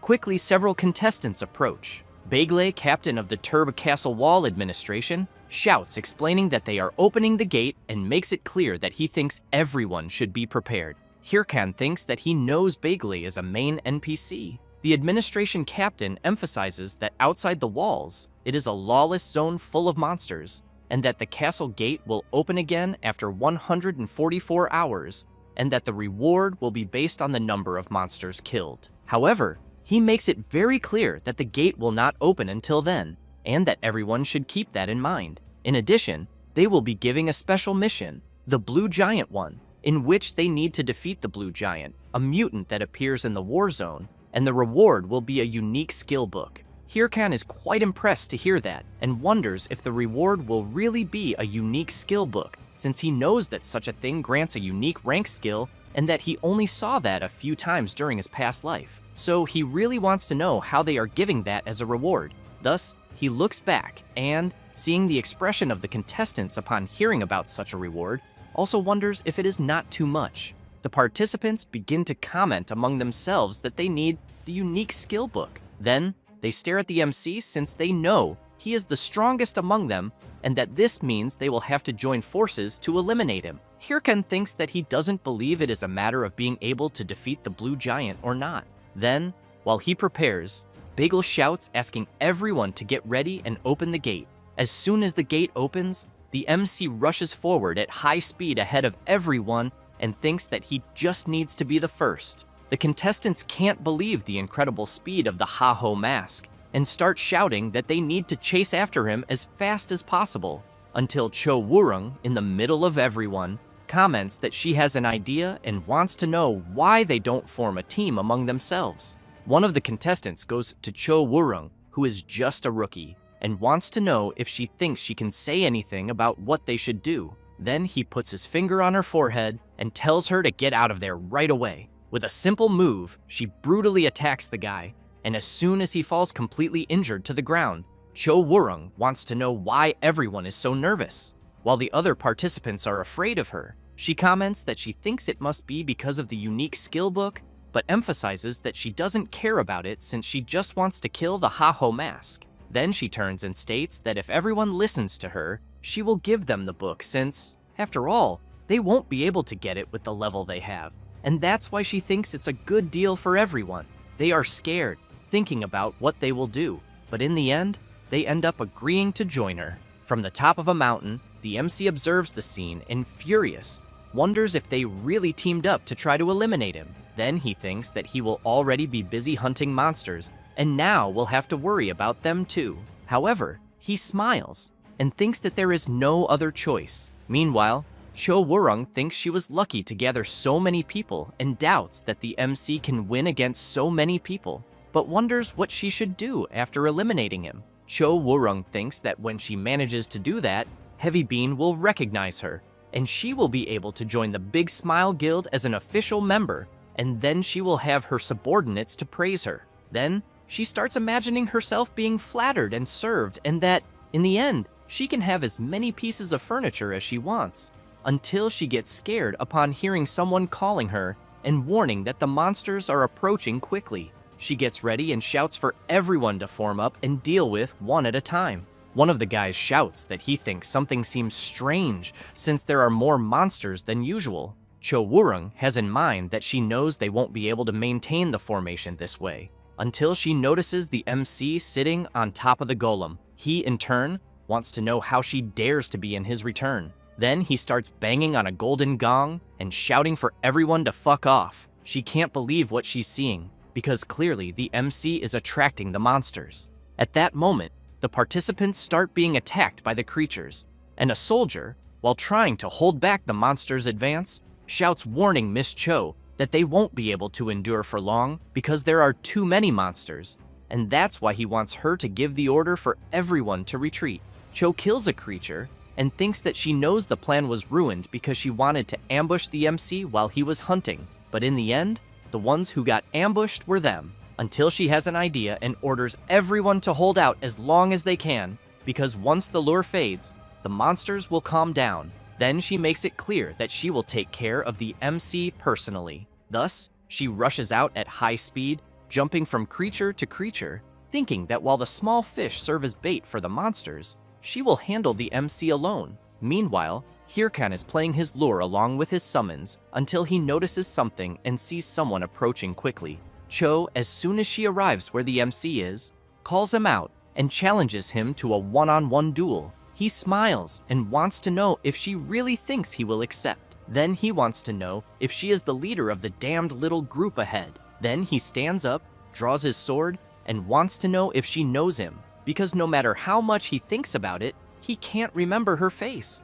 And it's quite strange for someone he's never met to want so badly to eliminate him. Cho thinks she knows very well that she can't expose her connection to the Big Smile Guild, so she says she just wants to eliminate a competitor who seeks the unique skill book. Hirkan wants to know if that's really true, but soon launches an attack and, while she blocks, makes it clear that she's lying. Thus, he says it's written all over her face that she doesn't care about the skill book. Cho readies her daggers and tries to strike the MC, who in turn blocks her assault and thinks her movements aren't bad, but he quickly crouches and unleashes his bone bomb skill. An explosion occurs, but she manages to dodge by jumping back. Hirkan is impressed to see that she managed to evade his attack and emphasizes that there's no way someone so skilled could be unknown, so he wants to know what group she's from. Cho wants to know which one the MC thinks she's from. Then she activates her clock and says that if he's curious, why doesn't he try to find out? Thus, she activates her battle armor and releases an intense power throughout her body. Hirkan concludes that she's really serious because she even activated the armor. Observing her more closely, he reflects that if he eliminates her, he won't know which guild she's from, but he knows she's not an opponent to play around with. Then he understands he's in quite an annoying situation, but still prepares himself and tells her to give it her all. While Cho says she will start with everything right from the beginning, the MC's summons watch her while eating popcorn. She notices the summons and wants to know what the hell is going on. Hirkan tells her not to feel bothered by his summons because he ordered them not to interfere. Cho is intrigued and wants to know why. Hirkan wants to know if she didn't challenge him to a one-on-one duel, so why would he summon creatures for a duel? She becomes even more intrigued by the answer and thinks she had imagined he would just be a superficial guy based on his previous actions, but also seems to have an innocent side. Then she knows that because of that, his death will be inevitable. Thus, she charges at him with everything she has, but is very surprised to see her attack being blocked. Hirkan laughs and wants to know what she's doing because nothing has changed from before. However, she moves behind the MC in the blink of an eye and strikes him. Hirkan becomes concerned and questions whether her speed really increased in an instant. She stares at him with a sinister look and makes it clear that she's not done yet, then unleashes several consecutive attacks in a matter of seconds. Hirkan is attacked from all sides and soon falls to his knees on the ground. Cho comments that he's being really cute since he's even making the pose of a chair on the floor. However, she doesn't care and charges at him again, shouting for him to die for going against Heavy Bean. The MC keeps his head down, but someone trips Cho. It's one of the MC's summons. She is startled trying to understand what the hell just happened. Hirkin smiles, and while preparing his attack, comments that she's from the Big Smile Guild then. She's frightened seeing the attack coming her way, and thinks she won't be able to defend in time. Thus, she's hit, and after a while, the MC ties her to a tree. Then he goes up to her and wants to know why the Big Smile Guild is hunting him. Cho laughs and wants to know if he really expects her to answer his question. The MC wants to know if she isn't Cho Wurung, Heavybean's subordinate from the Big Smile Guild. She gets embarrassed and replies that she's not from there. The MC tells her not to lie because he already knows everything. She's shocked and wants to know how he found out. Hirkin thinks he knows that before his regression, she was one of Heavybean's most famous subordinates, but that he had never fought her before, and that's why it took him a while to realize it. Thus, he replies that he basically has his sources. However, he wants to know why Big Smile is after him since he knows he didn't get involved with them. Cho takes a deep breath and says she doesn't know, but soon screams asking the MC to eliminate her once and for all. Hirkin says he would never do that and makes it clear that it would be a waste to let someone like her die. But he thinks that besides that, he knows she'll resurrect after 2 days anyway, and that it's better to leave her tied there rotting until he sees something on his watch and questions if the blue giant really appeared. Thus, he turns around and, while leaving, makes it clear that if she tries any funny business again, he'll eliminate her once and for all. Cho lowers her head and thinks that the MC saw through her plan and was one step ahead the whole time. But even so, he said it would be a waste to eliminate her, so she wonders what kind of idiot he is. Then Cho starts trembling all over and, with a completely new feeling she's never experienced before, wants to know how Mask Haho dared to flirt with her. After some time, Heavybean is receiving a call from Cho Wurung, and she apologizes. Then she says she failed to eliminate Mask Haho. Heavybean says she did well and asks her to rest. Cho replies that she understands and apologizes again. After the call ends, Heavybean goes crazy with rage and shouts that even she, whom he trusted, failed. However, he knows he needs to think positively because Apollo still doesn't know and might try again.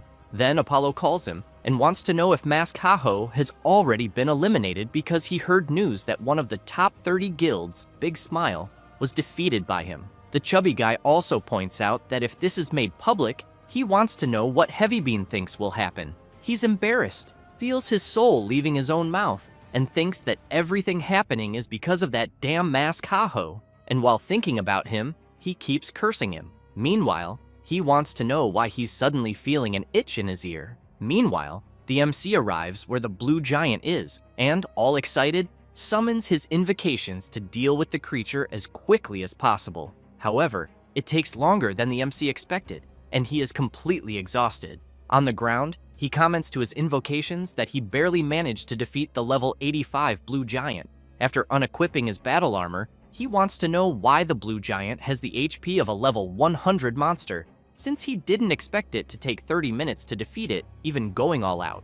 Hirkan thinks about some people and comments that he should thank those idiots who ended up killing themselves, as he believes that if it weren't for that, they would have stolen his monsters. But he soon remembers Cho, gets furious, and concludes that there's no way he needs to thank them. Then he recalls the conversation he had with her and thinks about the Big Smile Guild hunting him, wondering why, since he's never encountered them in this life. He also remembers that before the regression, due to his guild's sudden rise, the top 30 guilds felt threatened and tried to eliminate them by working together. And he knew that among them were Sill's Thunder Hunters. So he questions whether this could also be her doing, as he suspects something is wrong. Thus, he tries to think of something but soon shouts that he's no good at that.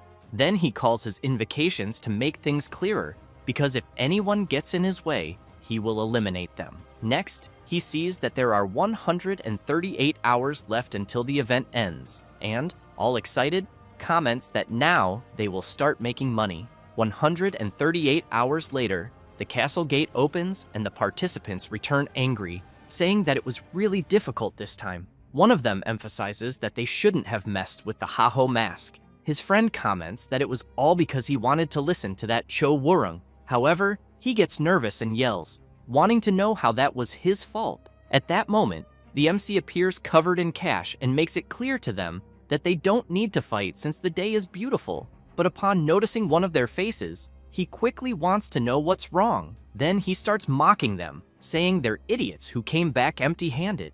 They don't like being mocked at all. But while the MC thinks it's just karma, Cho is once again watching from the shadows. She gets nervous and, observing the MC closely, swears that next time it will be different. But in her eyes, she's seeing the MC differently, wanting him for herself. Then she turns away all embarrassed and thinks she needs to eliminate him instead of fantasizing about him. At that moment, Bagel shouts that he will announce the mission's top contributor. Thus, he yells the MC's name and asks him to go to his office. Hirkan gets excited, thinking that he's finally been recognized. It doesn't take long for him to reach the office of the administrative captain, who comments that the MC was truly incredible since he defeated the most monsters and even the blue giant, so he thanks him for his efforts. However, he says that lately, more strange monsters have been appearing, blue-skinned monsters with ice energy, and some they had never seen before, like the blue giant that the MC defeated, and he firmly believes they are coming from the ice mountain. Then he emphasizes that if they had the opportunity, he would like to send an expedition to that mountain. But Bagley notices that the MC isn't paying any attention and quickly wants to know if he's listening. Hirkan replies yes, but thinks that he knows very well about the map of the Frozen Mountain Kingdom.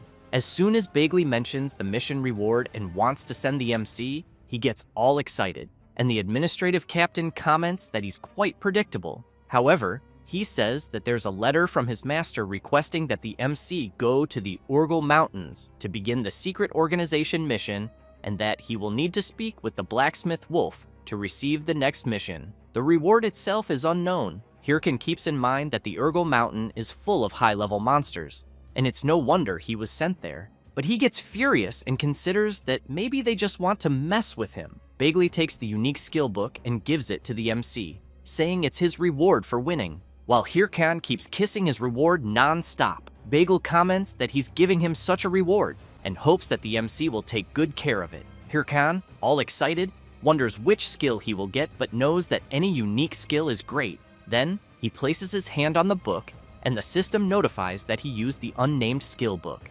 It then informs him that he obtained clay creation. Hirkan gets confused, trying to understand what kind of skill that is.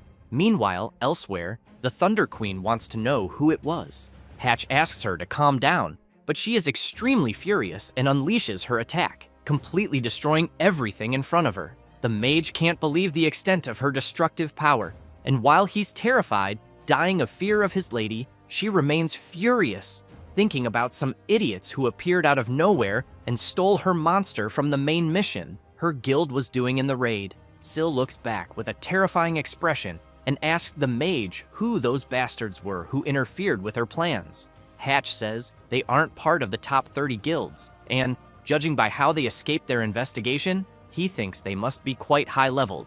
Syl clenches her teeth angrily and orders the mage to find out what they looked like and place a bounty on them, as well as ensure that no one is around when the monster respawns again. Then she grips her sword tightly and with a murderous instinct makes it clear that she doesn't know who they are, but she's sure that if they dare to appear again, she swears she will eliminate them with all her strength. Meanwhile, elsewhere, someone is playing chess and wants to know if it wasn't too cruel to steal the monster from the Thunder Hunters, since the mission was quite dangerous and almost went wrong. The other person emphasizes that there was no other choice, as the Thunder Hunters' speed was faster than they thought. The warrior laughs and wants to know if the next target will be the Hydra Guild. The mage asks him to calm down, as she thinks that if that happens and their identities are exposed, it will be very bad, until someone appears saying that they agree with what she said. Then he emphasizes that the purpose of everyone gathered there is to balance the game through darkness, and therefore asks them not to forget the purpose of the guild. This is Singlet from the Hands Guild. The warrior Richard, affiliated with the Hands Guild, says that he understands well, as does Mikkel. Weaver also fully agrees. However, someone raises her hand, calls Singlet, and asks about the Haho mask. Then she makes it clear that it was because of his failure that the MC is completing the main mission so quickly. This is Momo, a member of the Hands Guild. Singlet doesn't like hearing that, but emphasizes that the guild's most urgent goal is to stop the top 30 guilds and that he will take responsibility for the Haho mask later. Mikkel tells them to stop with the useless talk and says they should head straight to the next mission. Thus, they prepare and state that it's all for the master. Meanwhile, the MC is analyzing his new skill, clay creation, with which he can transform clay into monsters using monster drops. And as proficiency increases, the creation stats will become more similar to the target monsters, with the materials being consumed when used. Hirkin knows that basically, he can transform a golem into another monster, so he imagines that means he can create creatures that can fly or be used in battle. All excited, he thinks this skill is wonderful. Thus, he decides it's time to test it and grabs a tooth from the blue giant he defeated in the war zone. Pointing at the golem, he uses his clay creation skill. His summon quickly starts reacting, and Hirkan begins to get excited, thinking that an incredible monster will emerge, until the golem transforms into a very small version of the blue giant. Hirkan gets quite confused, trying to understand what the hell just happened. With that, the system notifies that the MC's skill rank is low, so it will be 50% less effective. Hirkan can't believe it and yells, cursing the game. After some time, he arrives at Urgel village and still very furious. Thinks it's his fault for getting his hopes up, since he knows pets are rare even in his past life, and there was no way to get one so easily. But he thinks he'll level up the skill rank slowly, and that, for now, he should focus on the main mission. As soon as he checks it in the system, he thinks about the blacksmith Wolf, as he knows him very well, since Wolf is part of the secret order and the most famous blacksmith NPC. Many epic items with incredible stats are born from his hands, and no one can meet him outside of the main mission, which is why Hirkan has never met him before, thinking that maybe this time he can get some good weapons. After walking a lot, he finally arrives at the place where Wolf is supposedly located and, without wasting time, opens the door and asks for permission to enter. However, he becomes confused when he sees everything is so quiet and no one is there. Then, someone moves quickly, and the MC notices it and immediately turns around but ends up taking a massive punch to the face, being thrown hard against the wall. The system repeatedly warns that the MC has lost HP. Hirkan tries to understand what's going on and questions who the hell is attacking in an NPC area. An old man shouts, wanting to know if that's all the MC has. Then he slams his huge hammer onto the ground and makes it clear that newcomers these days are all weak since they were stronger back in his time. This is the blacksmith NPC Wolf. Hirkan thinks about what to say and ends up asking if the old man is really the blacksmith Wolf. He replies yes, and the MC wants to know why he was attacked. Wolf answers that it was just a test for new members of the order, as they are not a secret order for nothing. Hirkan goes crazy with anger and questions if the old man is mocking him, since who would attack someone out of nowhere just for a test? However, he soon sees a system notification informing that he obtained the title, the first to speak with Wolf, and that his work-related stats increased by 25 points, as well as the title, the first to survive the blacksmith, increasing his HP by 25%.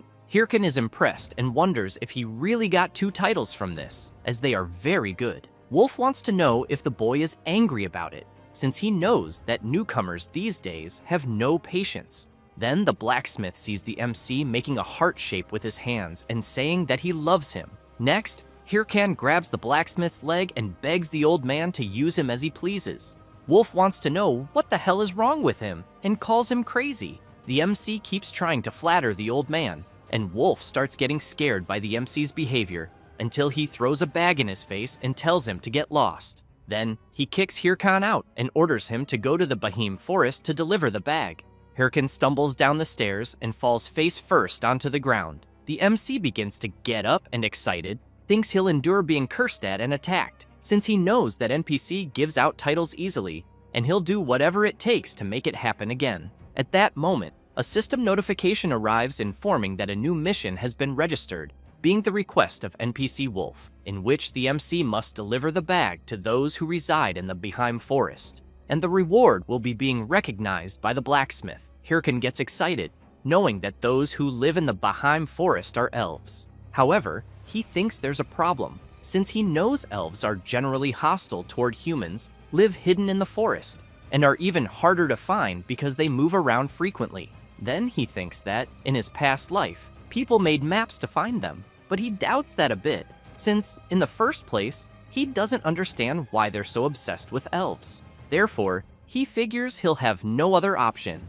Thus, he goes to the city square, where there are several players, and starts banging his golden gong, shouting that he's buying information about the Beheim Forest and offering up to 100,000 gold depending on the information. People start whispering to each other, wondering if that's the Haho mask and why he's there. Hirkin knows it's a bit embarrassing, but for now, it's the best he can do, since if he posted saying he was buying information, he'd risk the top 30 guilds recognizing him. So, he prefers to endure some embarrassment rather than spend the whole day in the mountains. Then, someone approaches, and everyone, including the MC, becomes startled as they see a man carrying a huge, completely defeated creature. This man says to the MC that he must be the so-called Haho mask. Hirkan is shocked, as he knows that the man in front of him is Pitbull Singh. As soon as the surrounding players realize who's there, they start asking if it's really one of the top 100 ranked players and why he's there.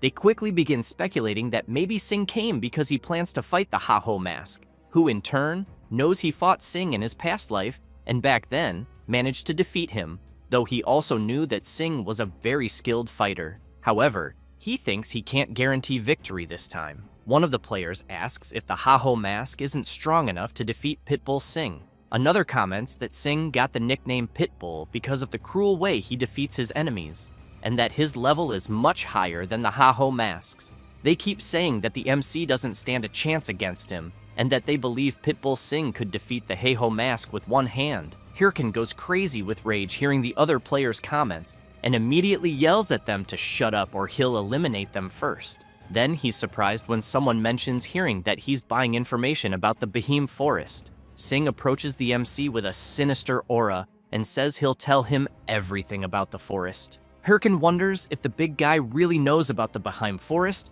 or if it could be a trap, so he decides to ask about his price. Singh starts talking about the price, and both Hirkan and the other players wait anxiously to hear what the big guy will say. However, the furious Pitbull says that the price is that he'd like to confess his love, which leaves the MC completely confused, not understanding anything. The players around them become embarrassed and wonder if the infamous Pitbull Singh is really confessing to the Haho mask. After leaving the city and heading into the forest, the MC takes a deep breath and wants to know what the hell happened back there. Singh raises his hand and asks the MC to first calm down and control his breathing. Hirkan goes wild and shouts, wanting to know if he thinks he can calm down after such humiliation.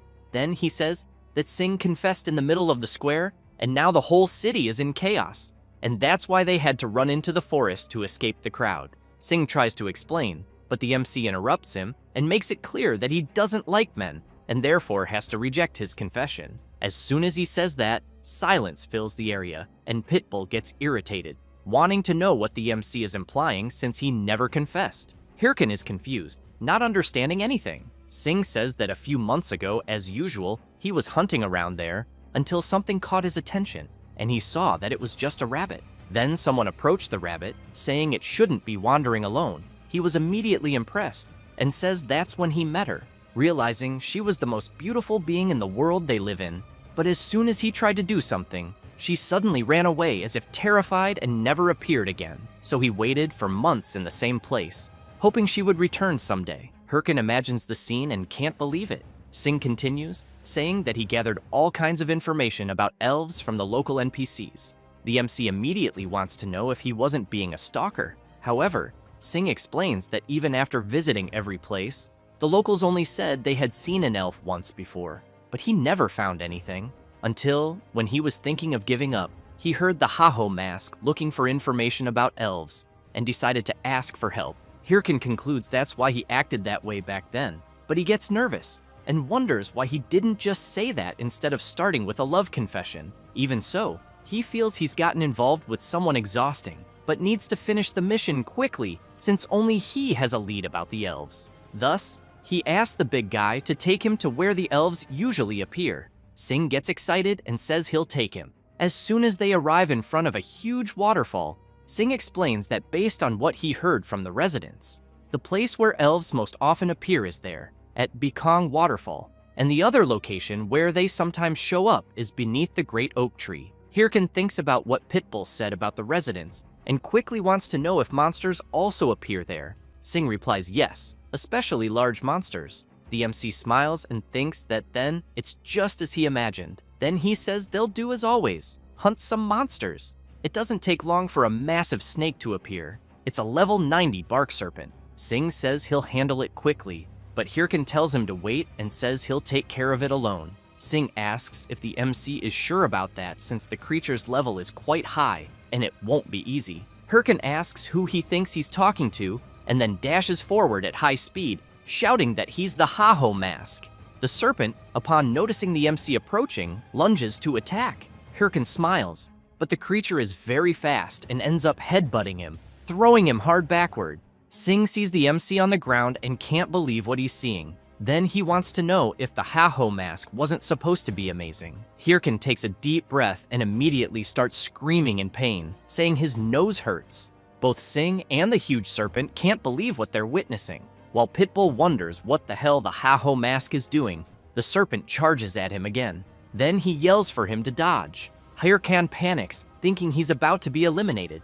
At that moment, an arrow is fired, hitting the serpent squarely, followed by more attacks striking the creature. Sing is very surprised. Hirkin laughs and comments that NPCs, known as residents, unlike players, don't fight monsters, since he knows that when they encounter monsters, they run for their lives. So he suspected that when the residents there are hunted and cornered by monsters, the elves end up appearing. Sing wants to know if the Ha-Ho Mask predicted that from the start. Hirkin laughs and replies that it's something like that, and that he thought there was a chance. And apparently, it looks like the elves finally appeared. Then he goes up to her, introduces himself, and says he's there under Lord Wolf's orders. But while he continues explaining that he has a very important mission, an arrow is aimed at his face. One of the elves comments that, in other words, he deceived them. The other becomes furious and shouts that she told them not to trust humans. She then adds that humans are liars, disgusting and greedy creatures. Hirkin feels all those insults are directed at him. Soon after, one of the elves says there's no way Lord Wolf would entrust a task to a lying scoundrel like the MC, who begins to get nervous, wondering what to do and if he should try convincing them by force. Then Sing kneels down, which makes the MC curious to know what he's doing. Sing apologizes for deceiving them, but makes it clear that he needed to meet one of them since they had met before right there in the forest. She is surprised, and Sing continues, saying that back then, he fell in love with her at first sight. Then he extends his hand and gently asks the elf to give him a chance to get to know her. Hirkin can't believe what he's seeing since he knows the elves already hate humans, and now he's revealing that he's a stalker. However, the elf replies that it's fine, leaving the MC even more confused. They start talking and laughing, saying that Selene ended up charming a human. Thus, they begin taking Sing to their village, leaving the MC standing there speechless, still shocked and not understanding what the hell the game is doing. However, in the end, the Ha-Ho Mask completed the mission of finding the elves.